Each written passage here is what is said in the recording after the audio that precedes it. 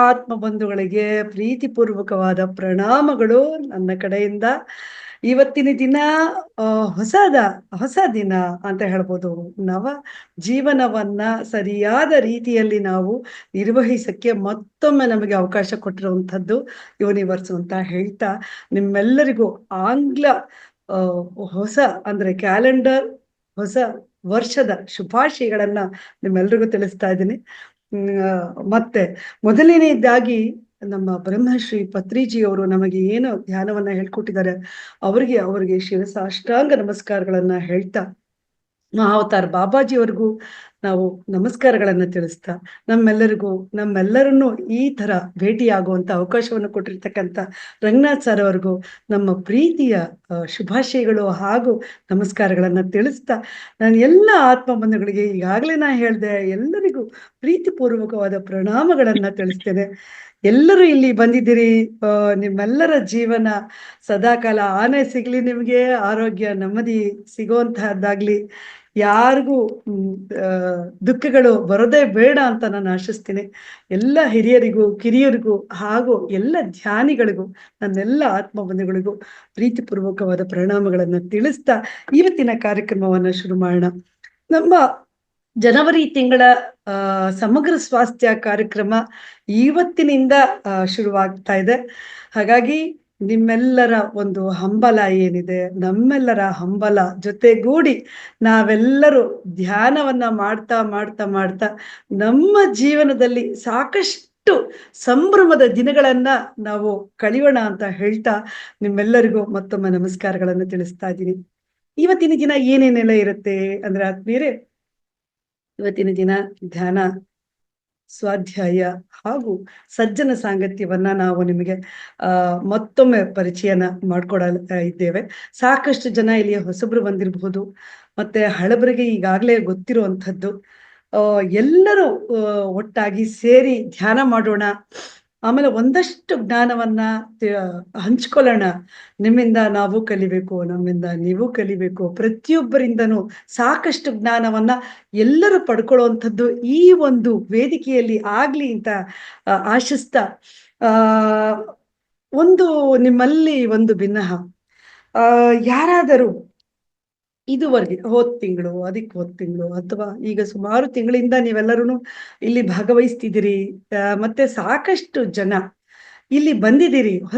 ಹೊಸದಾಗಿ ಇವತ್ತೇ ಮೊದಲನೇದಾಗಿ ಬಂದಿರುವಂತವ್ರು ಕೂಡ ಸಾಕಷ್ಟು ಜನ ಇದ್ದೀರಿ. ಒಂದಷ್ಟು ಮೆಲುಕು ಹಾಕ್ಬಿಡೋಣ ಅಂತ ಅಲ್ವಾ? ನಾವೆಲ್ಲರೂ ಪ್ರೀತಿಯಿಂದ, ಸ್ನೇಹದಿಂದ ಇಲ್ಲಿ ನಾವು ಧ್ಯಾನವನ್ನ ಸಾಮೂಹಿಕವಾಗಿ ಮಾಡೋದ್ರ ಮೂಲಕ ನಾವೆಲ್ಲರೂ ಇಲ್ಲಿ ಸಂಧಿಸ್ತಾ ಇದ್ದೀವಿ. ನಾವೆಲ್ಲರೂ ಒಂದೇ, ಧ್ಯಾನಿಗಳೆಲ್ಲರೂ ಒಂದೇ. ಏನಂತೀರಾ ಆತ್ಮೀಯರೇ? ಹಾಗಾಗಿ ನಿಮ್ಮಲ್ಲಿ ಯಾರಿಗೆ ಒಂದು ಅನುಭವ, ಇದುವರೆಗೆ ನೀವು ಪಡ್ಕೊಂಡಂತ ಅನುಭವನ ನೀವು ಹಂಚ್ಕೊಳ್ಳೋದಾದ್ರೆ ದಯವಿಟ್ಟು ಹ್ಯಾಂಡ್ ರೈಸ್ ಮಾಡಿ ಹಂಚ್ಕೊಳ್ಳಿ ನಿಮ್ಮ ಅನುಭವವನ್ನ. ಇದುವರೆಗೆ ನೀವು ಧ್ಯಾನದಲ್ಲಿ ತೊಡಗಿಸಿಕೊಂಡಿರುವಂಥವ್ರು, ನಾವು 21 ದಿನದ ಸಮಗ್ರ ಸ್ವಾಸ್ಥ್ಯ ಕಾರ್ಯಕ್ರಮ ಇದುವರೆಗೆ ಏನು ಮಾಡಿದ್ವಿ, ಸೊ ಅದರಲ್ಲಿ ನೀವು ಪಡ್ಕೊಂಡಂತ ಒಂದು ಅನುಭವ ಹೇಳೋದಾದ್ರೆ ಒಬ್ರು ಹೇಳಿ ದಯವಿಟ್ಟು. ಇನ್ನ ಹೊಸದಾಗಿ ಬಂದಿರತಕ್ಕಂತ ನಮ್ಮ ಆತ್ಮ ಬಂಧುಗಳಿಗೆ ಕೂಡ ಅದರಿಂದ ಒಂದಷ್ಟು ಅನುಭವನ ಪಡ್ಕೊಂಡಾಗ ಆಗತ್ತೆ ಅನ್ನೋದು ನನ್ನ ಭಾವನೆ. ದಯವಿಟ್ಟು ಹೇಳಿ ಸರ್ ಮಲ್ಲಪ್ಪ ನಾಯ್ಕನವ್ರೆ. ನಮಸ್ಕಾರ ಸರ್. ನಮಸ್ತೆ ಮೇಡಮ್. ಮತ್ತೊಮ್ಮೆ ತಮಗೆ ಅನಂತ ಹೊಸ ವರ್ಷದ ಹಾರ್ದಿಕ ಶುಭಾಶಯಗಳನ್ನು ಕೋರ್ತಾ, ಎಲ್ಲ ಆತ್ಮ ಬಂಧುಗಳಿಗೂ ನನ್ನ ಅನಂತ ಕೋಟಿ ನಮನಗಳು.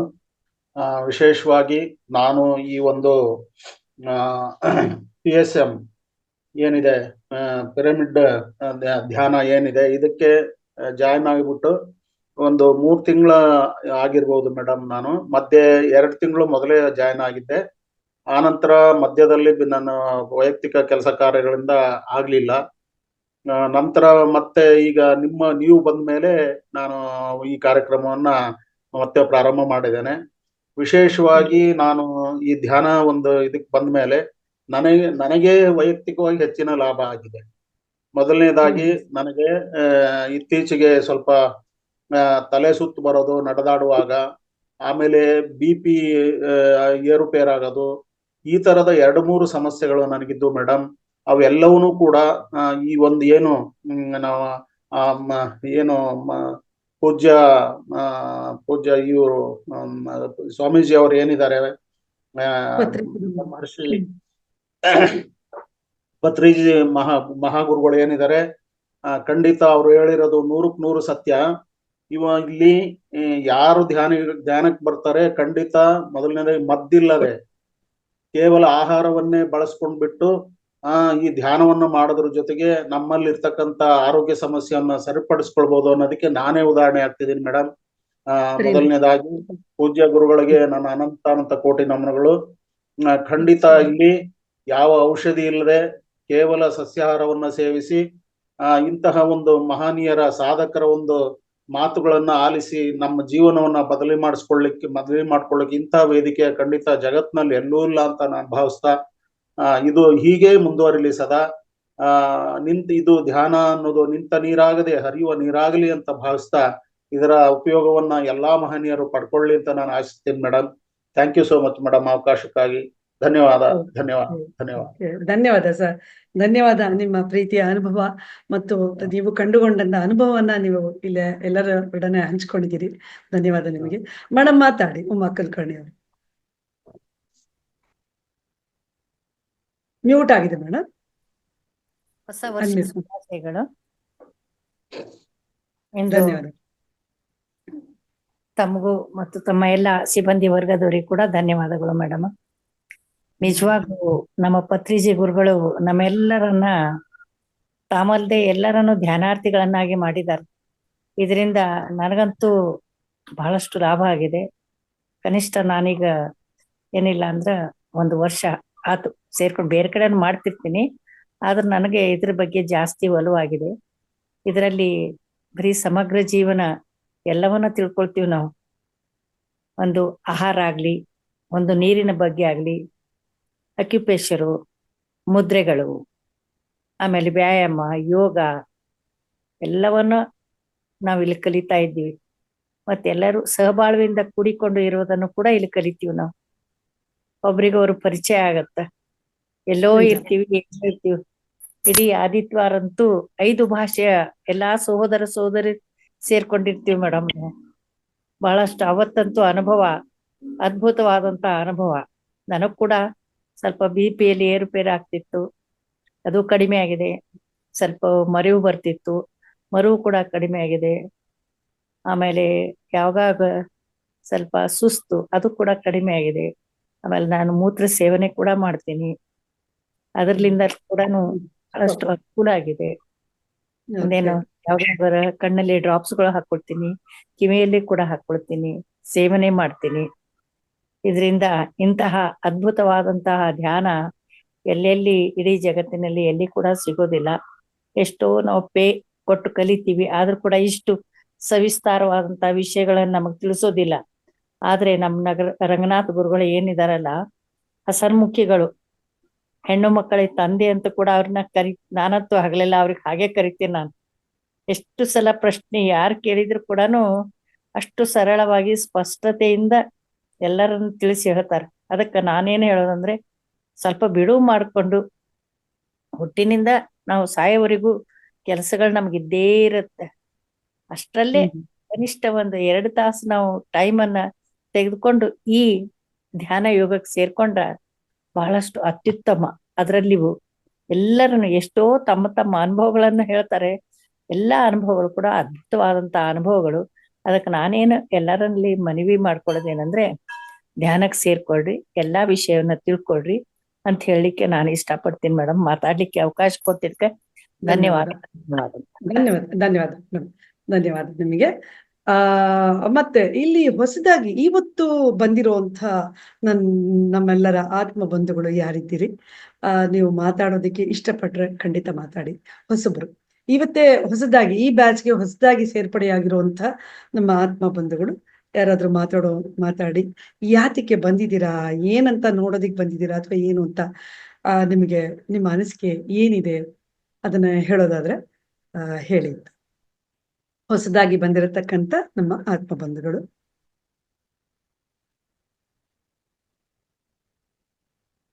ಮಾತಾಡಿ. ಓಕೆ ಓಕೆ, ತೊಂದ್ರೆ ಇಲ್ಲ. ಓಕೆ, ಇವತ್ತಿನ ಕಾರ್ಯಕ್ರಮದಲ್ಲಿ ಏನೇನಿರುತ್ತೆ ಅಂತ ಹೇಳೋದಾದ್ರೆ, ಈಗಾಗ್ಲೇ ಇಬ್ರು ನಮ್ಮ ಅನುಭವಸ್ಥರು ಇಲ್ಲಿ ಬಂದ ಮೇಲೆ ಅವ್ರಿಗೆ ಏನು ಸಿಕ್ಕಿದೆ, ಯಾವ್ದು ರೀತಿ ಇಲ್ಲಿ ಈ ಕಾರ್ಯಕ್ರಮ ಇರುತ್ತೆ ಅನ್ನೋದ್ರ ಬಗ್ಗೆ ಒಂದು ಸೂಕ್ಷ್ಮವಾಗಿ ಅವರು ತಿಳಿ ಹೇಳಿದ್ರು ಎಲ್ಲರಿಗೂ. ಇಲ್ಲಿ ನಮ್ಮ ಕಾರ್ಯಕ್ರಮದಲ್ಲಿ ಸಮಗ್ರ ಜೀವನ ಶೈಲಿ ಅಂತಾನೆ ನಾವು ಹೇಳ್ತೀವಿ. 21 ದಿನದ ಸಮಗ್ರ ಜೀವನ ಶೈಲಿ ಏನೇನಿದೆ ನಾವು ಸಮಗ್ರವಾಗಿ ಸಿಗುತ್ತೆ ನಮಗಿಲ್ಲಿ. ಸಮಗ್ರವಾಗಿ ನೀವು ಆಹಾರದ ಬಗ್ಗೆ ಅಂದ್ರೆ ಆಹಾರದ ಬಗ್ಗೆ ಸಿಗತ್ತೆ.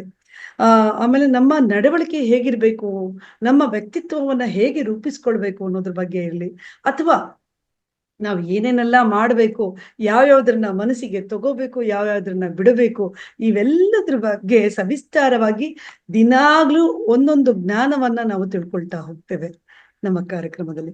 ಹಾಗಾಗಿ ಬಂಧುಗಳೇ, ಬಂದಿರೋತಕ್ಕಂಥ ಹೊಸಬರು ಯಾರೇ ಇರ್ಲಿ, ಬನ್ನಿ, ನೋಡಿ, ನೀವು ಅನುಭವವನ್ನ ಪಡ್ಕೊಳ್ಳಿ. ಅನುಭವವನ್ನ ಪಡ್ಕೊಂಡು ನೀವೆಲ್ಲರೊಂದಿಗೆ ಹಂಚ್ಕೊಳ್ಳಿ ಅಂತ ಹೇಳ್ತಾ, ಇವತ್ತಿನ ಕಾರ್ಯಕ್ರಮದಲ್ಲಿ ನಾವು ಏನೇನೆಲ್ಲ ಮಾಡ್ತೀವಿ ಅಂದ್ರೆ, ನಾವು ಧ್ಯಾನ ಅಂದ್ರೆ ಏನು, ಹೇಗೆ ಮಾಡ್ಬೇಕು, ಧ್ಯಾನವನ್ನ ಮಾಡೋದ್ರಿಂದ ನಮಗೆ ಸಿಗುವಂತ ಲಾಭಗಳೇನು, ಏನೇನೆಲ್ಲ ನಮಗೆ ಅನುಭವಗಳು ಉಂಟಾಗಬಹುದು, ಇವೆಲ್ಲದ ಬಗ್ಗೆ ನಾವು ತಿಳ್ಕೊಳ್ಳೋಣ. ಹಾಗೆ ಸ್ವಾಧ್ಯಾಯ ಅಂದ್ರೆ ಏನು, ಸ್ವಾಧ್ಯಾಯ ಅಂತ ಯಾತಕ್ಕೆ ಹೇಳ್ತೀವಿ, ಯಾವುದಕ್ಕೋಸ್ಕರ ನಮ್ಗೆ ಈ ಸ್ವಾಧ್ಯಾಯ ಅನ್ನೋದು ಬೇಕು ಅನ್ನೋದ್ರ ಬಗ್ಗೆ ತಿಳ್ಕೊಳ್ಳೋಣ. ಹಾಗೆ ಸಜ್ಜನ ಸಾಂಗತ್ಯ, ಸಜ್ಜನರ ಜೊತೆ ನಮ್ಮ ಹಿರಿಯರು ಮಹನೀಯರು ಹೇಳ್ತಾರೆ, ಸಜ್ಜನರ ಸಂಘ ಸವಿಜೇನ ಸಿಕ್ಕಂತೆ ಅಂತ ಹೇಳ್ತಾರೆ ಅಲ್ವಾ. ಸೊ ಸಜ್ಜನರ ಸಂಘ ಹೇಗಿರುತ್ತೆ ಅಂದ್ರೆ ಜೇನನ್ನ ಸವಿದ ಹಂಗೆ ಇರುತ್ತೆ ಅಂತ. ಸೊ ಹಾಗಾಗಿ ಸಜ್ಜನ ಸಾಂಗತ್ಯ ಅನ್ನೋದ್ರ ಬಗ್ಗೆ ಕೂಡ ಇವತ್ತು ನಾವೆಲ್ಲ ತಿಳ್ಕೊಳ್ತೀವಿ. ಅದರ ನಂತರ ಕಡೆದಾಗಿ ಇವತ್ತು ಧ್ಯಾನವನ್ನ ಮಾಡೋಣ. ಧ್ಯಾನವನ್ನ ಹೇಗೆ ಮಾಡಬೇಕು ಅಂತ ಮೊದಲು ಅದ್ರ ಬಗ್ಗೆ ನಾವು ತಿಳ್ಕೊಂಡ ನಂತರ ಧ್ಯಾನವನ್ನ ಮಾಡ್ಲಿಕ್ಕೆ ನಮಗೆಲ್ರಿಗೂ ತುಂಬಾ ಅನುಕೂಲ ಆಗತ್ತೆ ಅಂತ ಹೇಳ್ತಾ, ಇವತ್ತು ಮೊದಲನೇದಾಗಿ ನಮ್ಮ ಜೊತೆ ಇರೋರು ಯಾರ್ಯಾರಿದ್ದಾರೆ ನಮ್ಮ ಟೀಮ್ ಅಲ್ಲಿ ಅಂತ ತಗೊಂಡ್ರೆ, ನಮ್ಮ ಶ್ರೀಯುತ ನಾರಾಯಣ ಸತ್ಯೇಂದ್ರ ಕುಮಾರ್ ಸರ್ ಅವರಿದ್ದಾರೆ. ಸರ್ ನಮಸ್ಕಾರ ಸರ್, ನಿಮ್ಗೆ ನಮ್ಮ ಕಾರ್ಯಕ್ರಮಕ್ಕೆ ಸ್ವಾಗತ. ನಾರಾಯಣ ಸತ್ಯೇಂದ್ರ ಕುಮಾರ್ ಸರ್ ಅವರು. ನಮಸ್ಕಾರ ಮೇಡಮ್. ನಮಸ್ಕಾರ. ಸ್ವಲ್ಪ ಕಂಪ್ಯೂಟರ್ ಮೇಂಟೈನ್ ಮಾಡ್ತಾ ಇದ್ದೀನಿ. ಓಕೆ ಓಕೆ, ತೊಂದ್ರೆ ಇಲ್ಲ. ಓಕೆ, ತೊಂದ್ರೆ ಇಲ್ಲ ಸರ್. ನಂತರ ನಮ್ಮ ಕಾರ್ಯಕ್ರಮದಲ್ಲಿ ಇರತಕ್ಕಂತ ನಮ್ಮ ಪ್ರಮುಖರು ಅಂತಾನೆ ಹೇಳ್ಬೋದು, ನಮ್ಮ ಡಾಕ್ಟರ್ ಯಶೋಧ ಅವರು.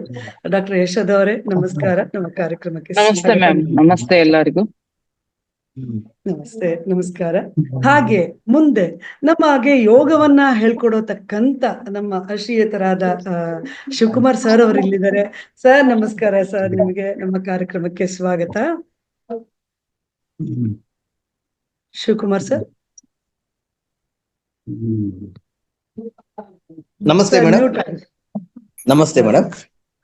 ನಮಸ್ತೆ. ಆಸ್ಪತ್ರೆಗೆ ಬಂದಿದ್ದೀನಿ, ನಾರಾಯಣೇಂದ್ರ ಪ್ರಾಯಿಗೆ ಚೆಕಪ್ ಬಂದಿದ್ದೀನಿ. Okay okay, carry on sir, ತೊಂದ್ರೆ ಇಲ್ಲ.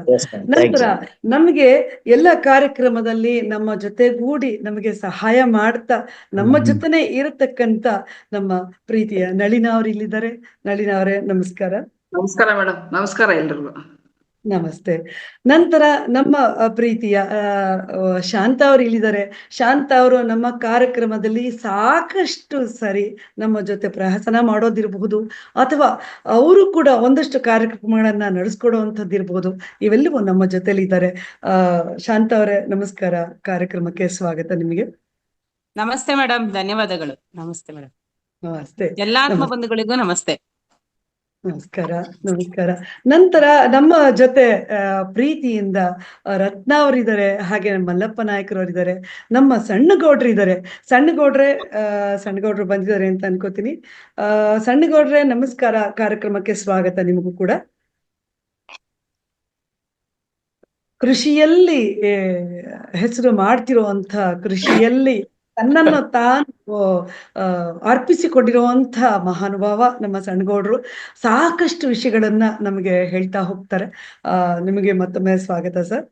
ನಮಸ್ತೆ ಮೇಡಮ್. ಎಲ್ಲರೂ ಕೂಡ ಹೊಸ ವರ್ಷದ ಶುಭಾಶಯಗಳೊಂದಿಗೆ ಈ ಕಾರ್ಯಕ್ರಮಕ್ಕೆ ಹೊಂದೋಣ ಅಂತ ಹೇಳ್ತಾರೆ. ನಮಸ್ತೆ. ನಮಸ್ತೆ. ಇವರಿಷ್ಟು ಜನ ನಮ್ಮ ಟೀಮ್ ಅಂತ ಅನ್ಸ್ಕೋತಾರೆ. ಇವರ ಜೊತೆ ನಮ್ಮ ಲಕ್ಷ್ಮೀಕಾಂತಮ್ಮ ಅವರು ಕೂಡ ಇದ್ದಾರೆ. ಅವರು ಬಂದಿದಾರೋ ಇಲ್ವೋ ನನಗೆ ಗೊತ್ತಿಲ್ಲ. ಲಕ್ಷ್ಮೀಕಾಂತಮ್ಮ ಅವರಿದ್ದಾರೆ.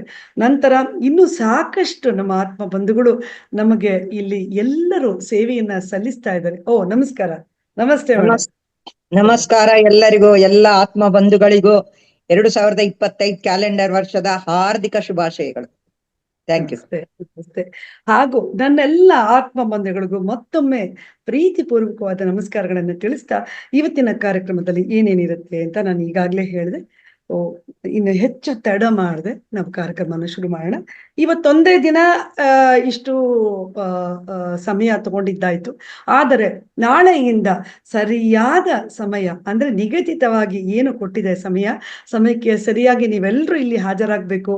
ನಾವೆಲ್ಲರೂ ಒಂದು ಚೂರು ಸಮಯವನ್ನ ವ್ಯರ್ಥ ಮಾಡದೆ ಇಲ್ಲಿ ನಾವೆಲ್ಲರೂ ಒಬ್ರಿಗೊಬ್ರು ಮುಖಾಮುಖಿಯಾಗಿ ಮಾತಾಡ್ತಾ ಸಾಕಷ್ಟು ಜ್ಞಾನವನ್ನ ಪಡ್ಕೊಳ್ತಾ ಈ ಕಾರ್ಯಕ್ರಮವನ್ನ ಅದ್ಭುತವಾಗಿ ನಾವೆಲ್ಲರೂ ಸೇರಿ ಮಾಡೋಣ ಅಂತ ಹೇಳ್ತಾ ಈಗ ವಿಷಯಕ್ಕೆ ಬರೋಣ. ಧ್ಯಾನ ಅಂದ್ರೆ ಏನು? ಧ್ಯಾನವನ್ನ ನಾವು ಯಾಕೆ ಮಾಡಬೇಕು? ಧ್ಯಾನದಿಂದ ನಮಗೆ ಉಪಯೋಗ ಏನಿದೆ ಹಾಗೂ ಲಾಭಗಳು ಏನಿದೆ?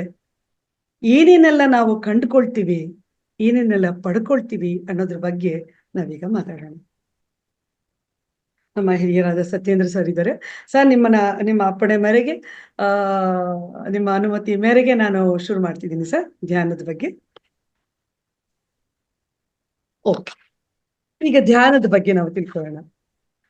ನೋಡಿ, ಧ್ಯಾನ ಎಷ್ಟೆಲ್ಲ ತರ ನಾವು ಮಾಡ್ತೀವಿ ಸ್ನೇಹಿತರೆ. ನಾವು ಮನೇಲಿ ಕೂತು ಧ್ಯಾನ ಮಾಡ್ತೀವಿ. ಇದೇನು ಹೊಸದಾಗಿ ಹೇಳ್ಕೊಡ್ತಾ ಇದಾರೆ? ಏನು ಹೊಸದಾಗಿರುವಂತದ್ದು ಏನಿದೆ ಇದ್ರಲ್ಲಿ? ಧ್ಯಾನ ನಾವೆಲ್ಲರೂ ಮಾಡ್ತೀವಿ. ನಾವೆಲ್ಲರೂ ಮನೇಲಿ ಕೂತ್ಕೋತೀವಿ, ಧ್ಯಾನ ಮಾಡ್ತೀವಿ ಅಂತ ನಾವು ಅನ್ಕೊಳ್ತೀವಿ. ನಾವು ಧ್ಯಾನ ಮಾಡ್ತಾ ಇದ್ದೇವೆ ಅಂತ ಅನ್ಕೊಂಡು ನಾವು ಒಂದಷ್ಟು ಕೂತ್ಕೋತೀವಿ, ಸೈಲೆಂಟ್ ಆಗಿ ಭಗವಂತನ ನಾಮಸ್ಮರಣೆ ಮಾಡ್ತೀವಿ. ಆಮೇಲೆ ಒಂದಷ್ಟು ಭಜನೆಗಳನ್ನ ಹಾಡ್ಬೋದು, ಸಂಗೀತವನ್ನ ಹಾಡ್ಬೋದು. ಇವೆಲ್ಲವೂ ನಮ್ಮ ರೀತಿಯಲ್ಲಿ ನಾವು ಕಂಡ್ಕೊಂಡಂತ ಧ್ಯಾನದ ಭಾಗಗಳು ಅಂತ ಹೇಳಿದ್ರೆ ತಪ್ಪಾಗಲ್ಲ ಸ್ನೇಹಿತರೆ. ಆದರೆ ಧ್ಯಾನವನ್ನ ಸ್ವಾಭಾವಿಕವಾಗಿ ಏನಂದ್ರೆ, ಈಗ ನಮ್ಮ ಮನಸ್ಸು ಅಂತ ಇದೆ ಅಲ್ವಾ? ನಮ್ಮ ಮನಸ್ಸು ಸ್ವಾಭಾವಿಕವಾಗಿ 4 ರೀತಿಯ ಗುಣಗಳನ್ನ ಹೊಂದಿರುತ್ತದೆ. ಯಾವ್ಯಾವ್ದು? ತಮೋಗುಣ, ರಜೋಗುಣ, ಸಾತ್ವಿಕ ಗುಣ ಹಾಗೂ ನಿರ್ಗುಣ ಅಂತ. ಸೊ ಇಲ್ಲಿ ಏನಾಗತ್ತೆ ಅಂತಂದ್ರೆ, ಇಲ್ಲಿ ತಮೋಗುಣ ರಜೋಗುಣ ಅಂತ ಏನಿದೆ ಅಂದ್ರೆ ಅವುಗಳು ಅಶುದ್ಧ ಗುಣಗಳನ್ನ ತಮೋಗುಣ ಅಂತ ಹೇಳ್ಬೋದು. ರಜೋಗುಣ ಏನಂತಂದ್ರೆ ತಮೋಗುಣಕ್ಕಿಂತ ಸ್ವಲ್ಪ ಶುದ್ಧವಾಗಿ ಚೆನ್ನಾಗಿದೆ ಅಂತ ಅನ್ಸಿದ್ರು ಕೂಡ ಅದು ಕೂಡ ಮಲಿನ ಗುಣ ಅಂತಾನೆ ಹೇಳ್ತಾರೆ. ಅದು ನೆಕ್ಸ್ಟ್ ಬರುವಂತದ್ದು ಸಾತ್ವಿಕ ಗುಣ. ಸಾತ್ವಿಕ ಗುಣ ಅಂದ್ರೆ ಶುದ್ಧ ಗುಣ ಅಂತ. ಆಯ್ತಾ? ಇದನ್ನ ನಾವು ಸವಿಸ್ತರವಾಗಿ ಮುಂದೆ ತಿಳ್ಕೊಳ್ತಾ ಹೋಗೋಣ. ಆಮೇಲೆ ಮನಸ್ಸು ಶೂನ್ಯವಾಗತ್ತಲ್ಲ, ಆ ಶೂನ್ಯವಾಗಿರುವಂಥದ್ದನ್ನ ನಾವೇನಂತೀವಿ? ನಿರ್ಗುಣ ಅಂತೀವಿ. ಧ್ಯಾನದಲ್ಲಿ ಇವೆಲ್ಲವೂ ಮುಖ್ಯ ಸ್ನೇಹಿತರೆ. ಹಾಗಾಗಿ ನಾನು ಇದನ್ನ ಹೇಳ್ತಾ ಇದ್ದೀನಿ. ಸೊ ನಿರ್ಗುಣ ಸ್ಥಿತಿಲಿ ಮನಸ್ಸಿರುತ್ತೆ, ಆದ್ರೆ ಅದ್ರ ಪ್ರಭಾವ ಏನೂ ಇರೋದಿಲ್ಲ, ಯಾವುದೇ ತರವಾಗಿಯೂ ಇರೋದಿಲ್ಲ. ಸೊ ಇದು ರಮಣ ಮಹರ್ಷಿಗಳು ನೀವು ಕೇಳಿರ್ಬೋದು.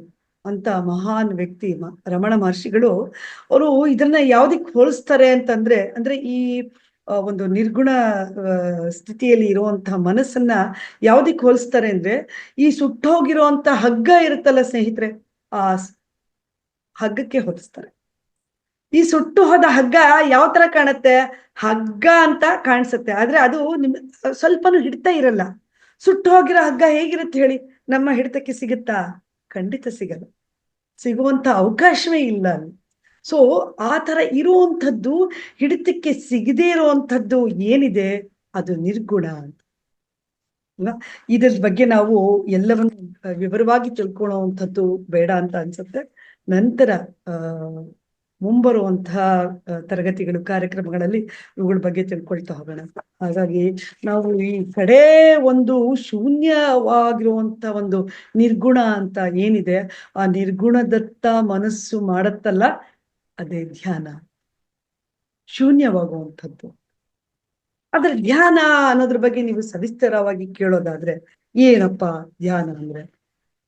ನಾವು ಯಾತಕ್ಕೆ ಧ್ಯಾನವನ್ನ ಮಾಡಬೇಕು, ಹೇಗೆ ಮಾಡಬೇಕು ಅಂತ ಅನ್ನೋದ್ರ ಬಗ್ಗೆ ನಾವು ತಿಳ್ಕೊಳ್ಳೋದಾದರೆ, ಸ್ನೇಹಿತರೆ, ಧ್ಯಾನ ಅಂದ್ರೆ ಏನು, ಯಾತಕ್ಕೆ ನಾವು ಮಾಡ್ಬೇಕು, ಇದರ ಮಹತ್ವ ಏನು, ಇದು ಯಾವ ರೀತಿ ಮಾಡ್ಬೇಕು ಅನ್ನೋದಾದ್ರೆ, ಧ್ಯಾನವನ್ನ ನಾವು ಹೆಂಗ್ ಮಾಡ್ಬೇಕು ಅಂದ್ರೆ, ನಾವೆಲ್ಲರೂ ಸುಖಾಸನದಲ್ಲಿ ಇಟ್ಕೋಬೇಕು. ಅಂದ್ರೆ ನಮ್ಗೆ ಯಾವ ಒಂದು ಸ್ಥಳ ಇರ್ಬೋದು, ಅಥವಾ ನಾವು ಹೆಂಗೆ ಆರಾಮಾಗಿ ನಾವು ಕೂತ್ಕೊಳ್ಬೇಕಪ್ಪ ಅಂತ ನಾವು ಕೂತ್ಕೊಳ್ಳೋದಾದ್ರೆ, ಆ ತರನೇ ಹಾಯಾಗಿ ಕೂತ್ಕೊಂಡು, ಸುಖಾಸನದಲ್ಲಿ ಕೂತ್ಕೊಂಡು, ನಮಗೆ ಅನುಕೂಲವಾಗುವಂತಹ ಸ್ಥಿತಿಯಲ್ಲಿ ಕೂತ್ಕೊಂಡು, ಎರಡೂ ಕೈ ಬೆರಳುಗಳನ್ನ ನಾವು ಜೋಡಿಸ್ಕೊಂಡು, ಪರಸ್ಪರ ಹೀಗೆ ಜೋಡಿಸ್ಬೇಕು. ಎಲ್ರಿಗೂ ಕಾಣಿಸ್ತಿದೆ ಅನ್ಸತ್ತೆ.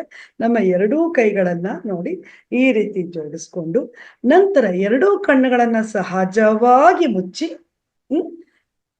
ಸಹಜವಾಗಿ ನಡೀತಿರುವಂಥ ನಮ್ಮ ಶ್ವಾಸ ಅಂದ್ರೆ ನಮ್ಮ ಉಸಿರು, ನಮ್ಮ ಉಸಿರಾಟ ಹೇಗೆ ನಡೀತಿದೆ, ಉಸಿರನ್ನ ತಗೊಳ್ತಾ ಇದ್ದೀವಿ, ಉಸಿರನ್ನ ಹೊರಗಡೆ ಕಳಿಸ್ತಾ ಇದ್ದೀವಿ, ನಾವು ಗಮನಿಸ್ತೆಯಲ್ಲಿ ನಮ್ಮ ಕಡೆ ದಿನದವರೆಗೂ ನಮ್ಮ ಉಸಿರು ನಿರಂತರವಾಗಿ ಸಾಕ್ತಾನೇ ಇರುತ್ತೆ. ಸೊ ಅದು ಹೇಗೆ ಸಾಕ್ತಿದೆ ಅನ್ನೋದ್ರ ಮೇಲೆ ಗಮನ ಕೊಡುವಂಥದ್ದು ಇದೆಯಲ್ಲ, ಅದೇ ಧ್ಯಾನ. ಅದನ್ನ ನಾವು ಗಮನಿಸ್ತಾ ಗಮನಿಸ್ತಾ ಗಮನಿಸ್ತಾ ನಮಗೆ ಏನ್ ಸಿಗತ್ತೆ ಸ್ನೇಹಿತರೆ? ಆಲೋಚನಾರಹಿತ ಒಂದು ಸ್ಥಿತಿ ಅಂತ ಏನಿದೆ, ನಾವು ಯಾವುದ್ರ ಬಗ್ಗೆನೂ ಆಲೋಚನೆ ಮಾಡದಿರುವಂತ ಸ್ಥಿತಿ ಏನಿದೆ, ಅದೇ ಧ್ಯಾನದ ಸ್ಥಿತಿ ಅಂತ ನಾವು ಹೇಳ್ತೇವೆ. ಇದು ಹೇಗೆ ಮಾಡ್ಬೇಕು ಅಂದ್ರೆ, ಉಸಿರಾಟವನ್ನ ಗಮನಿಸ್ತಾ ಗಮನಿಸ್ತಾ ಗಮನಿಸ್ತಾ ನಾವು ಅದರಲ್ಲಿ ಕಂಪ್ಲೀಟ್ಲಿ ಅಂದ್ರೆ ಮುಳುಗ್ ಹೋಗ್ತೀವಿ, ಮಗ್ನರಾಗ್ತೀವಿ. ಆ ಮಗ್ನರಾದಾಗ ನಾವು ಯಾರು, ನಾವೇನು, ಏನು ಗೊತ್ತಿಲ್ಲ ನಮಗೆ. ಆ ಒಂದು ಸ್ಥಿತಿಗೆ ತಲುಪ್ತೀವಲ್ಲ, ನಾವು ಯಾರು ಅಂತ ನಾವು ಕೂತ್ಕೊಂಡು ಧ್ಯಾನ ಮಾಡ್ತಿದೀವ ಇಲ್ವಾ, ನಮಗೇನು ಗೊತ್ತಾಗ್ದಿರೋಂಥ ಸ್ಥಿತಿ ಇದೆಯಲ್ಲ, ಅದು ಧ್ಯಾನದ ಸ್ಥಿತಿ. ಅದಕ್ಕೆ ಶೂನ್ಯ ಸ್ಥಿತಿ ಅಂತ ಹೇಳ್ತೀವಿ. ಸೊ ಇದು ನಾವು ಏನು ಮಾಡ್ತೀವಿ ಅಂತಂದ್ರೆ, ಈ ಧ್ಯಾನದ ಸ್ಥಿತಿಯಲ್ಲಿ ಅಪಾರವಾದ ಒಂದು ವಿಶ್ವಮಯ ಪ್ರಾಣಶಕ್ತಿ ಅಂತ ಹೇಳ್ತೀವಿ. ಜಗತ್ನಲ್ಲಿ ನಾವು ಎಲ್ಲಿ ಹೋದ್ರೂ ಕೂಡ ಪ್ರಾಣಶಕ್ತಿ ಸಾಕಷ್ಟು ಇದೆ ಸ್ನೇಹಿತರೆ. ಈ ಪ್ರಾಣಶಕ್ತಿಯನ್ನ ನಾವು ನಮ್ಮೊಳಗಡೆ ನಾವು ತಗೊಳ್ಳೋ ಅಂತ ಕೆಲಸವನ್ನ ಈ ಧ್ಯಾನದಲ್ಲಿ ನಾವು ಮಾಡ್ತೇವೆ. ಎಲ್ಲ ಮನುಷ್ಯರು ನಾವು ಹುಟ್ಟುತ್ತೇವೆ, ಸಾಯೋವರೆಗೂ. ಅದಕ್ಕೆ ನಮ್ಮ ಧ್ಯಾನ ಬಂಧುಗಳಿಗೂ ನಾವು ಏನ್ ಹೇಳ್ತೀವಿ ಅಂದ್ರೆ, ಯಾರಾದ್ರೂ ಒಬ್ರಿಗೆ ಪ್ರಾಣ ಹೋಯ್ತು ಅಂತಂದಾಗ, ಅವರು ನಿಧನ ಹೊಂದಿದ್ರು, ಅವ್ರು ತೀರ್ಕೊಂಡ್ರು, ಅಥವಾ ಅವರು ಸತ್ತು ಹೋದ್ರು ಅಂತ ನಾವು ಹೇಳಲ್ಲ. ಏನ್ ಹೇಳ್ತೀವಿ ಅಂತಂದ್ರೆ, ನಮ್ಮ ದೇಹದಲ್ಲಿ ನಾವು ಇಬ್ಬರಿದ್ದೀವಿ, ನಾವು ಹಾಗೂ ನಮ್ಮ ಆತ್ಮ ಅಲ್ವಾ ಸ್ನೇಹಿತರೆ? ಇದೆಲ್ಲ ಹೊಸಬ್ರಿಗೆ ಇದು ಹೊಸದು ಅಂತ ಅನ್ನಿಸ್ತಾ ಇರಬಹುದು, ಆದರೂ ಕೂಡ ಇದ್ರ ಬಗ್ಗೆ ಕ್ರಮೇಣವಾಗಿ ತಿಳ್ಕೊಳ್ತಾ ಹೋಗೋಣ. ಇದು ಧ್ಯಾನ. ಧ್ಯಾನದಲ್ಲಿ ನಾವು ನಮ್ಮ ಆತ್ಮವನ್ನ ಅವಲೋಕನ ಮಾಡ್ಕೊಳ್ಳುವಂತಹ ಕೆಲಸವನ್ನ ನಾವು ಮಾಡ್ತೇವೆ ಸ್ನೇಹಿತರೆ. ಇದು ಧ್ಯಾನ ಸ್ಥಿತಿ ಅಂತೀವಿ. ಇದು ವಿಶ್ವಮಯ ಪ್ರಾಣಶಕ್ತಿ ನಮ್ಮ ಶರೀರದಲ್ಲಿ ಪ್ರವೇಶ ಮಾಡುತ್ತೆ. ಪ್ರವೇಶ ಮಾಡಿ ಖಂಡಿತ ಸುಶೀಲ ಅವರೇ, ನಮ್ಮ ಧ್ಯಾನ ಮಾಡೋದನ್ನ ಖಂಡಿತ ನಾವು ಹೇಳ್ತೇವೆ. ಸೊ ಈ ವಿಶ್ವಮಯ ಪ್ರಾಣಶಕ್ತಿ ಅಂದ್ರೆ ಈ ಕಾಸ್ಮಿಕ್ ಎನರ್ಜಿ ಅಂತ ನಾವೇನು ಹೇಳ್ತೀವಿ ಇಂಗ್ಲಿಷ್ ನಲ್ಲಿ, ಈ ಕಾಸ್ಮಿಕ್ ಎನರ್ಜಿ ನಮ್ಮ ಶರೀರವನ್ನ ಪ್ರವೇಶಿಸುತ್ತೆ.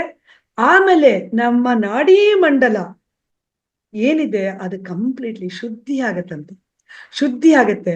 ಈ ಶುದ್ಧಿ ಆಗ್ತಾ ಆಗ್ತಾ ನಮಗೆ ಏನ್ ಸಿಗುತ್ತೆ? ಸಂಪೂರ್ಣವಾಗಿ ಆರೋಗ್ಯ ಸಿಗತ್ತೆ ಸ್ನೇಹಿತರೆ ನಮ್ಗೆ. ಹಾಗಾಗಿ ನಾವೆಲ್ಲ ಪ್ರತಿದಿನ ಕೂಡ ನಾವು ಉಸಿರಾಟವನ್ನ ಗಮನಿಸ್ತಾ ಧ್ಯಾನವನ್ನ ಮಾಡ್ಬೇಕು. ಇದರಲ್ಲಿ ಯಾವುದೇ ಮಂತ್ರ ಇರ್ಬೋದು, ಜಪ ಇರ್ಬೋದು, ನಾಮಸ್ಮರಣೆ ಇರಬಹುದು, ಅಥವಾ ದೈವಿ ಕಲ್ಪನೆಗಳು. ಅಲ್ಲ, ಇಲ್ಲಿ ಕೃಷ್ಣ ಬರ್ತಿದ್ದಾನೆ, ಗಣಪತಿ ಬರ್ತಿದ್ದಾನೆ, ನಮ್ಮ ಭಗವಂತ ಬರ್ತಾ ಇದ್ದಾನೆ, ತಿರುಪತಿ ತಿಮ್ಮಪ್ಪ ಬರ್ತಿದ್ದಾನೆ, ಯಾವುದನ್ನು ಜ್ಞಾಪಿಸ್ಕೊಳೋದ್ ಬೇಡ. ಹಾಗನ್ಬಿಟ್ಟು ಅವೆಲ್ಲವನ್ನು ಬಿಡಿ ಅಂತ ಖಂಡಿತ ಹೇಳ್ತಾ ಇಲ್ಲ ಇಲ್ಲಿ. ಇದು ಯಾವುದೂ ಬೇಡ. ನಮಗೆ ಬೇಕಾಗಿರೋದು ಒಂದೇ, ಈ ಉಸಿರು. ಉಸಿರೇ ಎಲ್ಲದಕ್ಕಿನ್ನ ಪರಮಾತ್ಮ. ನಮ್ಮೊಳಗಡೆ ಇರುವಂಥ ಆತ್ಮ ಏನಿದೆ, ಪರಮಾತ್ಮ, ಅವನನ್ನ ನಾವು ಅರಿತುಕೊಳ್ಳೋಣ. ನಮ್ಮನ್ನ ನಾವು ಅರಿಯುವಂಥದ್ದು ಅಂದ್ರೆ ಅದೇ ಸ್ನೇಹಿತರು. ಹಾಗಾಗಿ ನಮ್ಮನ್ನ ನಾವು ಅರಿತುಕೊಳ್ಳುವಂಥ ಒಂದು ಅದ್ಭುತವಾದ ಕೆಲಸವನ್ನ ದಿನವೂ ನಾವು ಮಾಡೋಣ. ನಮ್ಮ ವಯಸ್ಸು ಎಷ್ಟಿದೆ ಅಷ್ಟರ ಮಟ್ಟಿಗೆ, ಅಷ್ಟು ಅಂದ್ರೆ ನಮ್ಮ ವಯಸ್ಸು 20 ವರ್ಷ ವಯಸ್ಸಂದ್ರೆ ನಾವು 20 ನಿಮಿಷಗಳ ಕಾಲ ನಾವು ಧ್ಯಾನವನ್ನ ಮಾಡಬೇಕು. ನನಗೆ 50 ವರ್ಷ ಅಂತಂದ್ರೆ 50 ನಿಮಿಷಗಳ ಕಾಲ ಧ್ಯಾನ ಮಾಡಬೇಕು. ನಮ್ಮ ವಯಸ್ಸು ಎಷ್ಟಿದೆಯೋ ಅಷ್ಟು ಧ್ಯಾನ ಮಾಡ್ತಾ ಮಾಡ್ತಾ ನಾವು ಪ್ರತಿದಿನನೂ ನಿಯಮಿತವಾಗಿ ಧ್ಯಾನ ಮಾಡೋದ್ರಿಂದ ನಮ್ಮ ದೇಹದಲ್ಲಿ ಪ್ರಾಣಶಕ್ತಿಯ ಮಟ್ಟ ಏನಿದೆ ಅದು ಹೆಚ್ಚುತ್ತಾ ಸುಪ್ತ ಚೇತನಗಳು ಅಂತ ನಾವೇನು ಹೇಳ್ತೀವಿ ಅವೆಲ್ಲವೂ ಜಾಗೃತವಾಗುತ್ತೆ ನಮ್ಮಲ್ಲಿ. ಸೊ ಈ ಜಾಗೃತವಾಗ್ತಾ ಹೋಗ್ತಾ ಏನಾಗತ್ತೆ ಸ್ನೇಹಿತರೆ, ಹೊಸೊಬ್ರಿಗೆ ಇದು ಹೊಸ್ತು ಅನ್ಸ್ಬೋದು, ನಮ್ಮ ದಿವ್ಯ ಚಕ್ಷು ಅಂತ ಇಲ್ಲಿ ಆಜ್ಞಾ ಚಕ್ರ ಅಂತ ನಾವು ಹೇಳ್ತೀವಿ. ಆಜ್ಞಾ ಚಕ್ರ ಉತ್ತೇಜನಗೊಂಡು ನಮ್ಮಲ್ಲಿ ಥರ್ಡ್ ಐ ಓಪನ್ ಆಗುವಂತ ಅವಕಾಶ ಇರುತ್ತೆ. ಅದಕ್ಕೆ ನಾವು ಸಾಕಷ್ಟು ವಿಧದಲ್ಲಿ ಸಾಧನೆಯನ್ನ ನಾವು ಮಾಡಬೇಕು. ಹಾಗಾಗಿ ನಾವು ನಮ್ಮ ಸಹಜವಾದ ಉಸಿರಾಟದೊಂದಿಗೆ ಇದ್ದಾಗ ಮನಸ್ಸು ಏನಾಗತ್ತೆ, ಶೂನ್ಯವಾಗತ್ತೆ ಸ್ನೇಹಿತರೆ.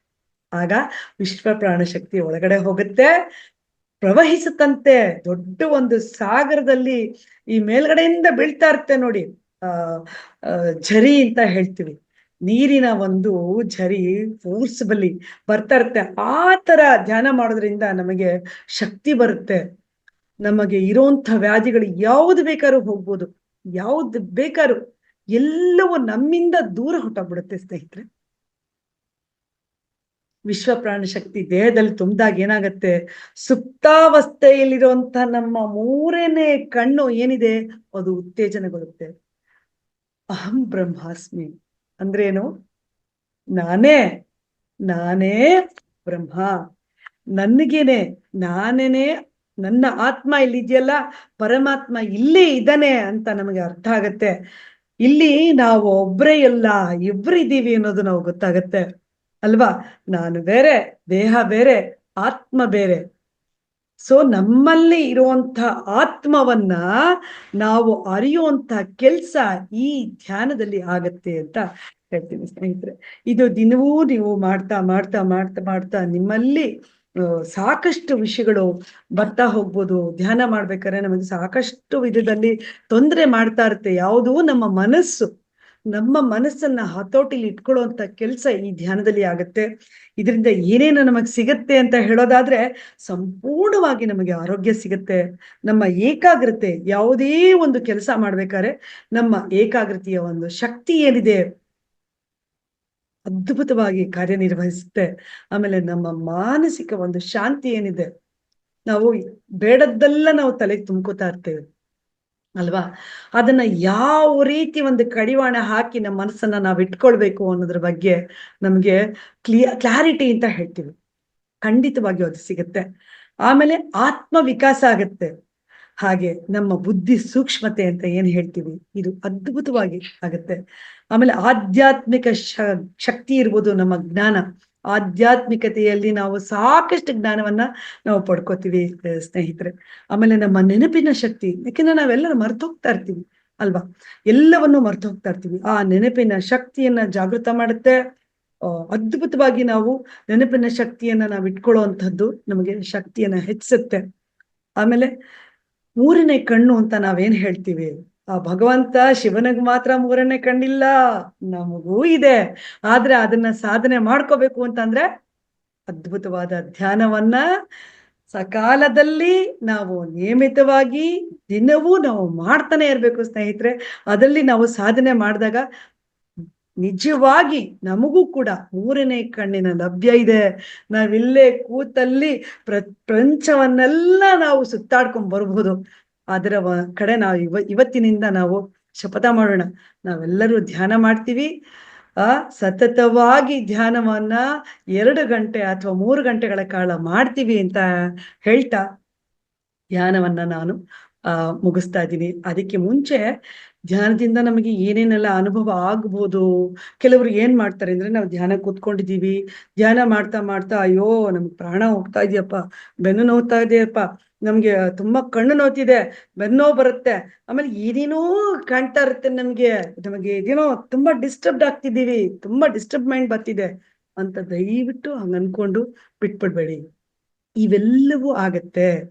ನಮ್ಮ ಶರೀರ ಕೆಲವರಿಗೆ ತುಂಬಾ ಹಗುರ ಆಗ್ತಿದ್ಯಪ್ಪ ನನಗೆ, ಆಹಾ ಅದ್ಭುತವಾಗಿದೆ, ನಾನು ಧ್ಯಾನ ಮಾಡಿದ್ರಿಂದ ನಂಗೆ ತುಂಬಾ ಒಳ್ಳೆ ಅನುಭವ ಆಗ್ತಿದೆ ಅಂತ ಕೆಲವ್ರಿಗೆ ಅನ್ಸ್ಬೋದು. ಇನ್ ಕೆಲವ್ರಿಗೆ ಏನ ಅನ್ಸುತ್ತೆ, ಅಯ್ಯಪ್ಪ ನನ್ ಕೈಲಿ ಆಗ್ತಾನೆ ಇಲ್ಲ, ಕೂತ್ಕೊಳಕ್ ಆಗ್ತಾ ಇಲ್ಲ ನನಗೆ. ಯಾಕಂದ್ರೆ ನಾವು ನೇರವಾಗಿ ಕೂತ್ಕೋಬೇಕು, ಇದನ್ನ ನಾನು ಹೇಗ್ ಮಾಡ್ಬೇಕು ಅಂತ ಹೇಳ್ತೇನೆ. ಆಮೇಲೆ ನಮ್ಗೆ ಹಿಂದೆ ಹೀಗೆಲ್ಲ ವಾಲ್ದಂಗ ಆಗತ್ತೆ, ಆ ಕಡೆ ಬಿದ್ದಂಗ ಆಗತ್ತೆ ನಮ್ಗೆ. ಇವೆಲ್ಲವೂ ಧ್ಯಾನದಿಂದ ನಮಗೆ ಸಿಗುವಂತ ಅನುಭವಗಳು. ಸೊ ಇಲ್ಲೆಲ್ಲೋ ನಾವು ನೋಡ್ತಾ ಇರ್ತೀವಿ, ಎಲ್ಲೋ ಏನೇನೋ ಓಡಾಡ್ತಾ ಇದೆ, ಏನೇನೋ ನಾವು ಕಣ್ಮುಚ್ಚಿರ್ತೀವಿ, ಆದ್ರೆ ಏನೇನೋ ಕಾಣಿಸ್ತಾ ಇರುತ್ತೆ ನಮ್ಗೆ. ಹಾಗನ್ಬಿಟ್ಟು ಇದೇನೋ ತಪ್ಪಾಗ್ತಿದೆ, ನಾವ್ ಧ್ಯಾನ ಸರಿಗ್ ಮಾಡ್ತಿಲ್ವಾ ಅನ್ನೋದ ಅನ್ಕೊಳ್ಳೋದ್ ಬೇಡ. ಇದೆಲ್ಲ ನಮಗೆ ಆಗುವಂತ ಅನುಭವಗಳು ಸ್ನೇಹಿತರೆ. ಹಾಗಾಗಿ ನಿಯಮಿತವಾಗಿ ನಾವು ಧ್ಯಾನವನ್ನ ಮಾಡ್ಬೇಕು. ಮತ್ತೊಮ್ಮೆ ಇಲ್ಲಿ ಒಬ್ರು ಕೇಳಿದ್ರು ಹೇಗೆ ಧ್ಯಾನ ಮಾಡ್ಬೇಕು ಅಂತ. ಇವತ್ತು ನಾವು ಧ್ಯಾನ ಮಾಡಿಸ್ಬೇಕಾದ್ರೆ ಕೂಡ ಹೇಳ್ತೀವಿ, ಆದ್ರೂ ನಾನು ಮತ್ತೊಮ್ಮೆ ಹೇಳ್ತಾ ಇದ್ದೀನಿ, ಧ್ಯಾನ ಮಾಡ್ಬೇಕಾದ್ರೆ ನಾವೆಲ್ಲ ನೇರವಾಗಿ ಕೂತ್ಕೊಳ್ಬೇಕು ಸ್ನೇಹಿತರೆ. ನೇರವಾಗಿ ಕೂತ್ಕೊಂಡು ಮೃದುವಾಗಿ ಕಣ್ಣನ್ನು ಮುಚ್ಚಬೇಕು. ನಮ್ಮ ಎರಡೂ ಕೈಗಳನ್ನ ಹಿಂಗೆ ಲಾಕ್ ಮಾಡ್ಕೋಬೇಕು. ನಮ್ಮ ಎರಡೂ ಕಾಲುಗಳನ್ನ ನಾವು ಹೀಗೆ ಲಾಕ್ ಮಾಡಬೇಕು, ಒಂದ್ರ ಮೇಲೆ ಒಂದು, ಅಂದ್ರೆ ಎರಡು ಕಾಲುಗಳನ್ನ ಹಾಕ್ಬೇಕು. ಅದು ನಾವು ಮೇಲೆ ಕೂತಿದ್ರೆ, ಚೇರ್ ಮೇಲೆ ಕೂತಿದ್ರೆ ಅಥವಾ ಸೋಫಾ ಮೇಲೆ ಕೂತಿದ್ರೆ ನಾವೆರಡು ಕಾಲುಗಳನ್ನ ಹಿಂಗೆ ಲಾಕ್ ಮಾಡ್ಕೋಬೇಕು. ಅಥವಾ ನಾವು ಕೆಳಗಡೆನೆ ಕೂತ್ಕೊಂತೀವಿ, ನಮಗ ಆಗತ್ತಪ್ಪ ಅನ್ನೋರು ಕೆಳಗಡೆ ಪದ್ಮಾಸನ ಸ್ಥಿತಿನಲ್ಲಿ ಕೂತ್ಕೋಬೇಕು. ಅದು ನಮಗೆ ಸುಖಾಸೀನ ಆಗಿರ್ಬೇಕು. ಸುಖವಾದ ರೀತಿಯಲ್ಲಿ ನಾವು ಕೂತ್ಕೊಂಡು ನಾವು ಧ್ಯಾನವನ್ನ ಮಾಡ್ಬೇಕು. ಹೀಗೆ ಮಾಡ್ತಾ ಮಾಡ್ತಾ ಮಾಡ್ತಾ ನಮ್ಮ ಉಸಿರಾಟದ ಮೇಲೆ ನಾವು ಗಮನ ಇಡೋದ್ರಿಂದ ನಮಗೆ ಅದ್ಭುತವಾದ ಶಕ್ತಿಗಳು ನಮಗೆ ಸಿಗ್ತಾ ಹೋಗುತ್ತೆ. ಇದು ಧ್ಯಾನದ ಸ್ಥಿತಿ. ಧ್ಯಾನದ ಸ್ಥಿತಿ ಅಂತಂದ್ರೆ ಶೂನ್ಯ ಸ್ಥಿತಿಗೆ ಹೋಗುವಂಥದ್ದು ಧ್ಯಾನ ಅಂತ ಹೇಳಿ ಧ್ಯಾನವನ್ನ ಮುಗಿಸ್ತಾ ಇದ್ದೇನೆ. ನಿಮ್ಮೆಲ್ರಿಗೂ ಅರ್ಥ ಆಗಿರ್ಬೋದು ಧ್ಯಾನ ಅಂದ್ರೆ ಏನು, ಯಾತಕ್ಕೆ ಮಾಡಬೇಕು, ಅದರಿಂದ ನಮಗೆ ಸಿಗುವಂತ ಲಾಭಗಳು ಏನು, ಮತ್ತೆ ಏನೇನೆಲ್ಲ ಅನುಭವ ಆಗತ್ತೆ ಅಂತ ಅನ್ನೋದ್ರ ಬಗ್ಗೆ ನಾನು ಸೂಕ್ಷ್ಮವಾಗಿ ಇಷ್ಟೊತ್ತು ಹೇಳ್ದೆ. ಸಾಕಷ್ಟು ನಿಮಗೆ ಅರ್ಥ ಆಗಿದೆ ಅಂತ ಅನ್ಕೋತೀನಿ. ಈಗಾಗ್ಲೇ ಇರುವಂತ ನಮ್ಮ ಆತ್ಮ ಬಂಧುಗಳು ಇವಾಗಲೇ ಅವ್ರಿಗೆಲ್ರಿಗೂ ಅನುಭವ ಪಡ್ಕೊಂಡಿದ್ದಾರೆ ಸಾಕಷ್ಟು ರೀತಿಯಲ್ಲಿ. ಈಗ ಸ್ವಾಧ್ಯಾಯ ಅಂದ್ರೆ ಏನು ಅನ್ನೋದ್ರ ಬಗ್ಗೆ ಮಾತನಾಡೋಣ. ಈಗಾಗ್ಲೇ ನೀವು ಧ್ಯಾನ ಅಂದ್ರೆ ಏನು ಅಂತ ತಿಳ್ಕೊಂಡ್ರಿ. ಧ್ಯಾನ ಅಂದ್ರೆ ನಮ್ಮ ಆತ್ಮಾವಲೋಕನವನ್ನ ಮಾಡ್ಕೊಳ್ಳುವಂಥದ್ದು ಧ್ಯಾನ ಅಂತ ಆಯ್ತು. ನಮ್ಮ ಆತ್ಮವನ್ನ ಅಂದ್ರೆ ನಮ್ಮನ್ನು ನಾವು ಅರಿಯುವಂಥದ್ದು ಏನು, ಅದು ಧ್ಯಾನದಲ್ಲಿ ನಾವು ಮಾಡ್ತೇವೆ. ಹೇಗೆ ನಾವು ಸಂಪೂರ್ಣವಾಗಿ ಧ್ಯಾನದಲ್ಲಿ ತೊಡಕೊಳ್ಬೇಕು, ನಮ್ಮ ಮನಸ್ಥಿತಿ ಎಷ್ಟು ಪ್ರಶಾಂತತೆಯಿಂದ ನಾವು ಕೂಡಿರುತ್ತೆ, ಇವೆಲ್ಲ ಸ್ವಾಧ್ಯಾಯ ಅಂದ್ರೂ ಕೂಡ ಅಷ್ಟೇ. ಸ್ವ ಅಧ್ಯಾಯ, ನನ್ನ ಬಗ್ಗೆ ನಾನು ತಿಳ್ಕೊಳ್ಳುವಂಥದ್ದು ಸ್ವಾಧ್ಯಾಯ. ಒಂದು ನಿಟ್ಟಿನಲ್ಲಿ ಹೇಳೋದಾದ್ರೆ ನಾನು ಏನು, ನಾವು ನಮ್ಮನ್ನ ನಾವು ಪ್ರಶ್ನಿಸ್ಕೊಳ್ಬೋದು ಸ್ನೇಹಿತರೆ. ಹೌದು, ಏನಿದು ಸ್ವಾಧ್ಯಾಯ ಅಂದ್ರೆ ನಮ್ಮ ಪತ್ರಿಜಿ ಗುರುಗಳು ಹೇಳ್ತಾರೆ. ಏನ್ ಹೇಳ್ತಾರೆ ಅಂದ್ರೆ, ಈ ಮಹಾ ಸೃಷ್ಟಿಯಲ್ಲಿ ನಾವೆಲ್ಲ ಏನಿದ್ದೀವಿ, ಈ ಭೂಮಿಯ ವಾಸಿಗಳಂತೂ ಖಂಡಿತ ಅಲ್ಲ ಅಂತ ಹೇಳ್ತಾರೆ ನಮ್ಮ ಪತ್ರಿಜಿಗಳು. ಸದ್ಯಕ್ಕೆ ನಾವು ಭೂಮಿ ಮೇಲೆ ಇದ್ದೇವೆ, ಆದ್ರೆ ನಾವು ಈ ಭೂಮಿ ಮೇಲೆ ಇರತಕ್ಕಂತ ವಾಸಿಗಳು ಅಲ್ಲ. ನಾವು ಈ ಸೃಷ್ಟಿಯಲ್ಲಿ ಎಲ್ಲ ಕಡೆ ಇದ್ದೇವೆ, ನಾವೇ ಸೃಷ್ಟಿಕರ್ತರು. ಇವಾಗ ನಾವು ಅನ್ಕೋತೀವಿ, ನಾನು ಎಲ್ಲೋ ಏನೋ ಮಡ್ರಾಸಲ್ಲಿ ಇದ್ದೀನಿ, ನಾನು ಬೆಂಗಳೂರಿನಲ್ಲಿ ಇದ್ದೀನಿ, ನಾನು ದುಬೈನಲ್ಲಿ ಇದ್ದೀನಿ, ಅಥವಾ ಪ್ರಪಂಚದ ಯಾವುದೋ ಒಂದು ಮೂಲೆಯಲ್ಲಿ ಇದ್ದೀನಿ ಅಂತ ಅನ್ಕೋತೀನಿ. ಆದ್ರೆ ಇದಕ್ಕಿನ್ನ ಮುಖ್ಯವಾದದ್ದು ಒಂದಿದೆ. ಈಗ ನನ್ನ ಹೆಸರು, ನನ್ನ ದೇಹಕ್ಕೆ ಒಂದು ಹೆಸರಿದೆ ಅಲ್ವಾ, ಆದ್ರೆ ನನ್ನ ಆತ್ಮಕ್ಕೆ ಹೆಸರಿಲ್ಲ. ಅದಕ್ಕೆ ಯಾವುದೇ ತರ ಏನೂ ಇಲ್ಲ, ಆತ್ಮಕ್ಕೆ ಏನೂ ಇಲ್ಲ. ಇವುಗಳನ್ನೆಲ್ಲ ನಾವು ಅರ್ಥಕೊಳ್ಳಲ್ಲ ಅಲ್ಲ. ನಾವು ಹುಟ್ಟಿದಾಗಿಂದ ನಾವು ನೋಡ್ತೀವಿ, ಇದು ನಂದು ಪಾತ್ರೆ, ಇದು ನಂದು ಸಾಮಾನು, ಇವರೆಲ್ಲ ನನ್ನವರು, ಇವರೆಲ್ಲ ನನ್ನ ಸುತ್ತಮುತ್ತ ಇರೋರೆಲ್ಲ ನನ್ನ ಬಂಧುಗಳು, ಎಲ್ಲರ ಬಗ್ಗೆ ನಾವು ತಿಳ್ಕೊತೀವಿ. ಈ ಒಂದು ಜನ್ಮದಲ್ಲಿ ಈ ಭೂಮಿ ಮೇಲೆ ನಾವು ಹುಟ್ಟಿದ್ದೀವಿ, ಹಾಗಾಗಿ ಇವರು ನನ್ನ ತಂದೆ, ಇವರು ನನ್ನ ತಾಯಿ, ಇವರೆಲ್ಲ ನನ್ನ ಅಕ್ಕ ತಂಗಿಯರು, ಇವರೆಲ್ಲ ನನ್ನ ಅಣ್ಣ ತಮ್ಮಂದ್ರು, ಎಲ್ಲವನ್ನು ನಾವು ಅನ್ಕೋತೀವಿ. ಹೌದಲ್ವಾ? ನಮ್ಮ ಸುತ್ತಮುತ್ತ ಏನಿದೆ ಇದು ನಮ್ಮ ಮನೆ, ಇವೆಲ್ಲ ನಮ್ಮ ಮನೆಯ ಸಾಮಗ್ರಿಗಳು. ನಾವು ಇಷ್ಟೆಲ್ಲ, ಇದು ನಾನು ಮಾಡಿರೋವಂಥದ್ದು ಅನ್ನ, ಇದು ನನ್ನ ಊಟ. ಹೌದು, ಎಲ್ಲವೂ ನಿಜ. ಇವೆಲ್ಲ ಏನಿದೆ ಈ ಸ್ವಾಧ್ಯಾಯ ಧರ್ಮ ಅಂತ ನಮ್ಮ ಪತ್ರಿಜಿ ಗುರುಗಳು ಹೇಳ್ತಾರೆ. ಎಲ್ಲೆಂದೆಲ್ಲೋ ಬಂದಿರ್ತೀವಿ ನಾವು, ನಾವೆಲ್ಲ ಸರ್ವ ವಿಶ್ವಕ್ಕೂ ಸೇರಿದವರು ಅಂತ ಹೇಳ್ತಾರೆ. ಈ ಬರೀ ನಾವು ಭೂಮಿಗೆ ಮಾತ್ರ ಸಂಬಂಧಪಟ್ಟವರಲ್ಲ, ನಾವು ಪೂರ್ಣ ಸೃಷ್ಟಿಗೆ ಸಂಬಂಧಪಟ್ಟವರು. ನಾವು ಸರ್ವ ಸೃಷ್ಟಿಗೆ, ಸರ್ವ ವಿಶ್ವಕ್ಕೂ ಸೇರಿದವರು. ಆಮೇಲೆ ಇಲ್ಲಿ ಒಂದು ಹಂತದವರೆಗೆ ನಾವಿರ್ತೀವಿ. ನಮ್ಮ ಹುಟ್ಟು ಆಗತ್ತೆ, ನಂತರ ನಮ್ಮ ಸಾವಾಗತ್ತೆ. ಸಾವನ ನಂತರ ನಾವು ಬೇರೆನೆಲ್ಲೋ ಹೋಗ್ತೀವಿ. ಎಲ್ಲೆಲ್ಲಿ ಹೋಗ್ತೀವಿ? ಬೇಕಾದಷ್ಟು ಲೋಕಗಳಿವೆ. ಭೂಲೋಕದಲ್ಲಿ ನಾವು ಆಲ್ರೆಡಿ ಇದ್ದೀವಿ. ಭುವರ್ಲೋಕ ಇದೆ, ಸುವರ್ಲೋಕ ಇದೆ, ಜನರ್ಲೋಕ ಇದೆ, ಮಹಾಲೋಕ, ತಪೋಲೋಕ, ಸತ್ಯಲೋಕ, ಎಷ್ಟೆಷ್ಟೋ ತರದ ಲೋಕಗಳಿವೆ. ನಮಗವೆಲ್ಲ ಗೊತ್ತಿಲ್ಲ. ಇದೊಂದೇ ಆತ್ಮ ಅಲ್ಲ, ಅನೇಕ ಆತ್ಮಗಳಿವೆ, ಸಮಾಂತರ ಆತ್ಮಗಳಿವೆ. ಸಮಾನಾಂತರ ಲೋಕದಲ್ಲಿ ಸಮಾನಾಂತರವಾಗಿ ನಾವು ಜೀವಿಸ್ತಾ ಇದ್ದೀವಿ. ಒಂದೇ ಸಮಯದಲ್ಲಿ ಅನೇಕ ಲೋಕಗಳನ್ನ ನಾವು ಜೀವಿಸ್ತೀವಂತೆ. ನಮ್ಮ ಪತ್ರಿಜಿ ಗುರುಗಳು ಹೇಳಿರತಕ್ಕಂಥ ಮಾತುಗಳು ಇವೆಲ್ಲ. ಆದ್ರೆ ಅದು ನಮಗ್ ಗೊತ್ತಿಲ್ಲ. ನಮಗೇನ್ ಗೊತ್ತು ಇವಾಗ? ನಮಗೆ ಈ ಶರೀರ ಇದೆ. ಈಗ ನಾವಿಲ್ಲಿ ಈ ನಮ್ಮ ಭೂಮಿ ಯಾವುದು? ನಾವು ಎಲ್ಲಿದ್ದೀವಿ ಅಂದ್ರೆ ನಾವ್ ಹೇಳೋದಿದೆ, ನಾನು ಇಲ್ಲಿ ಇದ್ದೀನಪ್ಪ, ನಾನು ದುಬೈನಲ್ಲಿ, ನಾನು ಶಾರ್ಜಾದಲ್ಲಿ ನೆಲೆಸಿದ್ದೀನಿ, ಅಥವಾ ನಾನು ಬೆಂಗಳೂರಿನಲ್ಲಿ ಇದ್ದೀನಿ, ಅಥವಾ ನಮ್ಮ ಸ್ಥಳನ ನಾವು ಹೇಳಿದ್ರೆ ಇದಿಷ್ಟೇ ಅಲ್ಲ ನಮ್ಮ ಜನ್ಮಭೂಮಿ. ಆದ್ರೆ ಅದು ಯಾವುದು ನಮಗ್ ಗೊತ್ತಿಲ್ದಿರೋಂಥದ್ದು. ನಮಗೆ ಈ ಶರೀರ, ಈ ಜನ್ಮ, ಈ ಭೂಮಿ, ಇದು ಮಾತ್ರ ನಮಗೆ ಗೊತ್ತಿದೆ ಸ್ನೇಹಿತರೆ. ಆದ್ರೆ ನಮಗೆ ನಾವೇ ಸಮಾನಾಂತರವಾಗಿ ಅನೇಕ ಲೋಕದಲ್ಲಿ ಇದೀವಿ, ಜೀವಿಸ್ತಿದ್ದೀವಿ ಅಂತ ಅರ್ಥ ಮಾಡ್ಕೊಳ್ಳೋದೇನಿದೆ ಅದು ತುಂಬಾ ತುಂಬಾ ಕಷ್ಟ. ಆದ್ರೆ ಇದು ಸತ್ಯ ಸ್ನೇಹಿತರೆ, ಇದು ಸತ್ಯವಾದದ್ದು. ಇದ್ರ ಬಗ್ಗೆ ಎಲ್ಲ ನೀವು ತಿಳ್ಕೋಬೇಕು ಅಂತಂದ್ರೆ ಸಾಕಷ್ಟು ಪುಸ್ತಕಗಳಿವೆ. ಸ್ವಾಧ್ಯಾಯ ಅಂತ ನಾ ಹೇಳಿದೆ, ಸ್ವಾಧ್ಯಾಯದಲ್ಲಿ ನಮ್ಮನ್ನ ನಾವು ಅರ್ಥಕೊಳ್ಳೋ ಅಂಥದ್ದು. ನಾವ್ ಯಾರು, ಎಲ್ಲಿಂದ ಬಂದಿದ್ದೀವಿ, ನಾವ್ ಯಾಕೆ ಬಂದಿದ್ದೀವಿ, ಎಷ್ಟು ಕಾಲ ನಾವಿಲ್ಲಿರ್ತೀವಿ, ಇವ್ಯಾವುದು ನಮಗೆ ಗೊತ್ತಿಲ್ಲ. ಇದನ್ನೆಲ್ಲ ಅರ್ಥಕೊಳ್ಳುವಂಥದ್ದು ಮೊದಲನೇ ಪಾಯಿಂಟು ಸ್ವಾಧ್ಯಾಯದ ಮೊದಲನೇ ಪಾಯಿಂಟ್ ಇದು. ನಂತರ ಸ್ವಾಧ್ಯಾಯ ಅಂದ್ರೆ ಏನು ಅಂತ ತಿಳ್ಕೊಳ್ಳೋದಾದ್ರೆ, ಮತ್ತೊಂದು ತರದಲ್ಲಿ ಪುಸ್ತಕಗಳನ್ನ ಓದೋದು, ಅನೇಕ ವಿಷಯಗಳನ್ನ ತಿಳ್ಕೊಳ್ಳುವಂಥದ್ದು. ಸಾಕಷ್ಟು ಮಹನೀಯರಿದ್ದಾರೆ, ಸಾಕಷ್ಟು ನಾವು ಯಾತಿಗೆ ಬಂದಿದ್ದೀವಿ, ಪುನರ್ಜನ್ಮ ಅಂದ್ರೇನು, ಇದು ಎಷ್ಟನೇ ಜನ್ಮದಲ್ಲಿದ್ದೀವಿ ಅನ್ನೋದಾಗ್ಲಿ, ಇವೆಲ್ಲದ್ರ ಬಗ್ಗೆ ತಿಳ್ಕೊಳ್ಳೋದಿಕ್ಕೆ ನಾವೇನ್ ಮಾಡ್ಬೇಕು ಸ್ನೇಹಿತರೆ? ಸಾಕಷ್ಟು ಸ್ವಾಧ್ಯಾಯ ಮಾಡ್ಬೇಕು. ಅಂದ್ರೇನು? ನಮ್ಮನ್ನು ನಾವು ಅರ್ಥಕೊಳ್ಳೋದಿಕ್ಕೆ ನಮಗೆ ಸಹಾಯ ಮಾಡಕ್ ಬೇಕಲ್ವಾ? ಹಾಗಾಗಿ ನಾವು ಸಾಕಷ್ಟು ಪುಸ್ತಕಗಳನ್ನ ನಾವು ಓದ್ಬೇಕು.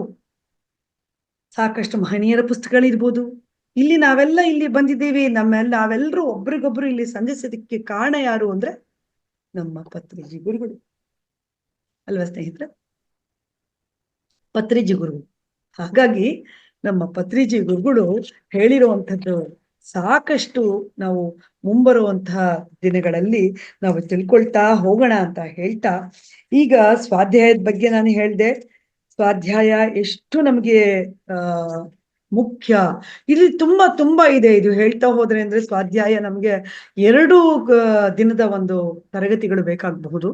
ಇದು ತುಂಬಾ ಅದ್ಭುತವಾದದ್ದು. ಸೊ ಹಾಗೆ ನಾನು ಏನು ಕಲಿತೀನಿ, ನಾನು ಸಂಗೀತ ಕಲಿತೀನೋ ಅಥವಾ ನಾನು ಯಾವ್ದಾದ್ರು ಒಂದು ಇನ್ಸ್ಟ್ರೂಮೆಂಟ್ ಕಲಿತೀನೋ, ಎಲ್ಲವೂ ಸ್ವಾಧ್ಯಾಯದಲ್ಲೇ ಬರುತ್ತೆ ಸ್ನೇಹಿತರೆ. ನಮ್ಮನ್ನ ನಾವು ಅರ್ಥಿಕೊಳ್ಳುವಂಥದ್ದು ಒಂದು ಕಡೆ ಆದ್ರೆ, ನಾವು ಸಾಕಷ್ಟು ಪುಸ್ತಕಗಳಿರಬಹುದು, ಸಾಕಷ್ಟು ಜನರನ್ನ ನಾವು ಆಸ್ವಾದಿಸೋದು ಅಂತ ನಾವು ಹೇಳಬಹುದು. ಅವೆಲ್ಲದ್ರ ಬಗ್ಗೆ ನಾವು ತಿಳ್ಕೊಳ್ಳುವಂಥದ್ದು ಇರ್ಬೋದು. ಇದನ್ನ ಸ್ವಾಧ್ಯಾಯ ಅಂತ ಹೇಳ್ಬೋದು. ಹೀಗಂತ ಹೇಳ್ತಾ ಸ್ವಾಧ್ಯಾಯದ ಬಗ್ಗೆನೂ ಒಂದಷ್ಟು ನಾನು ಕಿರು ಪರಿಚಯವನ್ನ ನಿಮಗೆ ನಾನು ಮಾಡ್ಕೊಟ್ಟಿದ್ದೀನಿ ಅಂತ ಹೇಳ್ತಾ, ಧ್ಯಾನದ ಬಗ್ಗೆ ಇರ್ಬೋದು, ಸ್ವಾಧ್ಯಾಯದ ಬಗ್ಗೆ ಇರ್ಬೋದು, ನನಗೆ ಗೊತ್ತಿರುವಂಥದ್ದು ಹಾಗೂ ನಮ್ಮ ಪತ್ರಿಜಿಗಳು ಇಲ್ಲಿ ಕೂತ್ಕೊಂಡು ನನ್ನ ಕಡೆಯಿಂದ ಅವರು ನುಡಿಸ್ತಾ ಇರುವಂಥದ್ದಿರ್ಬೋದು. ಅವರಿಗೆ ಮತ್ತೊಮ್ಮೆ ಧನ್ಯವಾದಗಳನ್ನ ಹೇಳ್ತಾ ನಮಸ್ಕಾರ, ಗೌರವವಾದ ನಮಸ್ಕಾರಗಳನ್ನ ನಮ್ಮ ಪತ್ರಿಜಿ ಗುರುಗಳಿಗೆ ತಿಳಿಸ್ತಾ ಈ ಒಂದು ಧ್ಯಾನ ಹಾಗೂ ಸ್ವಾಧ್ಯಾಯದ ಬಗ್ಗೆ ನನಗೆ ಏನು ತಿಳಿದಿದೆಯೋ, ಏನು ನನ್ನಿಂದ ಅವರು ತಿಳಿಸಿದಾರೋ ಅದನ್ನ ನಾನು ನಿಮ್ಮ ಮುಂದೆ ವ್ಯಕ್ತಪಡಿಸಿದ್ದೀನಿ ಅಂತ ಹೇಳ್ತಾ, ನಮ್ಮ ಹಿರಿಯರು ಸತ್ಯೇಂದ್ರ ಕುಮಾರ್ ಸರ್ ಅವರು ಈಗ ಸಜ್ಜನ ಸಾಂಗತ್ಯ ಏನು ಅನ್ನೋದ್ರ ಬಗ್ಗೆ ಹೇಳ್ತಾರೆ. ಸ್ನೇಹಿತರೆ, ಇದಕ್ಕೆ ಕಡೆಯದಾಗಿ ನಿಮಗೆ ಯಾರಿಗಾದ್ರೂ ಏನಾದ್ರು ಕೇಳಬಹುದು ಅಂತ ಇದ್ರೆ, ಎಲ್ಲ ಧ್ಯಾನದ ನಂತರ ನಿಮ್ಗೆಲ್ರಿಗೂ 10 ನಿಮಿಷಗಳ ಕಾಲ ಇರುತ್ತೆ. ಆವಾಗ ನೀವು ದಯವಿಟ್ಟು ನಿಮ್ಮ ಪ್ರಶ್ನೆಗಳನ್ನ ಅಥವಾ ನಿಮ್ಗೆ ಏನೇ ಒಂದು ಸಂದೇಹಗಳನ್ನ ಕೇಳಬಹುದು. ಆದ್ರೆ ಈಗ ನಾನು ನಮ್ಮ ಸತ್ಯೇಂದ್ರ ಸರ್ಗೆ ಕೊಡ್ತಾ ಇದ್ದೀನಿ, ಅವರು ಸ್ವಾಧ್ಯಾಯದ ಬಗ್ಗೆ ಮಾತಾಡಿ ಅಂತ ಹೇಳಿ. ಸರ್, ದಯವಿಟ್ಟು ಸ್ವಾಧ್ಯಾಯದ ಬಗ್ಗೆ ಮಾತಾಡಿ ಸರ್. ನಮಸ್ಕಾರ ಮೇಡಮ್. ಇವತ್ತಿನ ಕಾರ್ಯಕ್ರಮಕ್ಕೆ ಆಗಮಿಸಿರುವ ಎಲ್ಲ ಆತ್ಮ ಬಂಧುಗಳಿಗೆ ನನ್ನ ಹೃತ್ಪೂರ್ವಕ ನಮಸ್ಕಾರಗಳು. ಆಂಗ್ಲ ಸಂವತ್ಸರದ ಹೊಸ ವರ್ಷದ ದಿನ ಇವತ್ತಿನ ದಿವಸ ತಾವೆಲ್ಲ ಬಂದಿದ್ದೀರಾ.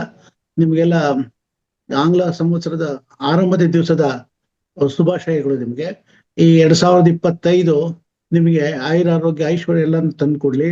ಮತ್ತೆ ಇವತ್ತಿನ ದಿವಸ 3 ತಿಂಗಳವರೆಗೂ ಕಾಯೋದು ಬೇಡ. ನಮ್ಮ ಯುಗಾದಿ ಸಂವತ್ಸರದವರೆಗೆ ಇವತ್ತೇ ಕೆಲವು ಮ್ಯಾನಿಫೆಸ್ಟೇಷನ್ಸ್ ಮಾಡ್ಕೊಳ್ಳಿ, ಏನ್ ತೀರ್ಮಾನ ಮಾಡ್ಬೇಕು ಅಂತ ಅಂದ್ಬಿಟ್ಟಿದ್ದಾನೆ.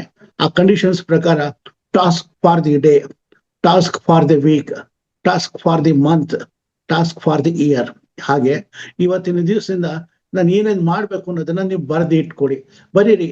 ಪ್ರತಿ ದಿವಸ ಬೆಳಗ್ಗೆ ಎದ್ದ ತಕ್ಷಣ ನಾವು ಬರಿಬೇಕು. ಇವತ್ತಿನ ಟಾಸ್ಕ್ ಫಾರ್ ದಿ ಡೇ ಏನೇನ್ ಮಾಡ್ಬೇಕು ಅವತ್ತನ್ನು ಕೊಟ್ಟಿದ್ವಿ ಎಲ್ಲ ಬರೀರಿ. ಗ್ರಾಸರಿ ತರಕ್ ಹೋಗ್ಬೇಕಾದ್ರೂ ಬರೀರಿ, ಇನ್ನೇನಾದ್ರು ಬರೀರಿ ಅದನ್ನು ಬರೀರಿ. ಮೆಡಿಸಿನ್ಸ್ ತರಕ್ ಹೋಗ್ಬೇಕು, ಡಾಕ್ಟರ್ ಹತ್ರ ಹೋಗ್ಬೇಕು, ಪ್ರತಿಯೊಂದು ಒಂದ್ ಕಡೆ ಬರೀರಿ. ಆಮೇಲೆ ಏನೇನ್ ಮಾಡ್ಬೇಕು ಅಂತಿದ್ವಿ, ಅಟೆಂಡಿಂಗ್ ಧ್ಯಾನ ಕ್ಲಾಸ್ ಅದನ್ನು ಬರೀರಿ. ಒಂದೊಂದೇ ಆದಾಗ ಏನೇ ಆ ಚೀಟಿನ ತೆಗೆದು ಟಿಕ್ ಮಾರ್ಕ್ ಮಾಡ್ತಾ ಹೋಗಿ. ಟಿಕ್ ಮಾಡ್ತಾ ಬರೋದ್ರಿಂದ ನಮಗೊಂದು ಕಮಿಟ್ಮೆಂಟ್ ಬರುತ್ತೆ. ಆ ಟಾಸ್ಕ್ ಚೀಟಿ ಜಾಬಲ್ಲಿ ಇರೋದನ್ನ ತೆಗೆದಾಗೆಲ್ಲ ನಮಗೆ ಕಮಿಟ್ಮೆಂಟ್ ಗೊತ್ತಾಗುತ್ತೆ. ಚಿಕ್ಕದು ಪಾಕೆಟ್ ಬುಕ್ ನ ಇಟ್ಕೊಂಡ್ರು ಸಾಕೆ, ಇಲ್ಲ ಹಾರ್ಡ್ ಪೇಪರ್ನ ಕಟ್ ಮಾಡಿ ಸಣ್ಣ ಬುಕ್ ತರ ಮಾಡ್ಕೊಂಡು ಅದು ಇಟ್ಕೊಂಡ್ರು ಸಾಕು. ಅದ್ರಲ್ಲಿ ನಮ್ಗೆಲ್ಲ ಸಿಗ್ತಾ ಇರುತ್ತೆ ಡೀಟೇಲ್ಸು ಅಂತ ಹೇಳ್ತೀನಿ. ಅದಾದ್ಮೇಲೆ ಸಜ್ಜನ ಸಾಂಗತ್ಯದ ಬಗ್ಗೆ ಹೇಳ್ಬೇಕು ಅಂತಂದ್ರೆ ಸಾಕಷ್ಟು ವಿಷಯಗಳಿದೆ, ಇದನ್ನ ಹೇಳ್ಬೇಕು. ಅದಕ್ಕೆ ಮೊದಲು ಈ ಕಾರ್ಯಕ್ರಮಕ್ಕೆ ಬ್ರಹ್ಮರ್ಷಿ ಸುಭಾಷ್ ಪತ್ರಿಜಿ ಅವರಿಗೆ ನನ್ನ ನಮಸ್ಕಾರಗಳನ್ನ ತಿಳಿಸಿ ಅವರ ಆಶೀರ್ವಾದನ ಬೇಡಿ, ತದನಂತರದಲ್ಲಿ ಈ ಮಹಾವತಾರ್ ಫೌಂಡೇಶನ್ ನ ರೂವಾರಿಗಳಾಗಿರುವಂತ ರಂಗನಾಥ್ ಜಿ ಅವರಿಗೆ ನನ್ನ ನಮಸ್ಕಾರಗಳನ್ನ ತಿಳಿಸಿ, ಈ ಎಲ್ಲಕ್ಕೂ ಬ್ರೈನ್ ಚೈಲ್ಡ್ ಅವರೇನೆ. 2025 ಕಾರ್ಯಕ್ರಮಗಳು ಬಹಳ ಚೆನ್ನಾಗಿ ನಡಿಬೇಕು ಅನ್ನೋದು ಅವರ ಒಂದು ಕನಸು. ಆ ಕನಸು ಎಲ್ಲ ನನಸಾಗ್ಲಿ. ಅದಕ್ಕೆ ಮಾಲಿನಿ ರಾವ್ ಅವರು ಒಂದು ಸ್ಟ್ರೆಂತ್ ತಗೊಳ್ಳಿ, ಅದಕ್ಕೆ ಕೆಲಸ ಮಾಡ್ಲಿ ಅಂತ ಪ್ರಾರ್ಥನೆ ಮಾಡ್ಕೊತೀನಿ. ಅದಾದ್ಮೇಲೆ ಬ್ರಹ್ಮರ್ಷಿ ಪತ್ರಿಜಿ ಅವರ ಒಂದು ಹೇಳ್ಬೇಕು ಅಂದ್ರೆ 3 ಮ್ಯಾನಿಫೆಸ್ಟೇಷನ್ಸ್ ಇತ್ತು. ಒಂದು ಧ್ಯಾನ, ಸ್ವಾಧ್ಯಾಯ, ಸಜ್ಜನ ಸಾಂಗತ್ಯ ಅನ್ನೋದು. ಅವ್ರದ್ದು 3 ಅವ್ರದ್ದು ಕಾನ್ಸೆಪ್ಟ್ ಇದೆ, ಇಂಪಾರ್ಟೆಂಟ್. ಎಲ್ಲೇ ಹೋಗ್ಲಿ, ಯಾವುದೇ ಮೀಟಿಂಗ್ ಹೋಗ್ಲಿ, ಏನೇ ಮಾಡ್ಲಿ, ಅವ್ರು ಯಾವತ್ತೂ ಹೇಳ್ತಾ ಇದ್ದಿದ್ದು ಧ್ಯಾನ ಮಾಡ್ಬೇಕು ನಾವು, ಸ್ವಾಧ್ಯಾಯ ಅನ್ನೋದಿರ್ಲಿ, ಸಜ್ಜನ ಸಾಂಗತ್ಯ ಅನ್ನೋದಿರ್ಲಿ ಅಂತ. ಸ್ವಾಧ್ಯಾಯದಿಂದ ಈಗ ನಮ್ಮ ಮಾಲಿನಿ ರಾವ್ ಅವ್ರು ಹೇಳಿದ್ರು, ಸ್ವಾಧ್ಯಾಯ ಅನ್ನೋದು ಏನು, ನಮ್ಮನ್ನು ನಾವು ಅರ್ಥಕೊಳ್ಳುವಂಥದ್ದು, ಉತ್ತಮ ಗ್ರಂಥಗಳನ್ನ ಓದುವಂಥದ್ದು, ಅದಕ್ಕೆ ಬೇಕಾದಂತ ಒಂದು ಕಾನ್ಸೆಪ್ಟ್ಗಳನ್ನ ಅರ್ಥ ಮಾಡ್ಕೊಂಡು ನಮ್ಮನ್ನು ನಾವು ಅರಿಯೋದಕ್ಕೆ ಪ್ರಯತ್ನ ಪಡುವಂಥದ್ದು. ಇನ್ನು ಸಜ್ಜನ ಸಾಂಗತ್ಯದ ಬಗ್ಗೆ ಹೇಳ್ಬೇಕು ಅಂತಂತಂದ್ರೆ, ನಾವು ಸೆಲೆಕ್ಟಿಂಗ್ ಜನಗಳನ್ನ ನಾವು ಸೆಲೆಕ್ಟ್ ಮಾಡಿ ನಮ್ಗೆ ಯಾವ ರೀತಿ ಬೇಕೋ ಅದನ್ನು ಉಪಯೋಗಿಸ್ಕೊಳ್ಳೋದಕ್ಕೆ ನಾವು ಪ್ಲಾನ್ ಮಾಡಬೇಕು. Choose the people whom we want to have access with them ಅಂತ ಅನ್ನೋದನ್ನ. ಇದ್ರ ಜೊತೆಗೆ ಬ್ರಹ್ಮರ್ಷಿ ಪತ್ರಿಜಿ ಅವರು ಏನ್ ಮಾಡಿದ್ರು, ಪಿರಮಿಡ್ ನ ಸ್ಥಾಪನೆ ಮಾಡಿ, ಪಿರಮಿಡ್ ನಲ್ಲಿ ಅದನ್ನ ನಾವು ಕೂತು ನಾವು ಧ್ಯಾನ ಮಾಡಿದಾಗ ಅದರಿಂದ ಸಾಕಷ್ಟು ನಮಗೆ ಅನುಕೂಲ ಆಗುತ್ತೆ ಅನ್ನೋದನ್ನ ನಮಗೆ ತೋರಿಸ್ಕೊಟ್ಟಿದ್ರು ನಮ್ಗೆ. ಅದಕ್ಕೋಸ್ಕರ ಅಂತಾನೆ ಪಿರಮಿಡ್ ವ್ಯಾಲಿ ಅಂತ ಮಾಡಿ ದೊಡ್ಡ ಪಿರಮಿಡ್ಗಳನ್ನ ಸ್ಥಾಪಿಸಿ ಧ್ಯಾನ ಮಂದಿರಗಳನ್ನು ಮಾಡಿದ್ರು. ಈ ಧ್ಯಾನ ಮಂದಿರಗಳಲ್ಲಿ ನಾವು ಕೂತ್ಕೊಂಡು ಧ್ಯಾನ ಮಾಡೋದನ್ನು ಪ್ರಾಕ್ಟೀಸ್ ಮಾಡ್ಬೋದು. ಪಿರಮಿಡ್ ವ್ಯಾಲಿಗೆ ಹೋದ್ರೆ ಚಿಕ್ಕ ಚಿಕ್ಕ ಚೇಂಬರ್ಸ್ ಇವೆ, ಅಲ್ಲಿ ಪಿರಮಿಡ್ಸ್ ತರ ಇರುತ್ತೆ, ಕನ್ಸ್ಟ್ರಕ್ಷನ್ ಆಗಿರುತ್ತೆ, ಅಲ್ಲಿ ಕೂತ್ಕೊಂಡು ಧ್ಯಾನ ಮಾಡಿ ಇದು ಮಾಡುವಂಥದ್ದು. ಆಮೇಲೆ ಇನ್ನು ಈ ಸತ್ಸಂಗದ ಬಗ್ಗೆ ಹೇಳ್ಬೇಕು ಅಂತಂದ್ರೆ, ಈ ಸತ್ಸಂಗ ಅನ್ನೋ ಪದ ಸಂಸ್ಕೃತದಿಂದ ಬಂದಂತ ಪದ. ಸಂಸ್ಕೃತದಿಂದ ಬಂದಿರುವಂತಹ ಪದ ಸತ್ ಎಂಬ ಪದದಿಂದ ಬಂದಿದೆ. ಸತ್ ಅಂದ್ರೆ ಸತ್ಯ ಎಂದಾಗುತ್ತದೆ, ಸಂಘ ಎಂದಾಗುತ್ತದೆ. ಸತ್ಯದ ಸಹವಾಸವೇ ಸತ್ಸಂಗ ಅಂತ ನಾವು ಹೇಳ್ಬೋದು. ಇನ್ನು ಆಧ್ಯಾತ್ಮಿಕದ ವಿಷಯದಲ್ಲಿ ಹೇಳ್ಬೇಕು ಅಂತಂದ್ರೆ ಸಜ್ಜನ ಸಂಗತಿ ಯಾಕೆ ನಮ್ಮಲ್ಲಿ ನಾವು ಆಧ್ಯಾತ್ಮಿಕ ಅಭಿವೃದ್ಧಿ ಹೊಂದಲು ಆತ್ಮ ಹಾಗೂ ದೇವರನ್ನ ಕುರಿತಾಗಿ ಸರಿಯಾದವನ ಜ್ಞಾನವನ್ನು ಹೊಂದಲು ಸತ್ಸಂಗ ಬೇಕೇ ಬೇಕು. ಸತ್ಸಂಗದಿಂದ ಏನೇನು ಸಿಗುತ್ತೆ ನಮ್ಗೆ? ಧೈರ್ಯ, ಆತ್ಮವಿಶ್ವಾಸ ಬೆಳೆಯುತ್ತೆ ನಮ್ಗೆ. ಆಧ್ಯಾತ್ಮಿಕ ಹಾಗೂ ಪ್ರಾಪಂಚಿಕ ಜೀವನದ ಸಾಧಕ ಬಾಧಕಗಳು ನಮ್ಗೆ ತಿಳಿಯುತ್ತೆ. ಇವೆಲ್ಲವನ್ನ ನಾವು ಅರ್ಥ ಮಾಡ್ಕೋಬಹುದು. ಇನ್ನು ನಮ್ಮಲ್ಲೇ ನಾವು ಅರ್ಥಕೋಬೇಕು ಅಂತ ಅಂದಾಗ ನಮ್ಮಲ್ಲಿ ಎಂತೆಂಥ ಜನ ಇದ್ದಾರೆ, ನಮ್ಮಲ್ಲಿ ಜನಗಳನ್ನ ನಾವು ಅರ್ಥ ಮಾಡ್ಕೋಬೇಕು. ನಮ್ಮ ಕ್ಯಾರೆಕ್ಟರಿಸ್ಟಿಕ್ಸ್ ಹೇಗಿರುತ್ತೆ ಅನ್ನೋದಕ್ಕೆ ಸಜ್ಜನ ಸಾಂಗತ್ಯ ಅಂತ ಅರ್ಥ ಮಾಡ್ಕೊಳ್ಳೋಕೆ ಮೊದಲು ಇದು ನೋಡ್ಬೇಕು. ಅಧಮರು ಇದ್ದಾರೆ, 4 ರೀತಿ ಜನ. ಅಧಮರು ಇದ್ದಾರೆ, ಮಧ್ಯಮರು ಇದ್ದಾರೆ, ಉತ್ತಮರಿದ್ದಾರೆ. ಅದನ್ನ ಇಂಗ್ಲಿಷ್ನಲ್ಲಿ ಹೇಳ್ಬೇಕು ಅಂತಂದ್ರೆ ಥಾಮಸ್ ಹ್ಯಾರಿಸನ್ ಅವರು 1967 ಒಂದು ಪುಸ್ತಕ ಬರೆದ್ರು. ಇವೆಲ್ಲ ನಮ್ಮ ವೇದ ಪುರಾಣಗಳಲ್ಲಿ ಬಂದಿರುವಂಥದ್ದು, ಉಪನಿಷತ್ಗಳಲ್ಲಿ ಬಂದಿರುವಂಥದ್ದೇ ವಿಷಯಗಳು. ಅದನ್ನ ಅವರು ಅಲ್ಲಿಂದ ಓದ್ಕೊಂಡು ಅವ್ರೇನೇನ್ ಮಾಡಿದ್ರು, ಇದನ್ನ ಬೇರೆ ರೀತಿಯಾಗಿ ಬರೆದ್ರು. I am not okay, you are not okay. ನಾನು ಚೆನ್ನಾಗಿಲ್ಲ, ನೀನು ಚೆನ್ನಾಗಿಲ್ಲ. ನಾನು ಚೆನ್ನಾಗಿಲ್ಲ, ನೀನು ಚೆನ್ನಾಗಿರ್ಬೇಡ. ನಾನು ಹಾಳಾಗೋಗಿದ್ದೀನಿ, ನೀನು ನನ್ನ ಕಣ್ಣು 2 ಹೋದ್ರೂ ಪರವಾಗಿಲ್ಲ, ನಿನ್ ಕಣ್ಣು ಒಂದು ಹೋಗ್ಬೇಕು. ಈ ರೀತಿ ಕ್ಯಾಟಗರಿ ಜನಗಳಿರ್ತಾರೆ. ನಾನು ಚೆನ್ನಾಗಿಲ್ಲ, ನೀನು ಚೆನ್ನಾಗಿಲ್ಲ, ನೀನ್ ಚೆನ್ನಾಗಿರೋದು ಬೇಕಾಗಿಲ್ಲ ನಮಗೆ ಅಂತಾರೆ. ಅಂಥವ್ರನ್ನ ಅಧಮಾಧಮರು ಅಂತ ಕರಿಬೋದು. I am okay, you are not okay. ನಾನ್ ಚೆನ್ನಾಗಿದ್ದೀನಿ, ಬಟ್ ನೀನ್ ಚೆನ್ನಾಗಿರ್ಬಾರ್ದು, ಅಂಥವ್ರನ್ನ ಅಧಮರು ಅಂತ ಕರಿಬೋದು. I am not okay, you are not okay, you are okay. I am not okay, ನಾನ್ ಚೆನ್ನಾಗಿದ್ದೀನಿ, ನಾನ್ ಚೆನ್ನಾಗಿಲ್ಲ, ನೀನ್ ಚೆನ್ನಾಗಿರು. ಅದು ಬೇಡ, ಅದು ಮಧ್ಯಮ ಆಗತ್ತೆ. I am okay, you are okay. ನಾನು ಚೆನ್ನಾಗಿದ್ದೀನಿ, ನೀನು ಚೆನ್ನಾಗಿದ್ದೀನಿ. ಲೋಕ ಸಮಸ್ತ ಸುಖಿನೋ ಭವಂತು. ನಾವೆಲ್ಲ ಚೆನ್ನಾಗಿರೋಣ ಅಂತ ಹೇಳುವಂಥದ್ದು. ಇದನ್ನ ಅವರು ಕಾನ್ಸೆಪ್ಟ್ ನ ಮಾಡಿದ್ರು. ಅದನ್ನ ನಮ್ಮ ಕನ್ನಡದಲ್ಲಿ, ನಮ್ಮ ಹಿಂದಿನ ಸನಾತನ ಧರ್ಮದಲ್ಲಿ ಹೇಳಿದ್ದು ಅಧಮರು, ಮಧ್ಯಮರು, ಉತ್ತಮರು ಅಂತ ಅನ್ಬೋದು. ಇದನ್ನ ನಾವು ಹೇಳ್ಬೇಕು ಅಂತಂದ್ರೆ ಈ ಸಜ್ಜನ ಸಾಂಗತ್ಯ ಅನ್ನೋದು ಮಗು ಹುಟ್ಟೋವಾಗ ಭ್ರೂಣಾವಸ್ಥೆಯಿಂದಾನೇ ಬರುತ್ತೆ. ಏನು ಭ್ರೂಣಾವಸ್ಥೆಯಿಂದ ಬರುವಂಥದ್ದು ಅಂತಂದ್ರೆ, ಈ ಯಾವಾಗ ಹೆಂಗಸು ಗರ್ಭಿಣಿ ಆಗ್ತಾಳೆ ಆ ಕ್ಷಣದಲ್ಲೇನೆ ನಮ್ಮ ಹಿಂದಿನವರು ಏನ್ ಮಾಡ್ತಿದ್ರು ಅಂದ್ರೆ, ಆ ಹೆಂಗಸಿಗೆ ಒಂದು ಗುರು ಹಿರಿಯರನ್ನ ಕರ್ಕೊಂಡ್ಬಂದು, ಅಥವಾ ಮನೆಯಲ್ಲಿ ಹಿರಿಯರು ಅವಳಿಗೆ ಸಜ್ಜನ ಸಾಂಗತ್ಯದ ವಿಷಯಗಳನ್ನ ಹೇಳ್ತಾ ಇದ್ರು, ಪ್ರವಚನಗಳನ್ನ ತೋರಿಸ್ತಾ ಇದ್ರು, ಕೇಳಿಸ್ತಾ ಇದ್ರು. ಓಡಾಡುವಂತ ಶಕ್ತಿ ಇದೆ ಅಂದ್ರೆ ಅವ್ರನ್ನ ಗುರು ಮಠಗಳಿಗೆ ಕರ್ಕೊಂಡೋಗಿ ಪ್ರವಚನ ಕೇಳೋಗ್ ಮಾಡೋರು. ಇಲ್ಲ ಅಂದ್ರೆ ಮನೆಗಳಲ್ಲಿ ಪ್ರವಚನ ಹೇಳೋರು, ಯಾವ್ದೋ ಪುರಾಣ ಗ್ರಂಥಗಳನ್ನ ಓದಿ ಹೇಳೋರು, ಹೀಗಿದೆ ಅಂತ ಅಂದ್ಬಿಟ್ಟಿದ್ದೇನೆ. ಇದಕ್ಕೆ ಉದಾಹರಣೆ ಹೇಳ್ಬೇಕು ಅಂತಂದ್ರೆ ನಮ್ಮ ಅಭಿಮನ್ಯುವಿನ ಕಥೆಯನ್ನು ಹೇಳ್ಬೋದು. ಅಭಿಮನ್ಯು ಸುಬೇದ್ರೆನ ಕೃಷ್ಣ ಕರ್ಕೊಂಡು ಹೋಗ್ತಾನೆ ಅವ್ರ ತವ್ರ ಮನೆಗೆ, ದ್ವಾರಕೆಗೆ ಅಂತ. ಆಗ ಅವಳು ಗರ್ಭಿಣಿ ಆಗಿರ್ತಾಳೆ. ಅಭಿಮನ್ಯು ಅವಳ ಹೊಟ್ಟೆಯಲ್ಲಿ ಬೆಳೀತಾ ಇರ್ತಾನೆ. ಅವ ಕರ್ಕೊಂಡು ಹೋಗ್ಬೇಕಾದ್ರೆ ಕೃಷ್ಣ ಚಕ್ರವ್ಯೂಹದ ಬಗ್ಗೆ ಮಾತಾಡ್ತಾ ಹೇಗೆ ಒಳಗಡೆ ಹೋಗ್ಬೋದು ಅನ್ನೋದನ್ನ ಅವಳು ಕೇಳ್ತಾಳೆ. ಅವ ಹೇಳ್ತಾ ಇರ್ತಾನೆ. ಹೋಗೋದು ಗೊತ್ತಾಗತ್ತೆ ಆ ಮಗುಗೆ, ಅದು ಹೂ ಅಂತಿರುತ್ತೆ, ಅದು ಕೇಳಿಸ್ಕೊಂಡ್ಬಿಡುತ್ತೆ.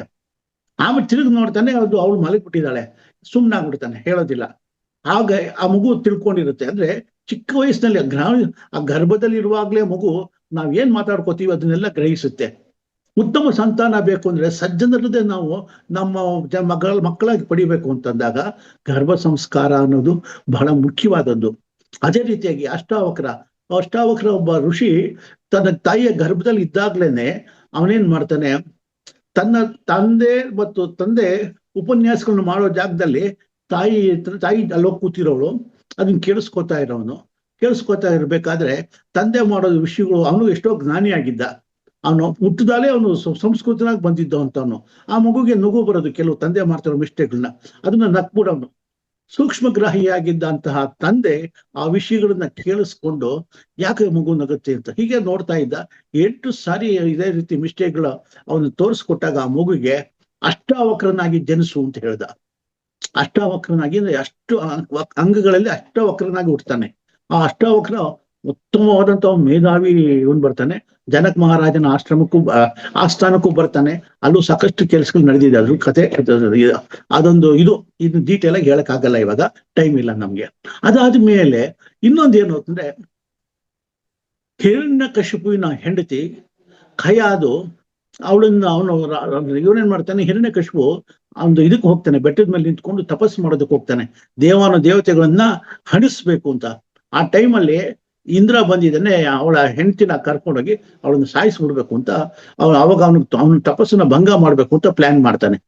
ಆ ಟೈಮಲ್ಲಿ ನಾರದರು ಬಂದು, ಬೇಡಪ್ಪ ಹಾಗೆಲ್ಲ ಮಾಡಬಾರ್ದು, ಅವಳನ್ನ ಮಾಡ್ಬೇಡ ಅಂತ ಅಂದ್ಬಿಟ್ಟು ಅವಳನ್ನ ಕರ್ಕೊಂಡೋಗಿ ಅವ್ರ ಆಶ್ರಮದಲ್ಲಿ ಇಟ್ಕೊಂಡು ಅವಳಿಗೆ ಸಜ್ಜನ ಸಾಂಗತ್ಯವನ್ನು ತಿಳಿಸ್ತಾರೆ. ಗರ್ಭದಲ್ಲಿರೋ ಕೂಸುವಿಗೆ ಏನ್ ಮಾಡ್ತಾರೆ, ಪ್ರಹ್ಲಾದ ಹುಡ್ತಾ ಇರ್ತಾನೆ, ಅವನಿಗೆ ಉಪದೇಶ ಮಾಡ್ತಾರೆ, ದೀಕ್ಷೆ ಕೊಡ್ತಾರೆ, ಜ್ಞಾನ ದೀಕ್ಷೆಯನ್ನು ಕೊಡ್ತಾರೆ. ಅದೆಲ್ಲ ಕೇಳ್ತಾ ಇರ್ಬೇಕಾದ್ರೆ ಆ ಮಗು ಗರ್ಭದಲ್ಲೇ ಬೆಳೀತಾ ಬೆಳೀತಾ ಬೆಳೀತಾ ಸಾಕಷ್ಟು ವಿಷಯಗಳನ್ನ ಗ್ರಹಿಸ್ಕೊಡುತ್ತೆ. ಮುಂದೆ ಪ್ರಹ್ಲಾದ ಬಹಳ ದೊಡ್ಡ ವ್ಯಕ್ತಿಯಾಗಿ ಬೆಳೀತಾನೆ. ಆಮೇಲೆ ನರಸಿಂಹನ ಅವತಾರ ಆಗತ್ತೆ, ರಾಕ್ಷಸನ್ನ ಸಂಹಾರನೂ ಆಗತ್ತೆ. ಹೀಗೆ ನಮ್ಮಲ್ಲಿ ಸಜ್ಜನ ಸಾಂಗತ್ಯ ಅನ್ನೋದು ಹುಟ್ಟೋ ಮಗುವಿನಿಂದಾನೇ ಬಂದ್ಬಿಡುತ್ತೆ. ಹೀಗಾಗಿನೇ ಈಗ ಸಾಕಷ್ಟು ಕಡೆ ಏನ್ ಮಾಡ್ತಿದ್ದಾರೆ, ಈ ನಗರಗಳಲ್ಲಿ ಇದು ಗರ್ಭ ಸಂಸ್ಕಾರ ಅಂತ ಮಾಡ್ತಾರೆ, ಆ ಕ್ಲಾಸಸ್ ಕಂಡಕ್ಟ್ ಮಾಡ್ತಾರೆ. ಗರ್ಭಿಣಿ ಆದ ತಕ್ಷಣ ಅವ್ರು ಆ ಸಂಘದಲ್ಲಿ ಹೋಗಿ ಎನ್ರೋಲ್ ಮಾಡ್ಕೋತಾರೆ. ಅಲ್ಲಿ ಇದನ್ನೆಲ್ಲ ಏನೇನ್ ಬೇಕು, ಏನ್ ಮಾಡ್ಬೇಕು ಅನ್ನೋದೆಲ್ಲ ತಿಳಿಸ್ಕೊಡ್ತಾ ಇರ್ತಾರೆ. ಆಮೇಲೆ ಡೈಲಿ ತಂದೆ ತಾಯಿಗಳು ಆ ಮಗುವಿಗೆ ತಾವು ಒಳ್ಳೆಯ ವಿಷಯಗಳನ್ನ ಹೇಳ್ಬೇಕು. ರಾತ್ರಿ ಮಲ್ಕೋಬೇಕಾದ್ರೆ ಮನೆಯಲ್ಲಿ ಪ್ರಶಾಂತವಾದ ವಾತಾವರಣ ಇರಬೇಕು, ಒಳ್ಳೆ ವಿಷಯಗಳು ತಿಳಿಸ್ಬೇಕು, ಗ್ರಹಿಸ್ಬೇಕು, ಈ ತರ ಎಲ್ಲ ಇರುತ್ತೆ. ಹಾಗಾಗಿ ಇದನ್ನೇ ಸಜ್ಜನ ಸಾಂಗತ್ಯಕ್ಕೆ ಇದು ಬಹಳ ಇಂಪಾರ್ಟೆಂಟ್ ಆಗಿರುತ್ತೆ ಅನ್ನೋದೊಂದು ಒಂದು. ಹಾಗೇನೆ ಸ್ವಾಧ್ಯಾಯದಲ್ಲಿ ಹೇಳ್ಬೇಕು ಅಂತಂದ್ರೆ ಸಜ್ಜನ ಸಾಂಗತ್ಯದ ಹಾಗೇನೆ ಹೆಣ್ಣು ಮಕ್ಕಳು ಗರ್ಭಿಣಿ ಆದ್ಮೇಲೆ ಉತ್ತಮ ಗ್ರಂಥಗಳನ್ನ ಓದ್ಬೇಕು. ಅವರು ಈ ಸ್ವಾಧ್ಯಾಯ ತನ್ನಂತ ಎತ್ಕೊಳ್ಳುವಂಥದ್ದು ತನ್ನ ಮಗುವಿಗೋಸ್ಕರ ಅವಳು ಮಹಾಭಾರತ, ರಾಮಾಯಣ ಇಂಥ ಒಳ್ಳೊಳ್ಳೆ ಗ್ರಂಥಗಳನ್ನ ಓದ್ತಾ ಬಂದಾಗ ಅದರಿಂದಾಗಿ ಅವಳು ಸಾಕಷ್ಟು ನಾಲೆಡ್ಜ್ಗಳನ್ನ ಗ್ರಹಿಸ್ತಾಳೆ. ಹಾಗಾಗಿದ್ರೆ ಮಗುವಿಗೆ ಅದು ಬೇಕಾದಷ್ಟು ವಿಷಯಗಳು ಸಿಗುತ್ತೆ. ಇನ್ನು ದುರ್ಜನರ ಬಗ್ಗೆ ಹೇಳಬೇಕು ಅಂದ್ರೆ ಹೇಗಿರ್ತಾರೆ, ಕರುಣೆನೇ ಇರೋದಿಲ್ಲ ಅವ್ರಿಗೆ, ಪರಧನ ಲೋಲುಪರು, ಬೇರೆ ದುಡ್ಡು ಹರ್ಪ್ ಮಾಡ್ಕೋಬೇಕು ಅನ್ನೋರು, ಸುಜನ ದ್ವೇಷಿಗಳು, ಯಾವುದಕ್ಕೂ ಹಿಂಚಿರೋದಿಲ್ಲ, ಏನೇ ಇಲ್ಲ, ಮಾನವ ಮರ್ಯಾದೆನೇ ಇರೋದು, ಏನ್ ಬೇಕಾದ್ರೂ ಮಾಡಕ್ಕೆ ಸಿದ್ಧರಾಗಿರ್ತಾರೆ. ಅವರಿಗೆ ಅಧಿಕಾರ ಕೊಡಬಾರ್ದು ನಾವು. ಅವರನ್ನೇ ಸಾಂಗತ್ಯ ಬೇಡ, ದುಷ್ಟರನ್ಕಂದ್ರೆ ದೂರ ಇರಿ ಅಂತ. ಅವರಿಗೆ ಅಧಿಕಾರ ಕೊಟ್ಟು ಕೆಡಬೇಡಿ. ಉಪದೇಶದಿಂದ ದುಷ್ಟರನ್ನ ಪರಿವರ್ತನೆ ಸಾಧ್ಯ ಇಲ್ಲ, ಅದಕ್ಕೆ ದುಷ್ಟರಿಂದ ದೂರ ಇರಿ ಅಂತ ಹೇಳುದು.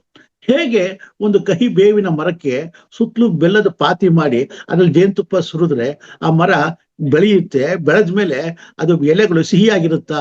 ಖಂಡಿತ ಇಲ್ಲ, ಕಹಿಯಾಗಿರುತ್ತೆ ಅಲ್ವಾ? ಹಾಗೇನೆ ಹಾಲಿನ ಪಾತ್ರೆನಲ್ಲಿ ಒಂದೇ ಒಂದು ಹನಿ ನಿಂಬೆ ಹುಳಿ ಬಿತ್ತು ಅಂದ್ರೆ ಎಂಟೈರ್ ಪಾತ್ರೆನಲ್ಲಿರೋ ಹಾಲೆಲ್ಲ ಒಡೆದೋಗುತ್ತೆ. ಹಾಗೆ ದುಷ್ಟರು ಏನಂತಂದ್ರೆ ನಮ್ಮನ್ನೆಲ್ಲ ಹಾಳು ಮಾಡ್ಬಿಡ್ತಾರೆ ಅಂತ ಹೇಳ್ಬೋದು. ಎಲ್ಲೆಡೆನು ಇನ್ನೊಂದೇನು ಅಂದ್ರೆ ಸಜ್ಜನರ ಹತ್ರ ನಾವ್ ಹೇಗಿರ್ಬೇಕು ಅಂದ್ರೆ ವಿದ್ವಾನ್ ಸರ್ವತ್ರ ಪೂಜ್ಯತೆ ಅಂತ ಹೇಳ್ತಾರೆ. ವಿದ್ಯೆ ಇರೋನಿಗೆ ಎಲ್ಲೆಡೆ ಗೌರವ ಇರುತ್ತೆ. ವಿದ್ಯೆಗಳಿಂದ ಅಲಂಕೃತನಾದವನು ದುರ್ಜನರ ಸಹವಾಸದಿಂದ ದೂರ ಇರ್ಬೇಕು. ಅವ್ರ ಜೊತೆ ಸೇರ್ಕೊಂಡ್ರೆ ನಾವು ಕೆಟ್ಟೋಗ್ಬಿಡ್ತೀವಿ, ನಾವು ಹಾಳಾಗೋಗ್ಬಿಡ್ತೀವಿ.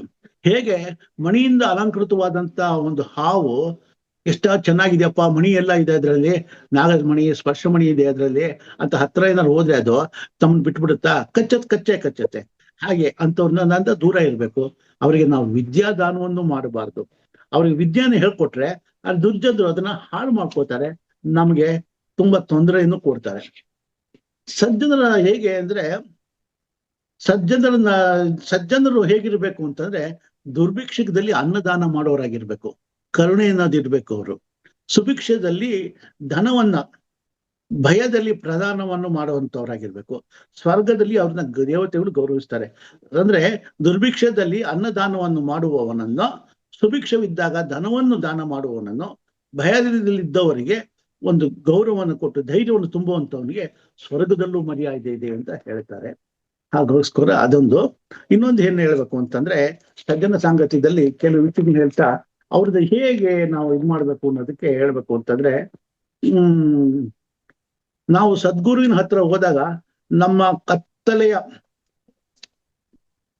ಬದುಕಿನಲ್ಲಿ ಆತ್ಮ ತೃಪ್ತಿಯನ್ನು, ಬೆಳಕನ್ನು ಅರಿಯಲು ಪ್ರಯತ್ನಿಸಬೇಕು. ನಮ್ಮ ಮನೆಗೆ ಒಂದು ಆಕಳು ಕಳೆದೋಗಿದೆ, ಗುರು ಹತ್ರ ಹೋದಾಗ ನಮ್ಮ ಮನೇಲಿ ಏನೋ ತೊಂದರೆ ಇದೆ, ಕಷ್ಟಗಳಿದೆ, ಈ ತರ ಎಲ್ಲ ಹೇಳ್ಕೊಂಡು ಕೂತ್ಕೊಳ್ಳೋದಕ್ಕಿಂತ ಗುರುವಿನ ಹತ್ರ ಹೋಗಿ ನಮ್ಗೆ ಆಧ್ಯಾತ್ಮಿಕದ ವಿಷಯದ ಬಗ್ಗೆ ತಿಳ್ಕೊಳ್ಳೋದಕ್ಕೆ ಪ್ರಯತ್ನ ಪಡಬೇಕು. ನಮ್ಗೆ ಸಂಸಾರ ಜೀವನದ ಏನಿದೆ ಅವನ ತಾಪತ್ರಗಳನ್ನ ಹೇಳ್ಕೋಬಾರ್ದು. ಆಧ್ಯಾತ್ಮ ನಮ್ಗೇನು, ನನಗೆ ಒಂದು ನಿಮಗೆ ಒಂದು ಪರ್ಟಿಕ್ಯುಲರ್ ಏಜ್ ಇರುತ್ತೆ ವಯಸ್ಸಿನ. ಈಗ ಹುಟ್ಟಿದಾಗಿಂದ ಒಂದು 20ನೇ ವರ್ಷದವರೆಗೂ ಮಗು ಅವನಿಗೆ ಸೀರಿಯಸ್ನೆಸ್ ಅನ್ನೋದಿರೋದಿಲ್ಲ, ತನ್ನ ಬಾಲ್ಯದಲ್ಲೇ ಇರ್ತಾನೆ, ಮುಂದಿನ ಜೀವನದ ಬಗ್ಗೆ ಅರಿವಿರೋದಿಲ್ಲ. 20ನೇ ವರ್ಷ ಆದ್ಮೇಲೆ 30ನೇ 35ನೇ ವರ್ಷದವರೆಗೆ ಅವನಿಗೆ ಜವಾಬ್ದಾರಿಗಳು ಬರ್ತಾ ಹೋಗುತ್ತೆ. 40, 45, 50ನೇ ವರ್ಷದ ಜೊತೆಗೆ ಒಂದು ವ್ಯವಸ್ಥಿತವಾದಂತ ಜೀವನ ನಡೆಸ್ಬಿಟ್ಟಿರ್ತಾನೆ. ಆಮೇಲೆ ಏನಾಗುತ್ತೆ, ಜೀವನದ ಎಲ್ಲಾ ರಹಸ್ಯಗಳು ಗೊತ್ತಾಗತ್ತೆ. ನಾನು ಏನ್ ಮಾಡ್ಬೇಕು, ನಾನು ಎಲ್ಲಿ ಇರ್ಬೇಕು, ಹೇಗ್ ನಡ್ಕೋಬೇಕು, ಇವೆಲ್ಲವನ್ನು ಅವನು ತಿಳ್ಕೋಬೇಕಾಗಿ ಬರುತ್ತೆ. ಆವಾಗ ಅವನ ಮನಸ್ಸು ಒಲವು ಆಧ್ಯಾತ್ಮಿಕದತ್ತ ಹೋಗುತ್ತೆ. ಈ ಆಧ್ಯಾತ್ಮಿಕತೆ ಹೋದಾಗ ನಾವು ಗುರುವಿನ ಬಯಸ್ಕೊಂಡು ಹೋಗ್ತೀವಿ, ಆತ್ಮ ಶಾಂತಿಗೋಸ್ಕರ ಹೋಗ್ತೀವಿ, ಮನಃಶಾಂತಿಗೋಸ್ಕರ ಅವ್ರ ಹತ್ರ ಹೋದಾಗ ಆ ಗುರುವಿನ ಕೇಳಬೇಕು. ಎಲ್ಲರಲ್ಲೂ ಒಂದು ಮಿತಿ ಇರ್ಲಿ, ಯಾವುದನ್ನು ಅತಿ ಹೆಚ್ಚಾಗಿ ಹಚ್ಕೋಬಾರ್ದು ನಾವು. ಅದನ್ನ ಸಜ್ಜನ ಸಾಂಗತ್ಯ ಅಂತ ಹೇಳ್ತಾರೆ. ಒಬ್ಬ ಗುರು ಸಾಧಕ ಒಂದು ನಡ್ಕೊಂಡು ಹೋಗ್ತಿರ್ತಾನೆ. ಸಾಧಕದ ಕೆಲಸನೇ ಇನ್ನೊಂದು ಕಡೆಯಿಂದ ಇನ್ನೊಂದು ಕಡೆಗೆ ಹೋಗ್ತಾ ಇರ್ಬೇಕಾದ್ರೆ ಒಂದು ಮಳೆ ಬರ್ತಾ ಇರುತ್ತೆ, ಒಂದು ಮನೆ ಸಿಗುತ್ತೆ. ಮನೆ ಎಷ್ಟು ದೊಡ್ಡದಾಗಿದೆ, ಮನೆ ಮುಂದ್ಗಡೆ ಜಗಲಿ ಎಲ್ಲ ಇದೆ. ನಾನು ಸ್ವಲ್ಪ ಹೊತ್ತು ಕೂತ್ಕೊಳ್ಳೋಣ ಅಂತ ಕೂತ್ಕೋತಾನೆ ಮಳೆ ನಿಲ್ಲೋವರ್ಗ. ಅಷ್ಟ್ರಲ್ಲಿ ಮನೆ ಯಜಮಾನ ಹೊರಗಡೆ ಬರ್ತಾನೆ. ಬಂದೆ, ಯಾರೋ ನೀನು, ಯಾಕೋ ನಿಂತಿದ್ಯಾ ಇಲ್ಲಿ, ಹೋಗು, ನನ್ನ ಮನೆ ಮುಂದೆ ಕೂತ್ಕೋಬೇಡ, ಇದು ನಾನ್ ಕಟ್ಟಿರೋ ಮನೆ, ಹೋಗು ಅಂತ ಬೈದು ಬಿಡ್ತಾನೆ. ಸರಿ ಆಯ್ತು ಸ್ವಾಮಿ, ನಾನು ಹೋಗ್ತೀನಿ ಅಂತ ಹೋದ. ಎದುರುಗಡೆ ದೊಡ್ಡ ಮರ ಇತ್ತು, ಮರದ ಕೆಳಗಡೆ ನಿಂತ್ಕೊಂಡು ಆನಂದದಿಂದ ಪ್ರಕೃತಿಯನ್ನು ನೋಡ್ತಾ ಸಂತೋಷದಿಂದ, ಅವನಿಗೆ ಏನು ನಂದಿದ್ದಕ್ಕೆ ನೋವಾಗ್ಲಿಲ್ಲ ಅವನಿಗೆ. ಯಾತಕ್ಕೆ, ಒಂದು ಸಾಧಕ ಅವನು. ನಮ್ಮಂತವ್ರಾಗಿದ್ರೆ ನಾವು ಕೋಪ ಮಾಡ್ಕೋತಿದ್ವಿ, ಜಗಳ ಆಡ್ತಿದ್ವಿ, ಇಲ್ಲ ಏನೇ ನೀನು ಹಂಗೆ ಅಂತಿದ್ವಿ, ಬೈಕೊಂಡು ಹೋಗ್ತಿದ್ವಿ ನಾವು. ಅವನೇನೇ ಆನಂದವಾಗಿ ಮರದ ಕೆಳಗೆ ನಿಂತ್ಕೊಂಡ, ಇಡೀ ಪ್ರಕೃತಿಯನ್ನು ನೋಡ್ತಾ ಹಾಡು ಹೇಳೋದಕ್ಕೆ ಶುರು ಮಾಡ್ದ. ಎಷ್ಟು ಭಗವಂತ ಧ್ಯಾನ ಮಾಡ್ತಾ ಹಾಡು ಹೇಳ್ತಾ ಇದ್ದಾನೆ. ಹಾಡಿನ ಕೇಳಿ ಮನೆ ಯಜಮಾನನಿಗೆ ಆಶ್ಚರ್ಯ ಆಯ್ತು. ಏನಿದು, ನಾನು ಇಷ್ಟೊಂದು ಜಂಜಾಟದಲ್ಲಿ ಇದ್ದೀನಿ, ಸಂಸಾರದ ಇದ್ರಲ್ಲಿ ಇದ್ದೀನಿ, ನಾನು ಬೈದು ಕಳಿಸ್ದೆ, ಮಳೆ ನೆನೀತಾ ಇದ್ದಾನೆ, ನೆನೀತಿದ್ದೀನಿ ಅರಿವು ಇಲ್ವಾ ಇವನಿಗೆ ಅಂತಂದ್ಬಿಟ್ಟು, ಯಾರು ಸ್ವಾಮಿ ಬಂದ್ರೆ ಇಲ್ಲಿ ನಮ್ಮನೆ ಬಾಗ್ಲಲ್ಲೇ ಕೂತ್ಕೊಳ್ಳಿ, ಪರವಾಗಿಲ್ಲ ಅಂತಾನೆ. ಬೇಡ, ನಾನು ಇಲ್ಲೇ ಆರಾಮಾಗಿದ್ದೀನಿ, ಇಲ್ಲಿ ತುಂಬಾ ಚೆನ್ನಾಗಿದೆ, ನೀವು ಬನ್ನಿ, ಎಷ್ಟು ಮನಃಶಾಂತಿ ಸಿಗುತ್ತೆ. ಪ್ರಕೃತಿನ ನೋಡಿ, ಭಗವಂತ ಕೊಟ್ಟಿರೋದು. ಮರದ ಮೇಲೆ ಪಕ್ಷಿಗಳು ಕೂತಿವೆ, ಎಷ್ಟು ಮುದ್ರಕೊಂಡು ಒಂದ್ ಕಡೆ ಕೂತಿವೆ, ಹೂಗಳು ಅರಳ್ತಾ ಇವೆ, ನೀರ್ ಹರಿತಾ ಇದೆ, ಎಷ್ಟು ಚೆನ್ನಾಗಿ ಕಾಣಿಸ್ತಾ ಇದೆ, ಯಾಕಿದ್ ನೋಡ್ಬಾರ್ದು, ನೋಡಿ ಅಂತಾನೆ. ಆಗ ಅವನಿಗೆ ಜ್ಞಾನೋದಯ ಆಗತ್ತೆ. ಕೇಳ್ತಾನೆ, ಏನ್ ಮಾಡ್ಬೇಕು ಸ್ವಾಮಿ ನಾನು ಆನಂದ ಯೋಗವನ್ನ ಪಡೆಯೋದಕ್ಕೆ ಅಂತ ಕೇಳಿದಾಗ, ಏನು ಮಾಡ್ಬೇಡಪ್ಪ, ನೀನು ಎಲ್ಲವನ್ನೂ ಹಚ್ಕೊಂಡಿದೀಯ, ಎಲ್ಲವನ್ನೂ ಒಂದು ಲಿಮಿಟ್ ಇಟ್ಕೋ. ಹೆಂಡತಿ, ಗಂಡ, ಮಣ್ತಿ, ಮಕ್ಕಳು, ಮರಿ, ಬಂಧು ಬಳಗ, ಎಲ್ಲದಕ್ಕೂ ಲಿಮಿಟ್ ಇರ್ಲಿ. ನಿನ್ನ ಜವಾಬ್ದಾರಿಗಳನ್ನು ಪೂರೈಸ್ಕೋ, ಅತಿಯಾಗಿ ಯಾರನ್ನು ಹಚ್ಕೋಬೇಡ. ತಾವರೆ ಎಲೆ ಮೇಲೆ ನೀರು ಹನಿ ಹೇಗಿರುತ್ತೆ ಹಾಗಿರಬೇಕು ನಮ್ಮ ಜೀವನ. ವಿಪರೀತವಾಗಿ ಹಚ್ಕೊಡೋದಲ್ಲ ನಮ್ದು ಜೀವನ. ಹಚ್ಕೊಂಡಾಗ್ಲೇ ಪಾಶ ಅನ್ನೋದು ಬರುತ್ತೆ. ಆ ಪಾಶದಿಂದ ಏನಾಗುತ್ತೆ, ದುಃಖ ಅನ್ನೋದು ಬರುತ್ತೆ. ನಮ್ಮ ಜೀವನ ಹೇಗೆ, ಒಂದು ಟ್ರೈನ್ ನಲ್ಲಿ ಹೋಗ್ತಾ ಇರೋ ಪ್ಯಾಸೆಂಜರ್ಸ್ ಇದ್ದಾಗೆ. ಮೊದ್ಲು ಅಪ್ಪ ಅಮ್ಮ ಕೂತಿದ್ರು ಟ್ರೈನ್ ನಲ್ಲಿ, ಆಮೇಲೆ ನಾನು ಬಂದು ಸೇರ್ಕೊಂಡೆ, ನಾನು ಅಣ್ಣ ತಮ್ಮಂದ್ರು ಅಕ್ಕಂಗಿದ್ರು ಬಂದು ಸೇರ್ಕೊಂಡ್ರು, ಹಾಗೆ ನಮ್ಮ ಫ್ರೆಂಡ್ಸು ಬಂಧು ಬಳಗ ಎಲ್ಲ ಸೇರ್ಕೊಂಡ್ರು. ಅವ್ರವ್ರ ಆಯಸ್ಸಿದ್ದಾಗೆ, ಅವ್ರವ್ರ ಶಕ್ತಿಗಳಿದ್ದಾಗೇನೆ ಅವರು ಒಂದಷ್ಟು ದೂರ ಜರ್ನಿ ಮಾಡ್ತಾ ಹೋಗ್ತಾರೆ, ಬಿಟ್ಟು ಹೋಗ್ತಾ ಇರ್ತಾರೆ. ಟ್ರೈನಲ್ಲಿ ಇರೋ ದಿವಸ ನಾವು ಸಂತೋಷವಾಗಿರ್ಬೇಕು, ಯಾರ ಜೊತೆ ದೂರ ಮಾಡ್ಕೋಬಾರ್ದು, ದುಮ್ಮಾನ ಮಾಡ್ಕೋಬಾರ್ದು, ಜಗಳ ಮಾಡ್ಕೋಬಾರ್ದು. ಮುಖದಲ್ಲಿ ಒಂದು ಮಂದಹಾಸ ಇರ್ಲಿ, ಸಂತೋಷ ಇರ್ಲಿ, ಸಂತೃಪ್ತಿ ಇರ್ಲಿ, ಪ್ರೀತಿ ಇರ್ಲಿ, ಕರುಣೆ ಇರ್ಲಿ. ಯಾವಾಗ ಇದೆಲ್ಲವನ್ನು ನಾವು ಬೆಳೆಸ್ಕೊಂಡಿರ್ತೀವಿ, ನಾವು ಸಜ್ಜನರಾಗ್ತೀವಿ. ನಮ್ಮಲ್ಲಿ ಒಂದು ವಿಶಿಷ್ಟವಾದಂತ ಒಂದು ಚೇತನ ಬರುತ್ತೆ. ಆ ಚೇತನದಿಂದ ಅವನು ಸಾಧಿಸ್ಬೋದು ಅನ್ನೋದನ್ನ ಅವ್ರು ಹೇಳ್ತಾರೆ. ಆಗ ಅವನ್ಗನ್ಸುತ್ತೆ, ಹೌದು ಸ್ವಾಮಿ, ನಿಮ್ಮಿಂದ ನಾನು ಅರ್ಥ ಮಾಡ್ಕೊಂಡೆ, ನನ್ನ ಜೀವನ ನಾನು ಇದೇ ರೀತಿ ಮಾಡ್ತೀನಿ, ನಾನು ಎಲ್ಲದಕ್ಕೂ ಒಂದು ಬ್ರೇಕ್ ಹಾಕ್ತೀನಿ. ಈ ಮನೆ ನಂದು, ಈ ಮಠ ನಂದು, ಈ ಮನೆಯವರೆಲ್ಲ ನನ್ನವರು, ಈ ವಿಪರೀತವಾಗಿ ನನ್ನ ಅಟ್ಯಾಚ್ಮೆಂಟ್ ಬೇಡ. ಯಾರಿಗಾರು ಒಂಚೂರು ಆಶ್ರಯ ಕೊಡ್ಬೇಕಾ ಕೊಡಿ, ಯಾರಿಗಾರು ಒಂಚೂರು ಆಹಾರ ಕೊಡ್ಬೇಕಾ ಆಹಾರ ಕೊಡಿ, ದಾನ ಮಾಡಿ, ಪ್ರತಿಯೊಂದನ್ನು ಒಂದು ಇದ್ರಲ್ಲಿ ಬನ್ನಿ ಜೀವನ ಅಂತ ಅನ್ನೋದನ್ನ ಆ ಗುರುಗಳು ಸಾಧಕ ಹೇಳ್ಕೊಟ್ರು. ಅದನ್ನ ಅವನು ಪಾಲಿಸ್ದ. ಈ ಕತೆ ನಮಗೂ ಎಷ್ಟು ಅಪ್ಲೈ ಆಗುತ್ತೆ ಅಲ್ವಾ, ಅದನ್ನು ಮಾಡೋಣ ಅಂತ ಹೇಳ್ತೀನಿ. ಅದಾದ್ಮೇಲೆ ಈ ಸಜ್ಜನ ಸಾಂಗತ್ಯ ಅನ್ನೋದು ನಮ್ಗೆ ವಿನಯವನ್ನು ಕೊಡಿಸುತ್ತೆ, ವಿದ್ಯಾ ಸಂಪನ್ನತೆಯನ್ನು ಕೊಡುತ್ತೆ. ವಿದ್ಯಾ ದದಾತಿ ವಿನಯಂ ಅಂತ ಹೇಳ್ತಾರೆ. ಹಾಗೆ ವಿದ್ಯೆಯಿಂದ ನಮಗೆ ವಿನಯ ಅನ್ನೋದು ಬರುತ್ತೆ, ಅದರಿಂದ ಸಂಪನ್ನತೆ ಬರುತ್ತೆ, ಘನತೆ ಗೌರವಗಳು ಹೆಚ್ಚುತ್ತೆ, ಸ್ಥಾನಮಾನಗಳನ್ನು ಜಾಸ್ತಿಯಾಗಿ ಬರುತ್ತವೆ. ಸಜ್ಜನ ಸಾಂಗತ್ಯದಿಂದ ಬೇಕಾದಷ್ಟು ನಾವು ಕಲಿಬಹುದು ಅನ್ನೋದನ್ನ ಈ ಟೈಮ್ನಲ್ಲಿ ನಾನು ಹೇಳ್ತಾ ಇದ್ದೀನಿ. ಅದೇ ರೀತಿಯಾಗಿ ನಾವು ಈ 21ನೇ ಶತಮಾನಕ್ಕೆ ನಾವು ಹೋಗ್ತೀವಿ ಅಂತಂದ್ರೆ ಈಗ ಏನಾಗಿದೆ, ಸಜ್ಜನ ಸಾಂಗತ್ಯ ಅನ್ನೋದು ಈಗ ಎಲೆಕ್ಟ್ರಾನಿಕ್ ಮೀಡಿಯಾಗಳಲ್ಲಿ ಬಂದ್ಬಿಟ್ಟಿದೆ. ಮೊದಲು ಸ್ಟಾರ್ಟಿಂಗ್ ನಲ್ಲಿ ನಾವು ಮಠಗಳಿಗೆ ಹೋಗ್ಬೇಕಾಗಿತ್ತು.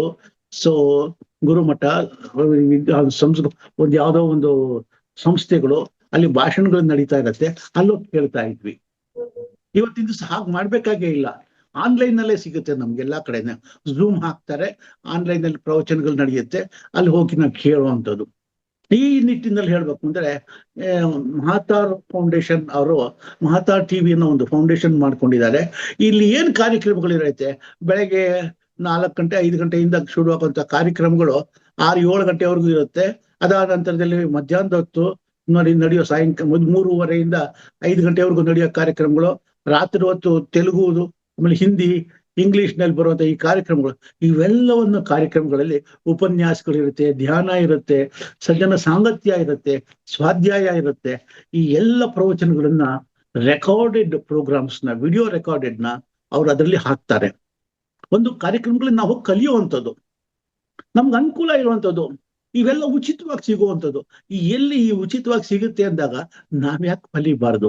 ಅದನ್ನ ನಾವು ಸಜ್ಜನ ಸಾಂಗತ್ಯ, ಇದು ಒಂದು ರೀತಿಯಾಗಿ ಎಲೆಕ್ಟ್ರಾನಿಕ್ ಮೀಡಿಯಾದಲ್ಲಿ ಬಂದಿರುವಂತ ಮಾಡ್ರನ್ ಸಾಂಗತ್ಯ, ಸಜ್ಜನ ಸಾಂಗತ್ಯ. ಇದನ್ನ ನಾವು ಪರಿಪಾಲಿಸ್ಬೇಕು. ನಮ್ಗೆ ಏನು ಎಲ್ಲ ಕಡೆ ನಾವು ಹೋಗಕ್ಕಾಗಲ್ಲ. ವೈಟ್ ಫೀಲ್ಡ್ ಹೋಗ್ಬಿಟ್ಟು ಅಲ್ಲಿ ಪ್ರವಚನ ಮಾಡ್ತಾರೆ ಅಂದ್ರೆ ಖಂಡಿತ ನಾನು ಕತ್ರಗುಪ್ಪೆಯಿಂದ ಹೋಗಕ್ ಸಾಧ್ಯ ಇಲ್ಲ. ದುಬೈಯಿಂದ ನಮ್ಮ ಮಾಲಿಂದ್ರ ಅವ್ರು ಅಲ್ಲಿ ಹೋಗಕ್ ಸಾಧ್ಯ ಇಲ್ಲ. ಕೂತ್ಕೊಳ್ಳೋದು ಈಗ ಪ್ರವಚನ ಆಗ್ತಾ ಇದೆ ಅಂದಾಗ ಎಷ್ಟು ಚೆನ್ನಾಗತ್ತೆ. ಯಾವುದು ನಮ್ಗೆ ಎಲೆಕ್ಟ್ರಾನಿಕ್ ಮೀಡಿಯಾ ತಂತ್ರಜ್ಞಾನ ಅನ್ನೋದು ನಮ್ಮ ಪರವಾಗಿ ಬಂದಿದೆ, ನಮಗೋಸ್ಕರ ಬಂದಿದೆ. ಅದನ್ನ ನಾವು ಸರಿಯಾದ ಸದ್ಬಳಕೆ ಮಾಡ್ಕೊಂಡಾಗಷ್ಟೇ ಸಜ್ಜನ ಸಾಂಗತ್ಯಕ್ಕೆ ಅರ್ಥ ಬರುತ್ತೆ, ನಮ್ಮ ಆಧ್ಯಾತ್ಮಿಕತೆಗೆ ಪರಿಪೂರ್ಣತೆ ಅನ್ನೋದು ಬರುತ್ತೆ. ಅದನ್ನ ಮಾಡ್ಕೊಳ್ಳೋದಕ್ಕೆ ನಾವು ಪ್ರಯತ್ನಿಸ್ಬೇಕು. ಇದಕ್ಕೆಲ್ಲ ಅವ್ರಿಗೇನು ಏನ್ ಕೋಟ್ಯಾಂತರ ರೂಪಾಯಿ ಆಸ್ತಿ ಇದೆಯಾ? ಅಲ್ಲಿ ಯಾವುದೂ ಇಲ್ಲ. ಯಾವ ಇದು ಫಂಡ್ಸು ಇಲ್ಲ. ಅವ್ರು ಇದನ್ನ ಖರ್ಚು ಮಾಡಿ ಜನಗಳಿಗೊಂದು ಇದನ್ನು ಮುಟ್ಟಬೇಕು. ಬ್ರಹ್ಮರ್ಷಿ ಪತ್ರಿಜಿ ಅವರ ಒಂದು ಸಾಧನೆಗಳು ಅದು ಏನಿದೆ, ಅವರ ಒಂದು ಗುರಿ, ಆ ಗುರಿಯನ್ನು ಎಲ್ರಿಗೂ ತಿಳಿಸ್ಬೇಕು ಅನ್ನೋ ಉದ್ದೇಶದಿಂದ ಈ ಕಾರ್ಯಕ್ರಮಗಳನ್ನು ಮಾಡ್ತಾ ಇದ್ದಾರೆ. ಇದು ನಾವು ಕೇಳಿಸ್ಕೊಂಡ್ಬಿಟ್ಟು ನಾವು ಮಾತ್ರ ಇಟ್ಕೊಳ್ಳೋದಲ್ಲ, ನಾವೊಂದು 10 ಜನಕ್ಕೆ ಹೇಳಬೇಕು. ನಾವು ಇದನ್ನ ನೋಡಿ, ನಾನು ಈಗ ಹೋಗ್ತಾ ಇದ್ದೀನಿ, ನೀವು ಬನ್ನಿ ಅಂತ ಅವನ್ನ ಲಿಂಕ್ ಮಾಡಿ ಅವ್ರಗಳಿಗೆ ಕೂತ್ಕೊಳ್ಳೋದು ಕೇಳೋದಕ್ಕೆ ಹೇಳಿ. ಇದಕ್ಕೆ ಯಾರು ಶುಲ್ಕ ಕೊಡ್ಬೇಕಾಗಿಲ್ಲ. ಸೊ ಯೂಟ್ಯೂಬ್ ಹೋದಾಗ ಇನ್ನೊಂದು ಚಾನೆಲ್ಗಳಲ್ಲಿ ಯೂಟ್ಯೂಬ್ ಅಲ್ಲಿ ಒಂದು ಕಾರ್ಯಕ್ರಮ ಬರ್ತಾ ಇರುತ್ತೆ, ಅದನ್ನ ನೀವು ನೋಡ್ತೀರಾ. ನೋಡಿದ್ಮೇಲೆ ಅದಕ್ಕೆ ಸಬ್ಸ್ಕ್ರೈಬ್ ಮಾಡಿ. ಸಬ್ಸ್ಕ್ರೈಬ್ ಅಂತಂದ್ರೆ ದುಡ್ಡು ಕೊಡೋದಲ್ಲ, ಉಚಿತವಾಗಿ ಕೊಡುವಂಥದ್ದು. ಅಲ್ಲಿ ನೀವೇನ್ ಮಾಡ್ಬೇಕು, ಆ ಕಾರ್ಯಕ್ರಮದಲ್ಲಿ ನೀವು ಸಬ್ಸ್ಕ್ರಿಪ್ಷನ್ ಮಾಡ್ಕೊಂಡಿದ್ದೇನೆ, ಆ ಕಾರ್ಯಕ್ರಮದಲ್ಲಿ ಕಾಮೆಂಟ್ಸ್ ಕೊಡಿ. ಇದೆಲ್ಲ ಮಾಡೋದ್ರಿಂದ ಒಳ್ಳೇದಾಗತ್ತೆ. ಈ ಸಜ್ಜನ ಸಾಂಗತ್ಯದ ಬಗ್ಗೆ ಈ ಮಹಾತಾರ್ ಟಿವಿ ಫೌಂಡೇಶನ್ ಈ ತರ ಸುಮಾರು ಕಾರ್ಯಕ್ರಮಗಳು ಬರ್ತಾ ಇರುತ್ತೆ. ಈ ಕಾರ್ಯಕ್ರಮಗಳನ್ನ ಅಟೆಂಡ್ ಮಾಡಿ ಅಂತ ಹೇಳಿ ಈ ನನ್ನ ಮಾತನ್ನ ಇಲ್ಲಿ ಮುಗಿಸ್ತಾ ಇದ್ದೀನಿ. ನಮಸ್ಕಾರ.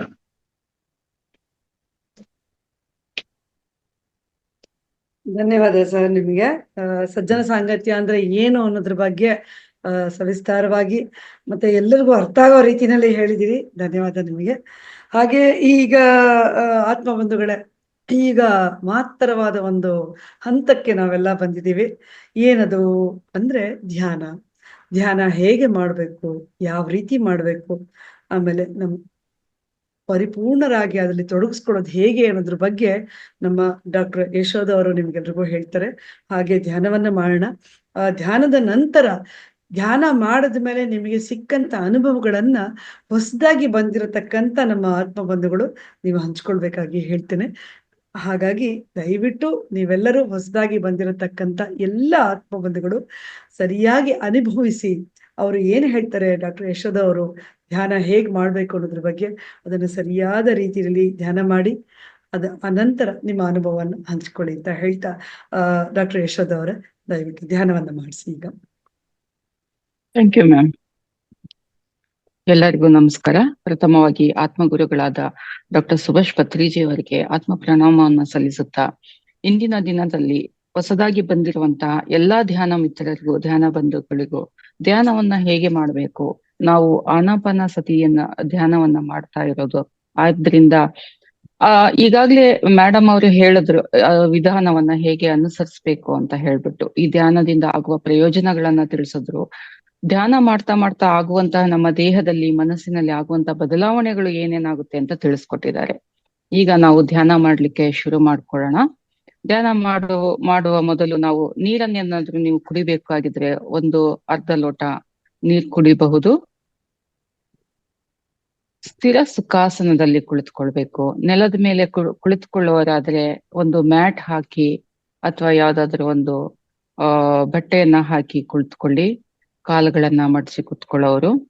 ಚೇರಲ್ಲಿ ಕುತ್ಕೊಂಡು ಕಾಲುಗಳನ್ನ ಇಳಿಬಿಟ್ಟು ಪಾದಗಳು ಇದು ಅಂತ ಅಂದ್ರೆ ಪಾದಗಳು ಒಂದಕ್ಕೆ ಪಾದ ಮೇಲೆ ಒಂದು ಪಾದವನ್ನ ಕ್ರಾಸ್ ಮಾಡಿ ಕುಳಿತುಕೊಳ್ಬೇಕು. ಕನ್ನಡಕಗಳಿದ್ರೆ ಅದನ್ನ ತೆಗೆದು ಪಕ್ಕಕ್ಕಿಡ್ಬೇಕು. ಈ ಧ್ಯಾನವನ್ನ ಮಾಡುವಾಗ ಕನ್ನಡಕಗಳ ಅವಶ್ಯಕತೆ ಇರುವುದಿಲ್ಲ. ಧ್ಯಾನ ಮಾಡ್ತಾ ಮಾಡ್ತಾ ನೀವು ತುಂಬಾ ದೀರ್ಘವಾದ ಧ್ಯಾನ ಮಾಡುವಾಗ ಕನ್ನಡಕಗಳು ಮುಖದ ಮೇಲೆ ಭಾರ ಆಗುವ ದೃಷ್ಟಿಯಿಂದ ಕನ್ನಡಕಗಳನ್ನ ತೆಗೆದು ಇಡಬೇಕಾಗುತ್ತೆ. ಚೇರಲ್ಲಿ ಕುತ್ಕೊಂಡ ತಕ್ಷಣ ಎರಡೂ ಕೈಗಳ ಬೆರಳುಗಳನ್ನ ಒಂದಕ್ಕೊಂದು ಹೀಗೆ ಕೂಡಿಸ್ಕೊಳ್ಬೇಕಾಗುತ್ತೆ. ಕೂಡಿಸ್ಕೊಂಡು ಇದನ್ನ ನಿಮ್ಮ ತೊಡೆಯ ಮೇಲೆ ಅಥವಾ ನಾಭಿಯ ಮುಂದೆ ಇಟ್ಕೊಳ್ಬೇಕಾಗುತ್ತೆ. ಮೃದುವಾಗಿ ಕಣ್ಣುಗಳನ್ನ ಮುಚ್ಕೊಳ್ಳಿ. ದೀರ್ಘವಾದ ಶ್ವಾಸವನ್ನ ತೆಗೆದುಕೊಳ್ಳಿ. ನಿಮ್ಮ ದೇಹದ ಮೇಲೆ ಯಾವುದೇ ಒತ್ತಡ ಬೇಡ. ಏಕೆಂದರೆ ನಾವು ಧ್ಯಾನವಾಗಲಿ ಯೋಗಾಸನಗಳಾಗಲಿ ಮಾಡುವ ಉದ್ದೇಶ ನಮ್ಮ ದೇಹಕ್ಕೆ ಯಾವುದೇ ರೀತಿಯ ಒತ್ತಡ ಇರಬಾರದು, ನೋವಾಗಬಾರದು. ಆದಷ್ಟು ಒಂದು ಕೃತಜ್ಞತಾ ಭಾವದಿಂದ ದೇಹವನ್ನ ನಾವು ಪರಿಗಣಿಸ್ಬೇಕು. ಪ್ರೇಮ ಭಾವವನ್ನ ನಮ್ಮ ದೇಹದ ಮೇಲೆ ಇಟ್ಕೊಂಡಿರ್ಬೇಕಾಗುತ್ತೆ. ನಾವು ಧ್ಯಾನ ಮಾಡಲು ನಮ್ಮ ದೇಹ ಸಹಕಾರ ನೀಡುತ್ತೆ. ಹಾಗಾಗಿ ಯಾವುದೇ ಬಿಗಿತ ಬೇಡ. ದೇಹದ ಪೂರ್ತಿ ಹಣೆಯಲ್ಲಿ ಬಿಗಿತ ಬೇಡ, ತಲೆಯಲ್ಲಿ ಬಿಗಿತ ಬೇಡ. ಭುಜಗಳು, ಕೈಗಳು, ಕಾಲುಗಳು ಎಲ್ಲವನ್ನೂ ಸಡಿಲಗೊಳಿಸಿ ಕುಳಿತುಕೊಳ್ಳಿ. ಮೃದುವಾಗಿ ಕಣ್ಣುಗಳನ್ನ ಮುಚ್ಚಿ ನಿಮ್ಮಲ್ಲಿ ಯಾವುದೇ ಸಂಕಲ್ಪವಿದ್ದರೂ ಯಾವುದೇ ಸಮಸ್ಯೆ ಇದ್ದರೂ ಮೊದಲಿಗೆ ಒಂದು ಸಂಕಲ್ಪವನ್ನ ಮಾಡಿಕೊಳ್ಳಿ. ಕೇವಲ ಧನಾತ್ಮಕ ಆಲೋಚನೆಗಳು ಬರಲಿ.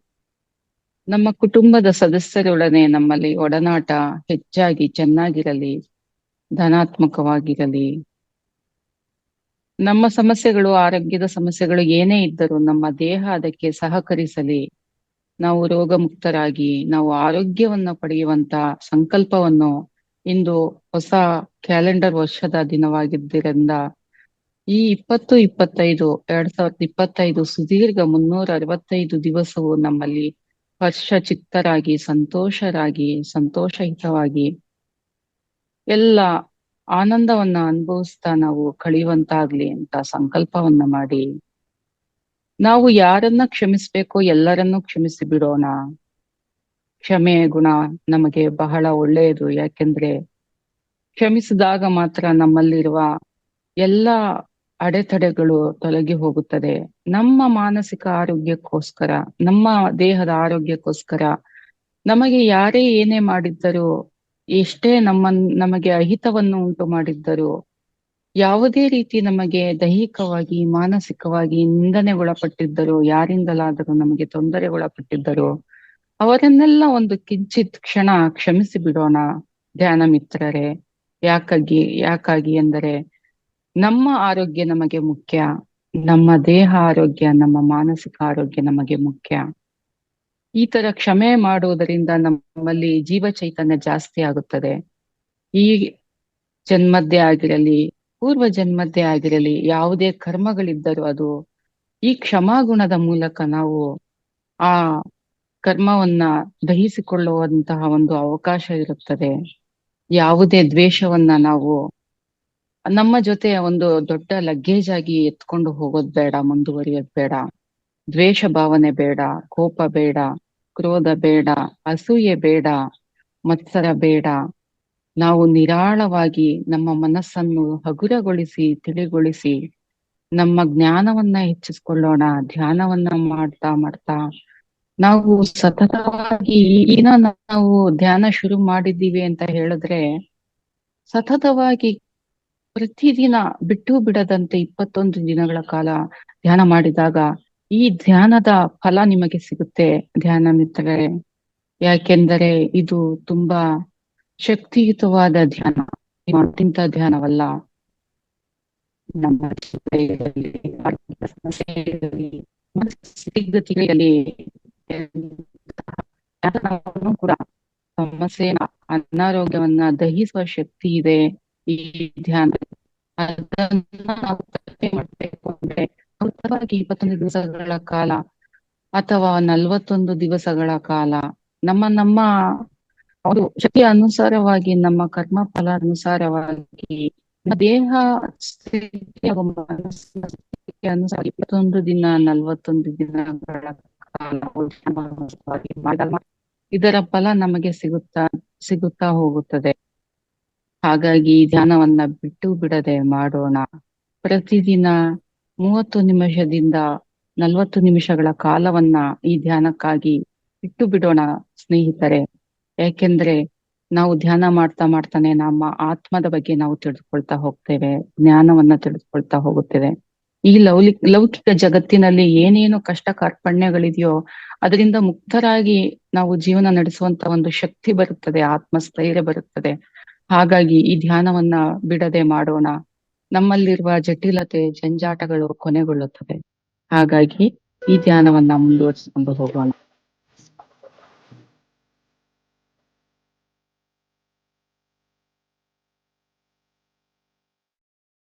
ನಿಧಾನವಾಗಿ ಉಸಿರಾಡುತ್ತಾ ಸಹಜ ಸರಳ ರೀತಿಯ ಉಸಿರಾಟವನ್ನ ಉಸಿರಾಟದ ಕಡೆ ಗಮನ ಕೊಡೋಣ.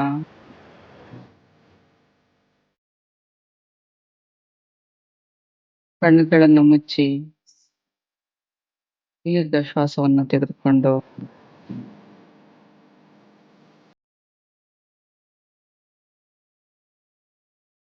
ತಿಳಿ ಸಂಗೀತವನ್ನು ಆಲಿಸುತ್ತಾ ಧ್ಯಾನವನ್ನ ಮುಂದುವರೆಸಿ.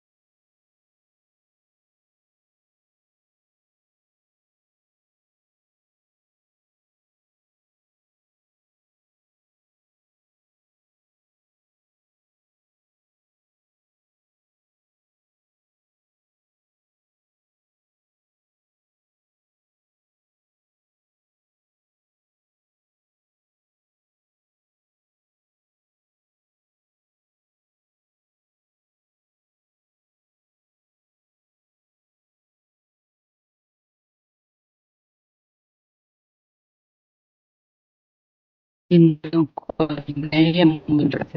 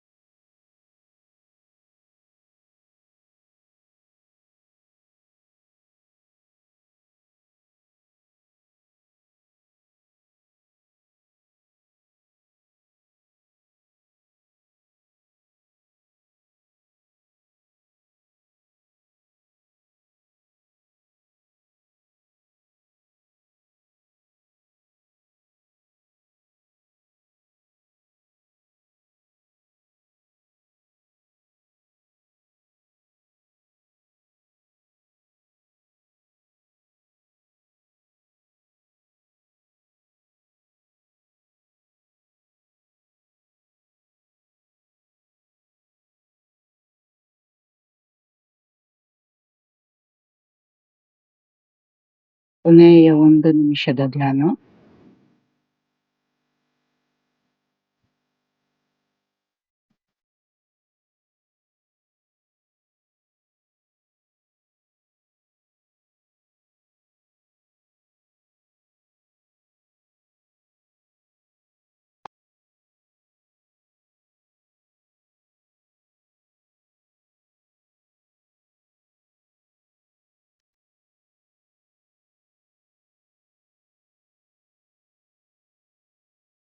ಕೊನೆಯ 30 ಸೆಕೆಂಡುಗಳು.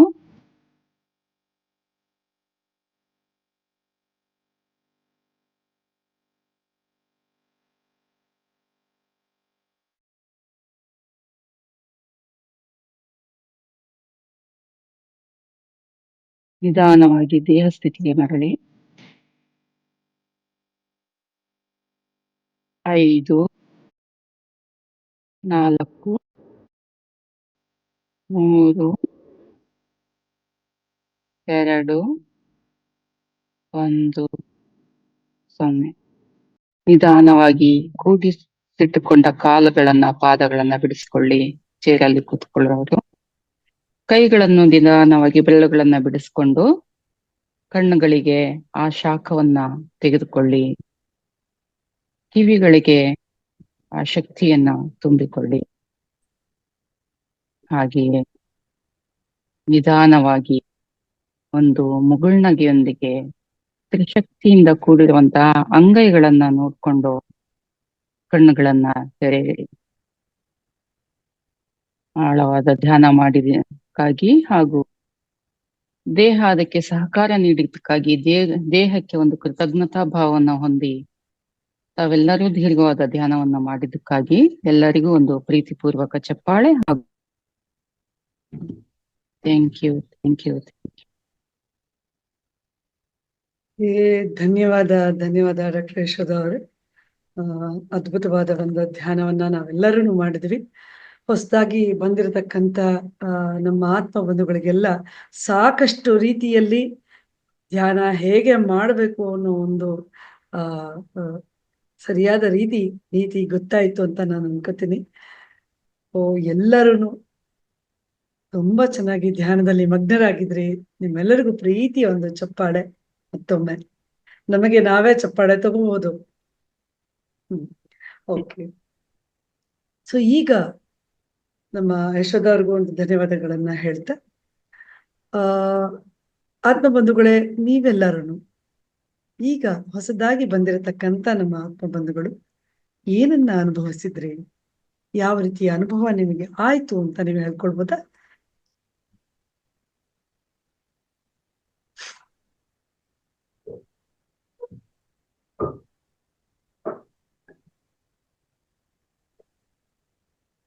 ಹೊಸಬರಿಗೆ ಅವಕಾಶ.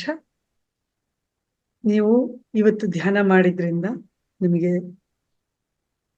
ಮೈಂಡ್ ಪೀಸ್ ಆಯ್ತು ಅಂತ ಹೇಳ್ತಾ ಇದ್ದಾರೆ ಸುಶೀಲಾ ಅವರು. ನಮಸ್ತೆ ಮೇಡಮ್. ನಾಗಲಲಿತಾ ಅವರು ಮಾತಾಡಿ ಮೇಡಮ್. ತುಂಬಾ ಚೆನ್ನಾಗಿತ್ತು ಮೇಡಮ್. ನಾವು ಎಷ್ಟೋ ಸ್ವಲ್ಪ ಹೊತ್ತೇ ಕೂತಿದ್ವಿ ಅಂತ ಅನಿಸ್ತು. ಆಗ್ಲೇ ಅರ್ಧ ಗಂಟೆ ಆಗಿದೆ, ನಾವೇ ಎಲ್ಲೋ ಕಳೆದೋಗಿದ್ವಿ ಅಂತ ನನಗೆ ಭಾವನೆ ಆಯ್ತು. ಅಂದ್ರೆ 2 ವರ್ಷದ ಹಿಂದೆ ನಾನು ಬರೀ ಯೂಟ್ಯೂಬ್ ಅನ್ನೇ ನಿಮ್ಮ ಚಾನಲ್ ನೋಡಿ ಪ್ರಾಕ್ಟೀಸ್ ಮಾಡ್ತಿದ್ದೆ. ತುಂಬಾ ಇಷ್ಟ ಆಗಿತ್ತು. ಹಾಗಾಗಿ ಅವ್ರು ಹೇಳಿದ ಒಂದು ಅನುಭವಗಳೆಲ್ಲ ತುಂಬಾ ಆಗಿತ್ತು. ಸೇರ್ಕೊಳಕ್ಕೆ ಗೊತ್ತಾಗಿರ್ಲಿಲ್ಲ. ಈಗ ನಮ್ಮ ಅಕ್ಕ ಸೇರ್ಸ್ಕೊಟ್ರು ನಿಮ್ ಚಾನಲ್ಗೆ, ನಾಗರತ್ನಮ್ಮ ಅವರು. ಬೆಳಗ್ಗೆನೂ ಅಟೆಂಡ್ ಆಗಿದೆ, ಇವಾಗ ಬೆಳಗ್ಗೆ ಟೈಮ್ ಆಗಲ್ಲ ಅಂತ ಇವಾಗ. Thank you. ಚೆನ್ನಾಗಿತ್ತು ಮೇಡಮ್, ತುಂಬಾ ಖುಷಿ ಆಗುತ್ತೆ ಮೇಡಮ್. ಧನ್ಯವಾದ ಮೇಡಮ್ ನಿಮ್ಗೆ. ಗೀತಾ ಸಾಲಗುಂದಿ ಅವರು ಮಾತಾಡಿ ಮೇಡಮ್. ನಮಸ್ತೆ ಮಾಲಿನ್ಯ ಮೇಡಮ್. ನಮಸ್ತೆ. ನಾನು ಗೀತಾ ಮೇಡಮ್, ಹಳೆ ಸ್ಟೂಡೆಂಟ್, ಹೊಸದಲ್ಲ, ಹಳೆ ಸ್ಟೂಡೆಂಟ್. ಓಕೆ ಮಾತಾಡಿ. ತುಂಬಾ ಚೆನ್ನಾಗಿತ್ತು. ಯಶೋಧ ಮೇಡಮ್ ಮೆಡಿಟೇಷನ್ ಮಾಡಿಸಿದ್ದು ಫಸ್ಟ್ ಟೈಮ್ ಅವರು ಮೆಡಿಟೇಷನ್ ಮಾಡಿಸಿದ್ರಲ್ಲಿ ಜಾಯ್ನ್ ಆಗಿರೋದು ನಾನು. ಆದ್ರೆ ಬೇಗ ಹೊರಗಡೆ ಬಂದಂಗ್ ಅನ್ಸ್ತು. ಅಂದ್ರೆ ಇನ್ನೂ ಸ್ವಲ್ಪ ಹೊತ್ತು ಹಾಗೆ ಇರ್ಬೇಕು ಅಂತ ಅನ್ಸ್ತಾ ಇತ್ತು. ಥ್ಯಾಂಕ್ ಯು ಯಶೋಧ ಮೇಡಮ್, ತುಂಬಾ ಚೆನ್ನಾಗಿ ಧ್ಯಾನ ಮಾಡಿಸಿದ್ರಿ. Thank you so much. Thank you. ಧನ್ಯವಾದ ಮೇಡಮ್, ಧನ್ಯವಾದ ನೋಡಿ. ಓಕೆ, ನೆಕ್ಸ್ಟ್ ಹೊಸದಾಗಿ ಬಂದಿರತಕ್ಕಂತ ನಮ್ಮ ಆತ್ಮ ಬಂಧುಗಳು ಯಾರು ಬೇಕಾದ್ರೂ ಮಾತಾಡ್ಬೋದು. ಯಾರು ಮಾತಾಡ್ತೀರಿ? ಸುರೇಶ್ ಸರ್. ಗೀತಾ ಅವ್ರು. ನಮಸ್ತೆ. ಗೀತಾ ಅವ್ರೆ ಮಾತಾಡಿ ಮೇಡಮ್. ಚೆನ್ನಾಗಿತ್ತು, ಧ್ಯಾನ ಮಾಡಿದೆ, ತುಂಬಾ ಖುಷಿ ಆಯ್ತು, ಸಮಾಧಾನ ಆಯ್ತು. Thank you. ಓಕೆ ಧನ್ಯವಾದ. ಗಾಯತ್ರಿ ಮೇಡಮ್.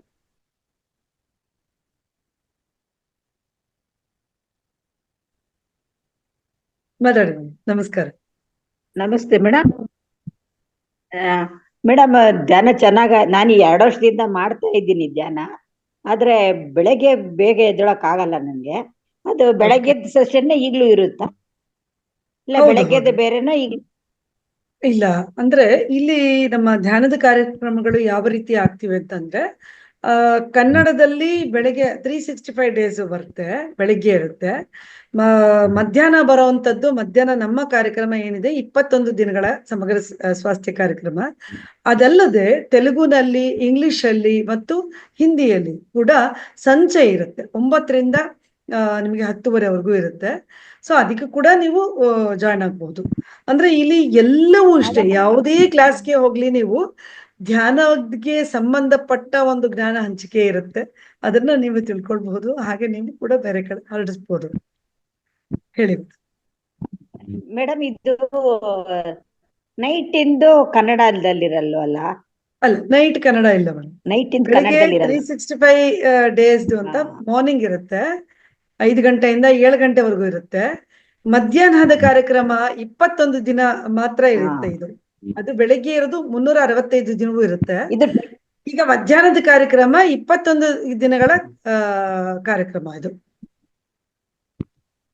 ಪ್ರತಿ ತಿಂಗಳು 1ರಿಂದ 21 ದಿನಗಳು ಇರುತ್ತೆ. 21 ಡೇಸ್ ಬಿಟ್ಟು 9 ಡೇಸ್ ಮಾತ್ರ ಇರಲ್ಲ. ಇದು ಆಲ್ಮೋಸ್ಟ್ 65 ಡೇಸ್ ಇದ್ದೇ ಇರುತ್ತೆ. ಹೌದೌದು. ಅಂದ್ರೆ ಭಾನುವಾರಗಳು ಇರಲ್ಲ, ನಮ್ದು ಭಾನುವಾರಗಳು ಇರಲ್ಲ. ಸೋಮವಾರದಿಂದ ಶನಿವಾರದವರೆಗೂ ಕಾರ್ಯಕ್ರಮ ಇರುತ್ತೆ ಮೇಡಮ್. ಓಕೆ, ಧ್ಯಾನ ಚೆನ್ನಾಗಾಯ್ತಮ್ಮ. ಓಕೆ, ಧನ್ಯವಾದ ಮೇಡಮ್. ಥ್ಯಾಂಕ್ ಯು ಮೇಡಮ್, ಬೆಳಗ್ಗೆ ಟೈಮನ್ನು ಹೊಸಬ್ರು ಸೇರ್ಕೋಬೋದಾ?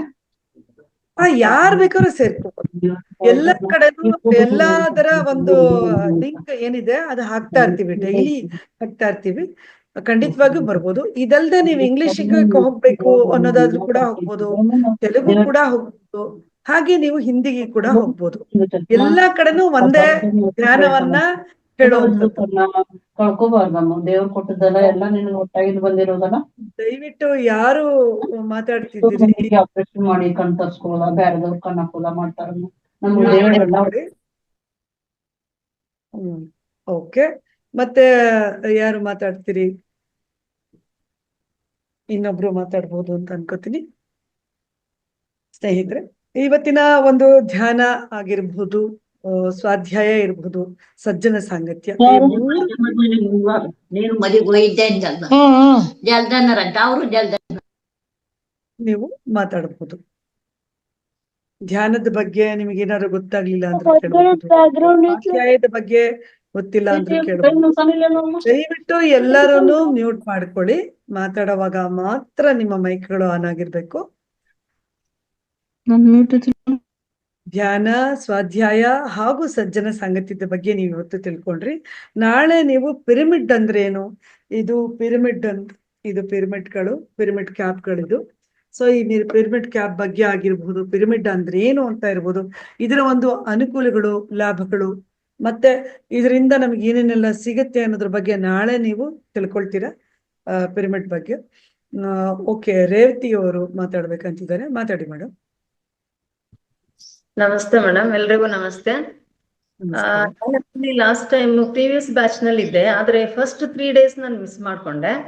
ಸೊ ಇವತ್ತು ತಾವು ಏನು ಪ್ರಥಮ ಮಾಹಿತಿಯನ್ನು ಕೊಟ್ಟಿದ್ದೀರಾ, ಇದು ನಿಜವಾಗ್ಲೂ it is a great information ನನಗಂದಾಗೆ. ಯಾಕಂದ್ರೆ ನಾವು ಯಾವುದೇ ಒಂದನ್ನ ಪ್ರಾರಂಭ ಮಾಡ್ಬೇಕಾದ್ರೆ, ಯಾವುದೇ ಅಭ್ಯಾಸ, ಅದರ ಒಂದು ಬೇಸಿಕ್ ನಮ್ಗೆ ಗೊತ್ತಿರಬೇಕು. ಸೊ ಅದನ್ನ ನಾನು ಮಿಸ್ ಮಾಡ್ಕೊಂಡಿದ್ದೆ. ಇವತ್ತು ತುಂಬಾ ಚೆನ್ನಾಗಿ ತಾವು ಹೇಳಿದ್ರಿ, ಸತ್ಯೇಂದ್ರ ಸರ್ ಸಹ ತುಂಬಾ ಚೆನ್ನಾಗಿ ಎಕ್ಸ್ಪ್ಲೈನ್ ಮಾಡಿದ್ರು.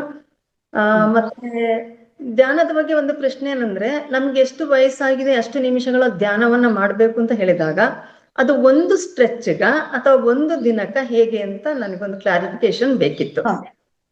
ಹೌದು, ಈಗ ಇದು ಬಹಳ ಒಳ್ಳೆಯ ಪ್ರಶ್ನೆ ಮೇಡಮ್. ಯಾಕೆಂದ್ರೆ ಇಲ್ಲಿ ಏನಾಗತ್ತೆ ಅಂದ್ರೆ, ಕೆಲವ್ರಿಗೆ ನಮಗೆ ಧ್ಯಾನ ಕೂತ್ಕೊಳ್ಳಕ್ಕೆ ಆಗೋದೇ ಇಲ್ಲ ಅನ್ನೋ ಒಂದು ಸ್ಥಿತಿನಲ್ಲಿ ಇದ್ದಾಗ ನಾವು ಕ್ರಮೇಣವಾಗಿ ಮಾಡ್ತಾ ಹೋಗ್ಬೇಕಾಗತ್ತೆ. ಇವತ್ತು ನಾವು 10 ನಿಮಿಷ ಆಯ್ತಾ, 10 ನಿಮಿಷ ಮಾಡ್ಬೇಕು. ಆಮೇಲೆ 20 ನಿಮಿಷ ಆಯ್ತಾ, 20 ನಿಮಿಷ ಮಾಡೋಣ. ಆದ್ರೆ ಪತ್ರಿಜಿ ಗುರುಗಳು ಹೇಳಿರೋ ಪ್ರಕಾರ ನಮ್ಮ ವಯಸ್ಸು ಏನಿದೆಯೋ ಅಷ್ಟು ನಿಮಿಷಗಳ ಕಾಲ ನಾವು ಧ್ಯಾನ ಮಾಡ್ಬೇಕು.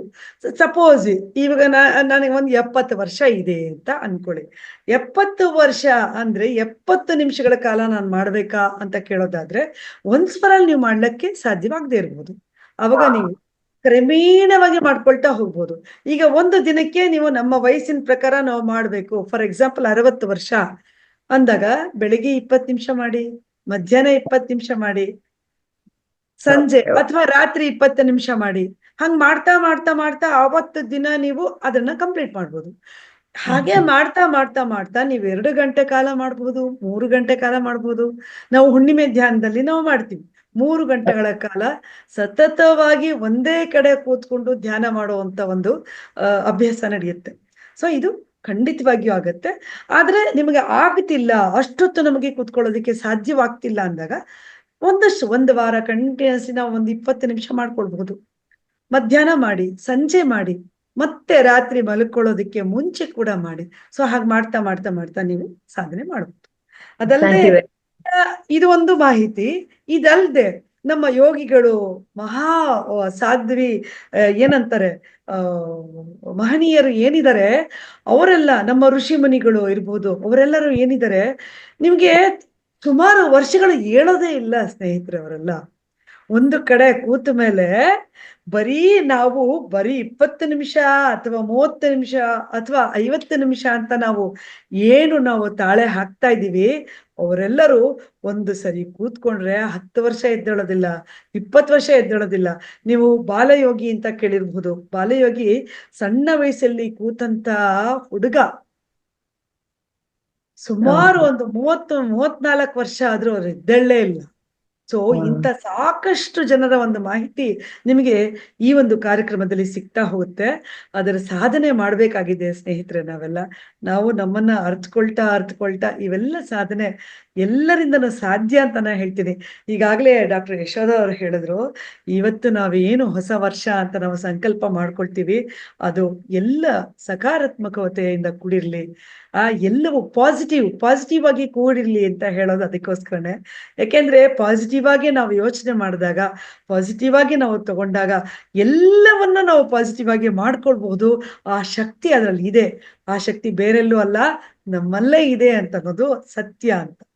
ಸ್ನೇಹಿತರೆ, ಇದರ ಒಂದು ನಿಟ್ಟಿನಲ್ಲಿ ನಾವೆಲ್ಲ ಸಾಧನೆ ಮಾಡುವಂತಹ ಒಂದು ಮಹತ್ ಕಾರ್ಯವನ್ನ ಮಾಡೋಣ ಅಂತ ಹೇಳ್ತಾ, ಲಕ್ಷ್ಮಿ ಮೇಡಮ್ ಮಾತಾಡಿ.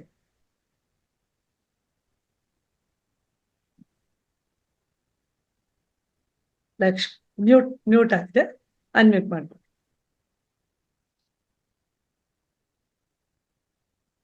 ಆಗ್ತಾ ಇಲ್ವಾ ಲಕ್ಷ್ಮಿ ಅವರೇ? ಆಯ್ತು ಮೇಡಮ್. ಈಗ ಧ್ಯಾನಕ್ಕೆ ಕೂತ್ಕೋತೀವಿ ನಾವು. ಧ್ಯಾನಕ್ಕೆ ಕೂತ್ಕೊಂಡಾಗ ನಮ್ಗೆ ಏನೇನೋ ಯೋಚನೆಗಳು ಬರ್ತಾ ಇರುತ್ತೆ. ಅದು ಬಂದ್ರೆ ಒಳ್ಳೇದಾ, ಅಥವಾ ನಾವು ಯಾವ ತರ ಅದು ಯೋಚನೆ ಬರ್ದೇ ಇರೋ ತರ ಯಾವ ತರ ಮಾಡ್ಕೋಬೇಕು ನಾವು? ಓಕೆ, ಮುಂದೆ ಬರೋಂತ ನಿಮಗೆ ತರಗತಿಗಳಲ್ಲಿ, ಕಾರ್ಯಕ್ರಮದಲ್ಲಿ ನಿಮಗೆ ಗೊತ್ತಾಗತ್ತೆ ಏನು ಮನಸ್ಸನ್ನ ನಾವು ಹೇಗೆ ಹತೋಟಿ ಇಟ್ಕೋಬೇಕು ಅಂತ. ಈ ಮನಸ್ಸಿಗೆ ನಾವು ಬೆಲೆನೆ ಕೊಡೋದು ಬೇಡ ಮೇಡಮ್. ಮನಸ್ಸನ್ನ ನಾವು ಕಡಿವಾಣ ಹಾಕಿ ನಮ್ಮ ಕಂಟ್ರೋಲ್ ಅಲ್ಲಿ ಇಟ್ಕೋಬೇಕು ಅಂದ್ರೆ, ಈಗ ನಾವು ಕೂತಿದ್ದೀವಿ, ಈಗ ಒಂದು ಪಂಜರ ಅಥವಾ ಒಂದು ಗಾಜಿನ ಒಂದು ಇದಂತ ಇಟ್ಕೋಬಹುದು, ಅಥವಾ ಪಂಜರ ಇರ್ಬೋದು. ನೀವು ಏನು ತ್ರಿಶೂಲಗಳಾಗಿರ್ಬೋದು, ಯಾವುದೇ ಅಲ್ಲಿ ಈ ಕಡೆಯಿಂದ ಬರ್ತಿದೆ, ಈ ಕಡೆಯಿಂದ ಬರ್ತಿದೆ, ಈ ಕಡೆಯಿಂದ ಬರ್ತಿದೆ, ನಾನು ತಟ್ಟಿಸ್ತಾ ಇಲ್ಲಿದ್ದೀನಿ, ಇದು ಯಾವುದು ನನಗ್ ತಟ್ಟಬಾರ್ದು ಅಂದ್ರೆ, ಇವ್ ಯಾವುದೇ ಯೋಚನೆಗಳು ನಮ್ಗೆ ಬರ್ತಾ ಇದೆ ಅಂದ್ರೂ ಅದಕ್ಕೆ ಗಮನ ಕೊಡದೆ ನೀವು ಉಸಿರಾಟದ ಕಡೆ ಗಮನ ಕೊಡಿ ಅಂತ ನಾವು ಹೇಳ್ತೀವಿ ಡೈಲಿ. ಇದು ಯಾವ್ದಕ್ಕೂ ಗಮನ ಕೊಡದೆ ಉಸಿರಾಟದ ಕಡೆನೆ ಗಮನ ಕೊಡ್ತಾ ಇದ್ದ ಅಂದ್ರೆ, ಏನ್ ಧ್ಯಾನ ಮಾಡೋದು ಅಂದ್ರೆ ಬರೀ ಏನು ಉಸಿರಾಟದ ಕಡೆನೆ ಗಮನ ಕೊಡ್ಬೇಕಾ ಅನ್ನೋ ಪ್ರಶ್ನೆಗೆ ನಿಮ್ಮ ಉತ್ತರ ಏನಂದ್ರೆ, ಉಸಿರಾಟದ ಕಡೆ ಗಮನ ಕೊಡೋದ್ರಿಂದ ನಾವೆಲ್ಲ ಶೂನ್ಯ ಸ್ಥಿತಿಗೆ ತಲುಪ್ತೀವಿ. ಕಂಪ್ಲೀಟ್ಲಿ ಯಾವ್ದು ಯೋಚನೆ ಇಲ್ದೇ ಇರೋಂತ ಒಂದು ಸ್ಥಳ ಏನಿದೆ ಅಲ್ಲಿ ಹೊಟ್ಟೋಗ್ಬಿಡ್ತೀವಿ ನಾವು. ಹಾಗಾಗಿ ಈ ಯಾವುದೇ ಯೋಚನೆ ಬಂದ್ರು ಗಮನ ಕೊಡದೆ ನಾವು ಉಸಿರಾಟದ ಕಡೆ ಗಮನ ಕೊಡ್ಬೇಕು ಅಂತ ಹೇಳ್ತೇವೆ. ನಿಮಗೆ ಉತ್ತರ ಸಿಕ್ತು ಅನ್ಕೋತೀನಿ. ಸಿಕ್ತು. Thank you madam. Yashoda madam ಏನೋ ಹೇಳ್ಬೇಕಂತಿದ್ದಾರೆ, ಹೇಳಿ. ಎಸ್ ಮ್ಯಾಮ್, ನಾನು ಇದ್ರಲ್ಲಿ 3 ಪಾಯಿಂಟ್ಸ್ ಹೇಳ್ಬೇಕಿದೆ. ಒಂದು ಬಂದು ಅವರು ಆಲೋಚನೆಗಳು ಜಾಸ್ತಿ ಬರುತ್ತೆ ಅನ್ನೋದಕ್ಕೆ ಒಂದು ಪ್ರಶ್ನೆಗೆ, ನಾವು ಮನೆ ಕ್ಲೀನ್ ಉದ್ದೇಶ ಇಟ್ಕೊಂಡಿರ್ತೀವಿ. ಕ್ಲೀನ್ ಮಾಡುವಾಗ ಏನೇನ್ ಡಸ್ಟ್ ಬೀಳುತ್ತೆ ಅದನ್ನೆಲ್ಲ ಮನೆಯೆಲ್ಲ ಹರಡ್ಕೊಂಡ್ಬಿಡುತ್ತೆ. ಹಾಗೆ ನಮ್ಮ ಮನಸ್ಸಿನಲ್ಲಿರುವ ಥಾಟ್ಸ್, ನಾವು ಆತ್ಮವನ್ನ ಜ್ಞಾನವನ್ನ ಪಡಿಲಿಕ್ಕೋಸ್ಕರ ನಾವು ಸಿದ್ಧಿ ಮಾಡ್ಕೊಂಡು ಧ್ಯಾನಕ್ಕೆ ಕುತ್ಕೊಂಡಾಗ ಇಲ್ಲ ಸಲ್ಲದ ಆಲೋಚನೆಗಳೆಲ್ಲ ಒಂದೇ ಕಡೆಯಿಂದ, ಸುತ್ತಮುತ್ತಲ ಕಡೆಯಿಂದ ಬರ್ತಾ ಇರುತ್ತೆ. ಅದನ್ನ ತೆಗೆದು ಬಿಸಾಕೋದಷ್ಟೇ ನಮ್ ಕೆಲಸ ಆಗಿರುತ್ತೆ. ಸೊ 1-2 ದಿವಸ ಬರಬಹುದು, 1 ವಾರ ಬರಬಹುದು, 1 ತಿಂಗಳು ಬರಬಹುದು. ನಮ್ಮ ಕರ್ಮಾನುಸಾರ ನಾವು ಯೋಚನೆ ಯಾವ ರೀತಿ ಮಾಡ್ತೀವಿ ಅದರ ಅನುಸಾರ ನಮ್ಮ ಆಲೋಚನೆಗಳು ಬರುತ್ತೆ. ಒಂದ್ಸತಿ ಅದನ್ನೆಲ್ಲ ತೆಗೆದು ಆಚೆ ಬಿಸಾಕದ್ಮೇಲೆ ಯಾವುದೇ ಆಲೋಚನೆಗಳು ಬರೋದಿಲ್ಲ. ಅದನ್ನ ಒಳ್ಳೆ ಸಕಾರಾತ್ಮಕ ಆಲೋಚನೆಗಳನ್ನ ಮೈಗೂಡಿಸ್ಕೊಂಡು ಅದನ್ನ ಮುಂದುವರಿಸ್ತಾ ಹೋಗ್ಬೇಕಾಗುತ್ತೆ ಧ್ಯಾನವನ್ನ. ಅದೊಂದು. ಈಗ ಯಾರೋ ಒಬ್ರು ಮೆಸೇಜ್ ಮಾಡಿದ್ರು, ಅದಕ್ಕೆ ನಾನು ಉತ್ತರ ಕೊಡ್ಬೇಕು ಅಂತ ಹೇಳ್ಕೊಂತೇನೆ. ಈಗ ಉಸಿರಾಟದ ಕಡೆ ಗಮನ ಕೊಡ್ಬೇಕಾ, ಮ್ಯೂಸಿಕ್ ಕಡೆ ಗಮನ ಕೊಡ್ಬೇಕಾ ಅಂತ ಹೇಳೋದಾದ್ರೆ, ಕೆಲವರಿಗೆ ಸೈಲೆಂಟ್ ಧ್ಯಾನ ಅಭ್ಯಾಸ ಆಗಿರುತ್ತೆ. ಯಾವುದೇ ಮ್ಯೂಸಿಕ್ ಬೇಡ, ನನ್ನೊಳಗಡೆ ನಾನು ಹೋಗ್ತೇನೆ, ನನ್ನ ಮನಸ್ಸನ್ನ ಅಂತರ್ಮುಖ ಮಾಡ್ಕೊಳ್ತೇನೆ. ಅದನ್ನ ನಾವು ಅಷ್ಟಾಂಗ ಯೋಗದಲ್ಲಿ ಪ್ರತ್ಯಾಹಾರ ಅಂತ ಹೇಳ್ತೇವೆ. ನಮ್ಮ ಇಂದ್ರಿಯಗಳನ್ನ ನಿಗ್ರಹಿಸಿಕೊಂಡು ನಮ್ಮ ಮನಸ್ಸನ್ನ ಏನು ಲೌಕಿಕ ಪ್ರಪಂಚದಲ್ಲಿ ಹೊರಗಿನ ಜಗತ್ತಿನಲ್ಲಿ ಆಕರ್ಷಣೆಗೆ ಒಳಪಡುತ್ತೋ ಆ ಮನಸ್ಸನ್ನ ನಮ್ಮ ದೇಹದ ಒಳಗೆ ಮನಸ್ಸಿನ ಅಂತರ್ಮುಖ ಮಾಡುವಂತದ್ದು ಆಗುತ್ತೆ. ಸೊ ಆವಾಗ ಮ್ಯೂಸಿಕ್ ಬೇಡ ಅಂತ ಅನ್ಸೋರು ಸೈಲೆಂಟ್ ಧ್ಯಾನ ಮಾಡ್ಕೊಂಡು ಉಸಿರಿನ ಕಡೆ ಗಮನವನ್ನ ಕೊಟ್ಕೊಂಡು ಹೋಗ್ಬೋದು. ಕೆಲವರಿಗೆ ಆಲೋಚನೆಗಳು ಜಾಸ್ತಿ ಬಂದಾಗ ಮ್ಯೂಸಿಕ್ ಬೇಕು ಅನ್ಸುತ್ತೆ. ಈ ಕೊಳಲಿನ ನಾದ, ನೀರಿನ ಧ್ವನಿ, ಜುಳು ಜುಳು ಹರಿಯುವ ನದಿ, ಆತರ ಮ್ಯೂಸಿಕ್ ಕೊಟ್ಟಾಗ ಅದ್ರ ಕಡೆ ಗಮನ ಹೋಗ್ಕೊಂಡು ಆಲೋಚನೆಗಳು ಕಡಿಮೆ ಆಗ್ತಾ ಹೋಗುತ್ತೆ. ಸೊ ಅಂತವ್ರು ಮ್ಯೂಸಿಕ್ ನ ಅಭ್ಯಾಸ ಮಾಡ್ಕೊಳ್ಬಹುದು. ಅದು 3ನೇದು ನಂದು ಒಂದು ಪಾಯಿಂಟ್. ಇವತ್ತು ಏನು ಡೇ 1 ಜನವರಿ 1ನೇ ತಾರೀಕು 2025ನೇ ಇಸ್ವಿ. ಇವತ್ತು ಏನು ನಾವು ಸಂಕಲ್ಪ ಮಾಡ್ಬೇಕು ಅಂದ್ರೆ, ನಾನು ಧ್ಯಾನ ಮಾಡುವಾಗ ಹೇಳಿದ್ರೆ ಎಲ್ಲರನ್ನ ಕ್ಷಮಿಸಿ ಅಂತ. ಕ್ಷಮಿಸೋದು ಒಂದು ದೊಡ್ಡ ಶಕ್ತಿ ಬೇಕು ನಮ್ಗೆ. ಯಾರನ್ನೇ ಕ್ಷಮಿಸ್ಬೇಕು ಅಂದ್ರು ನಮ್ಮಲ್ಲಿ ತುಂಬಾ ಆತ್ಮಶಕ್ತಿ ಬೇಕು. ಅದನ್ನ ನಾವು ಪಡ್ಕೊಳ್ಬೇಕು ಅಂದ್ರೆ ದಿನನಿತ್ಯ ಧ್ಯಾನ ಮಾಡ್ತಾನೆ ಪಡ್ಕೊಳ್ಬೇಕಾಗುತ್ತೆ. ಆತ್ಮಬಲ ಬೇಕು. ಅದ್ರ ಜೊತೆಗೆ ನಮ್ಮಲ್ಲಿ ಒಂದು ಕೃತಜ್ಞತಾ ಭಾವನೆ ಇರ್ಬೇಕು. ಈ ಒಂದು ಮ್ಯಾಜಿಕ್ ಬುಕ್ ಅನ್ನೋದ್ರ ಬಗ್ಗೆ ಸ್ವಾಧ್ಯಾಯ ಮಾಡ್ಲಿಕ್ಕಿದೆ. ಈ ತಿಂಗಳಲ್ಲಿ ಒಂದು ದಿವಸ ನಾನು ತಗೊಂಡ್ ಮಾಡ್ತಾ ಇದ್ದೇನೆ. ಆದ್ರೆ ನನ್ನ ಉದ್ದೇಶ ಇಷ್ಟೇ, ನಮ್ಮ ಧ್ಯಾನ ಮಿತ್ರರಲ್ಲಿ ಒಂದು ಸಂಕಲ್ಪ ಮಾಡ್ಕೊಳ್ಳಿ, ಒಂದು 200 pages ನೋಟ್ಬುಕ್ ಇಟ್ಕೊಳ್ಳಿ. ಇವತ್ತು ಇಟ್ಕೊಂಡು ನಿಮ್ಮ ಬೆಳಗ್ಗಿನಿಂದ ರಾತ್ರಿಯವರೆಗೆ ಏನೇನು ನೀವು ಬ್ಲೆಸ್ಸಿಂಗ್ಸ್ ನ ಪಡ್ಕೊಂಡಿದ್ದೀರಾ, ಇವತ್ತು ಏನೇನು ಒಳ್ಳೆಯ ವಿಷಯಗಳನ್ನ ನೀವು ತಿಳ್ಕೊಂಡಿದ್ದೀರಾ, ಏನೇನು ನೀವು ನಿಮ್ಮ ಜೀವನದಲ್ಲಿ ಆಶೀರ್ವದಿಸಲ್ಪಟ್ಟಿದೆ ಅಂತಂದ್ರೆ, ಒಂದು ಊಟ ಮಾಡಿದೀರಾ, ಒಂದು ಹೊಟ್ಟೆ ತುಂಬಾ ಊಟ ಸಿಕ್ಕಿದೆ, ನೀರ್ ಕುಡ್ದಿದ್ದೀರಾ, ಏನೋ ಒಂದು ಅನ್ಕೊಂಡಿದಿರಿ, ಸಂಕಲ್ಪ ಆಗಿದೆ, ಯಾರೋ ದುಡ್ಡು ಕೊಡ್ಬೇಕಿತ್ತು ಇವತ್ತು ಕೊಟ್ಟಿದ್ದಾರೆ, ಅದಕ್ಕೆ ಧನ್ಯವಾದ ಅಂತ ಬರೀರಿ. ನನ್ಗೆ ಇವತ್ತು ಉಲ್ಲಾಸದಾಯಕವಾಗಿತ್ತು, ಧ್ಯಾನ ಸಿಕ್ತು, ಧ್ಯಾನ ಕ್ಲಾಸ್ ಸಿಕ್ತು, ಅದಕ್ಕೆ ನಾನು ಬಹಳ ಖುಷಿಯಿಂದ ಇದ್ದೇನೆ. ಅದನ್ನ ಬರೀ ಒಂದ್ ಸೆಂಟೆನ್ಸ್ ಅಲ್ಲಿ ಬರಿಬೇಕು. I am so thankful and grateful for these kind of blessings ಅಂತ. ಒಂದೊಂದೇ ಎಷ್ಟು ಮ್ಯಾಕ್ಸಿಮಮ್ ಬರೀತಿರೋ ಅಷ್ಟು ಬ್ಲೆಸ್ಸಿಂಗ್ಸ್ ಮಲ್ಟಿಪ್ಲೈ ಆಗ್ತಾ ಹೋಗುತ್ತೆ. 10 times ಮಲ್ಟಿಪ್ಲೈ ಆಗುತ್ತೆ, 100 times ಮಲ್ಟಿಪ್ಲೈ ಆಗುತ್ತೆ. ಸೊ ಈ ತರ ಒಂದೊಂದು ಸಣ್ಣ ಸಣ್ಣ ವಿಷಯಗಳನ್ನ ಏನು ನೀವು ಪಡ್ಕೊಂಡಿದ್ದೀರಾ ಇವತ್ತು ಅದನ್ನ ಬರಿಬೇಕು. ಒಂದು ಪುಸ್ತಕ ಓದಿದೀರಾ ಬರಿಬೇಕು, ಇಲ್ಲಾದ್ರೆ ಎಲ್ಲಾದ್ರೂ ಔಟಿಂಗ್ ಹೋಗಿದ್ದೀರಾ, ಅದ್ರಲ್ಲಿ ನಿಮ್ಗೆ ಖುಷಿ ಸಿಕ್ತಾ, ಆನಂದ ಸಿಕ್ತಾ, I am so thankful and grateful. ಕನ್ನಡದಲ್ಲಿ ಬರೆಯೋದಾದ್ರೆ, ನಾನು ಇದನ್ನ ಪಡ್ಕೊಂಡಿದ್ದಕ್ಕೆ ಇವತ್ತಿನ ದಿವಸದಲ್ಲಿ ನನಗೆ ಧನ್ಯವಾದಗಳನ್ನ ಅರ್ಪಿಸ್ತಾ ಇದ್ದೇನೆ. ಯಾವುದೇ ದೇವರಿಗೆ ಅರ್ಪಿಸ್ಬೇಕು, ಅರ್ಪಿಸು, ನಿಮ್ಮ ಇಚ್ಛೆ ಇದ್ದರೆ ಅರ್ಪಿಸಿ, ಅಥವಾ ಯೂನಿವರ್ಸ್ ಅಂತ ಹೇಳ್ಕೊಂಡು ಬರೆದ್ರು ಪರವಾಗಿಲ್ಲ. ಹೀಗೆ ಕನಿಷ್ಠ ಪಕ್ಷ ಒಂದು 10 ಬ್ಲೆಸ್ಸಿಂಗ್ಸ್ ಬರಿತಾ ಹೋಗಿ ಅಂತ ಹೇಳೋದು ನನ್ನ ಸಲಹೆ. ಇದಿಷ್ಟು ನನ್ನ ಸಲಹೆ ಆಗಿತ್ತು. ಇದನ್ನ ಮಾಡ್ಕೊಂಡೋಗಿ 28 days ಕಂಟಿನ್ಯೂಸ್ ಆಗಿ ಮಾಡ್ಕೊಂಡೋಗಿ ಇನ್ನು 365 ದಿವಸನೂ ಮಾಡಬಹುದು. ಆಗ ನಿಮ್ಮ ಬ್ಲೆಸ್ಸಿಂಗ್ಸ್ ತುಂಬಾ ಜಾಸ್ತಿ ಆಗ್ತಾ ಹೋಗುತ್ತೆ. ನಿಮ್ಮ ಇದು ಯಾವ ರೀತಿ ಸೈಂಟಿಫಿಕಲಿ ನಿಮ್ಗೆ ಹೆಲ್ಪ್ ಆಗುತ್ತೆ ಅಂದ್ರೆ, ನಿಮ್ಮ ಹ್ಯಾಪಿ ಹಾರ್ಮೋನ್ಸ್ ಏನಿದೆ, ಸೆರೆಟೋನಿನ್, ಆಕ್ಸಿಟೋಸಿನ್, ಡೊಪಮೈನ್ ನಿಮ್ಮ ದೇಹದಲ್ಲಿ ಇನ್ಕ್ರೀಸ್ ಆಗ್ತಾ ಹೋಗುತ್ತೆ. ಆಗ ನಿಮ್ಮಲ್ಲಿ ಏನು ಡಿಪ್ರೆಷನ್ಗೆ ಆಗುವಂಥದ್ದು, ಕೋಪ ಬರುವಂಥದ್ದು ಹಾರ್ಮೋನ್ಸ್ ಕ್ರಮೇಣ ಕಡಿಮೆ ಆಗ್ತಾ ಹೋಗುತ್ತೆ.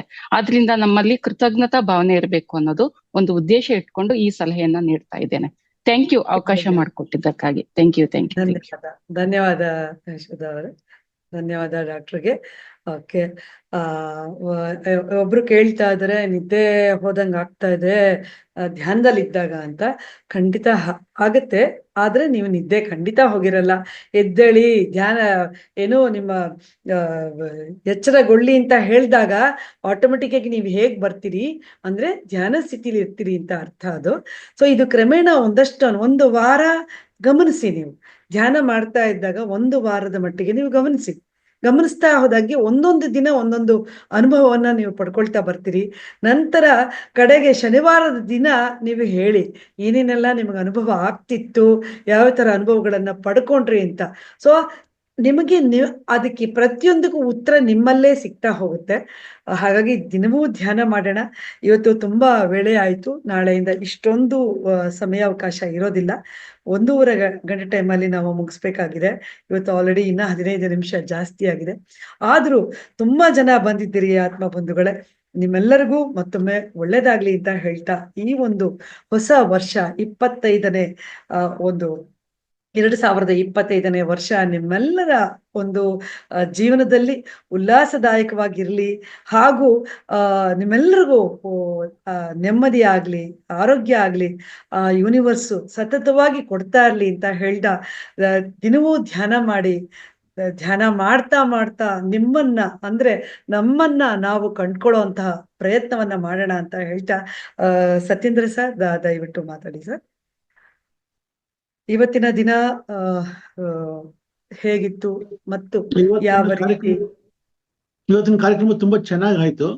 ಈಗ ನೀವು ತಗೊಂಡಂತ ಧ್ಯಾನದ ಬಗ್ಗೆ, ಆಮೇಲೆ ಸ್ವಾಧ್ಯಾಯದ ಬಗ್ಗೆ ಏನ್ ಹೇಳಿದ್ರೆ ಅದೆಲ್ಲ ಬಹಳ ಪ್ರಮುಖವಾದಂತ ವಿಷಯಗಳೇ.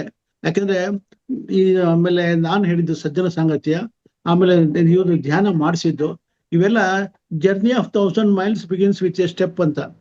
ನಮ್ಮ 2025ರಲ್ಲಿ ಏನು ಮೊದಲನೇ ದಿವಸ ನಾವು ಮಾಡ್ತಾ ಇದ್ದೀವಿ, ಇದು ಮುಂದಕ್ಕೆ ನಿರಂತರವಾಗಿ ನಡ್ಕೊಂಡು ಹೋಗ್ಬೇಕು ಅಂತಂದ್ರೆ ದೃಢ ಸಂಕಲ್ಪ ಬೇಕು ನಮ್ಮಲ್ಲಿ ಏನು ಅಂದ್ರೆ ಡೆಟರ್ಮಿನೇಷನ್. ಐ ವಿಲ್ ಡೂ, ನಾನು ಮಾಡ್ತೀನಿ ಅಂತ ಮನಸ್ಸಲ್ಲಿ ಅಂದ್ಕೊಳ್ಳಿ, ಖಂಡಿತ ಆಗುತ್ತೆ. ಆಟೋಮೆಟಿಕ್ ಆಗಿ 3:15 TV ಮುಂದೆ, ನಿಮ್ಮ ಮೊಬೈಲ್ ಮುಂದೆ ಬಂದು ಕೂತ್ಕೋತೀರಾ, ನಿಮ್ಮ ಲ್ಯಾಪ್ಟಾಪ್ ಮುಂದೆ ಬಂದು ಕೂತ್ಕೋತೀರಾ, ಈ ಕಾರ್ಯಕ್ರಮ ಅಟೆಂಡ್ ಮಾಡ್ತೀರಾ, 4 ಲೈನ್ ಬರ್ಕೋತೀರಾ, ಬೇಕಾದ ವಿಷಯಗಳು ಸಿಗುತ್ತೆ, ಸಂಗ್ರಹ ಆಗುತ್ತೆ, ಅದು ಮನನ ಆಗುತ್ತೆ. ನಮ್ಗೆ ಓದ್ತಾ ಕೇಳ್ತಾ ಇರೋದು human memory is weak unless we accustom to it sticks to it ಅಂತಂದ್ರೆ ನಾವು ಸ್ವಲ್ಪ ಬರ್ಕೋಬೇಕು ನಾವು. ಆವಾಗ್ಲೇ ಅದು ಸ್ವಲ್ಪ ಸೇರ್ಕೊಳ್ಳುತ್ತೆ, ಆವಾಗ್ಲೇ ಅದು right way of hearing the lectures ಅಂತ ಹೇಳ್ಬೋದು. ಆಮೇಲೆ ಇನ್ನೊಂದೇನು ಅಂದ್ರೆ ಯಾರು ಉಪನ್ಯಾಸ ಕೊಡಕ್ ಬರ್ತಾರೆ ಅವರು ಸುಮಾರು ರೆಫರೆನ್ಸ್ ಮಾಡಿರ್ತಾರೆ. ಅದು ನಮಗೊಂಥರ ವೈಟಮಿನ್ ಬಿ ಕಾಂಪ್ಲೆಕ್ಸ್ ಕ್ಯಾಪ್ಸೂಲ್ಸ್ ಇದ್ದಾಗೆ ಅದು ನಮ್ಗೆ ಅನುಗ್ರಹ ಕೊಡುತ್ತೆ, ನಮ್ಗೆ ಶಕ್ತಿಯನ್ನು ಕೊಡುತ್ತೆ, ಟಾನಿಕ್. ನಾವೇ ಎಲ್ಲ ಮಾಡ್ತೀನಿ ಅಂತ ಹೋದ್ರೆ ಆಗೋದಿಲ್ಲ. ಅದ್ರ ಬದಲಿಗೆ ಎಲ್ಲ ಒಂದೇ ಕಡೆ ಹಿಂಗೆ ಸಿಗ್ತಾ ಇರ್ಬೇಕಾದ್ರೆ ಯಾಕೆ ಉಪಯೋಗಿಸ್ಕೋಬಾರ್ದು? ಅದನ್ನ ಸಂಕಲ್ಪ ಮಾಡ್ಕೊಳ್ಳಿ. ನೀವು ಬರೋದ್ರ ಜೊತೆಗೆ ಇನ್ನೂ 10 ಜನ ಕರ್ಕೊಂಬನ್ನಿ. ನಾಳಿನ ಕಾರ್ಯಕ್ರಮದಲ್ಲಿ ಇದು 50 ಇರೋದು 100 ಜನ ಆಗ್ಲಿ.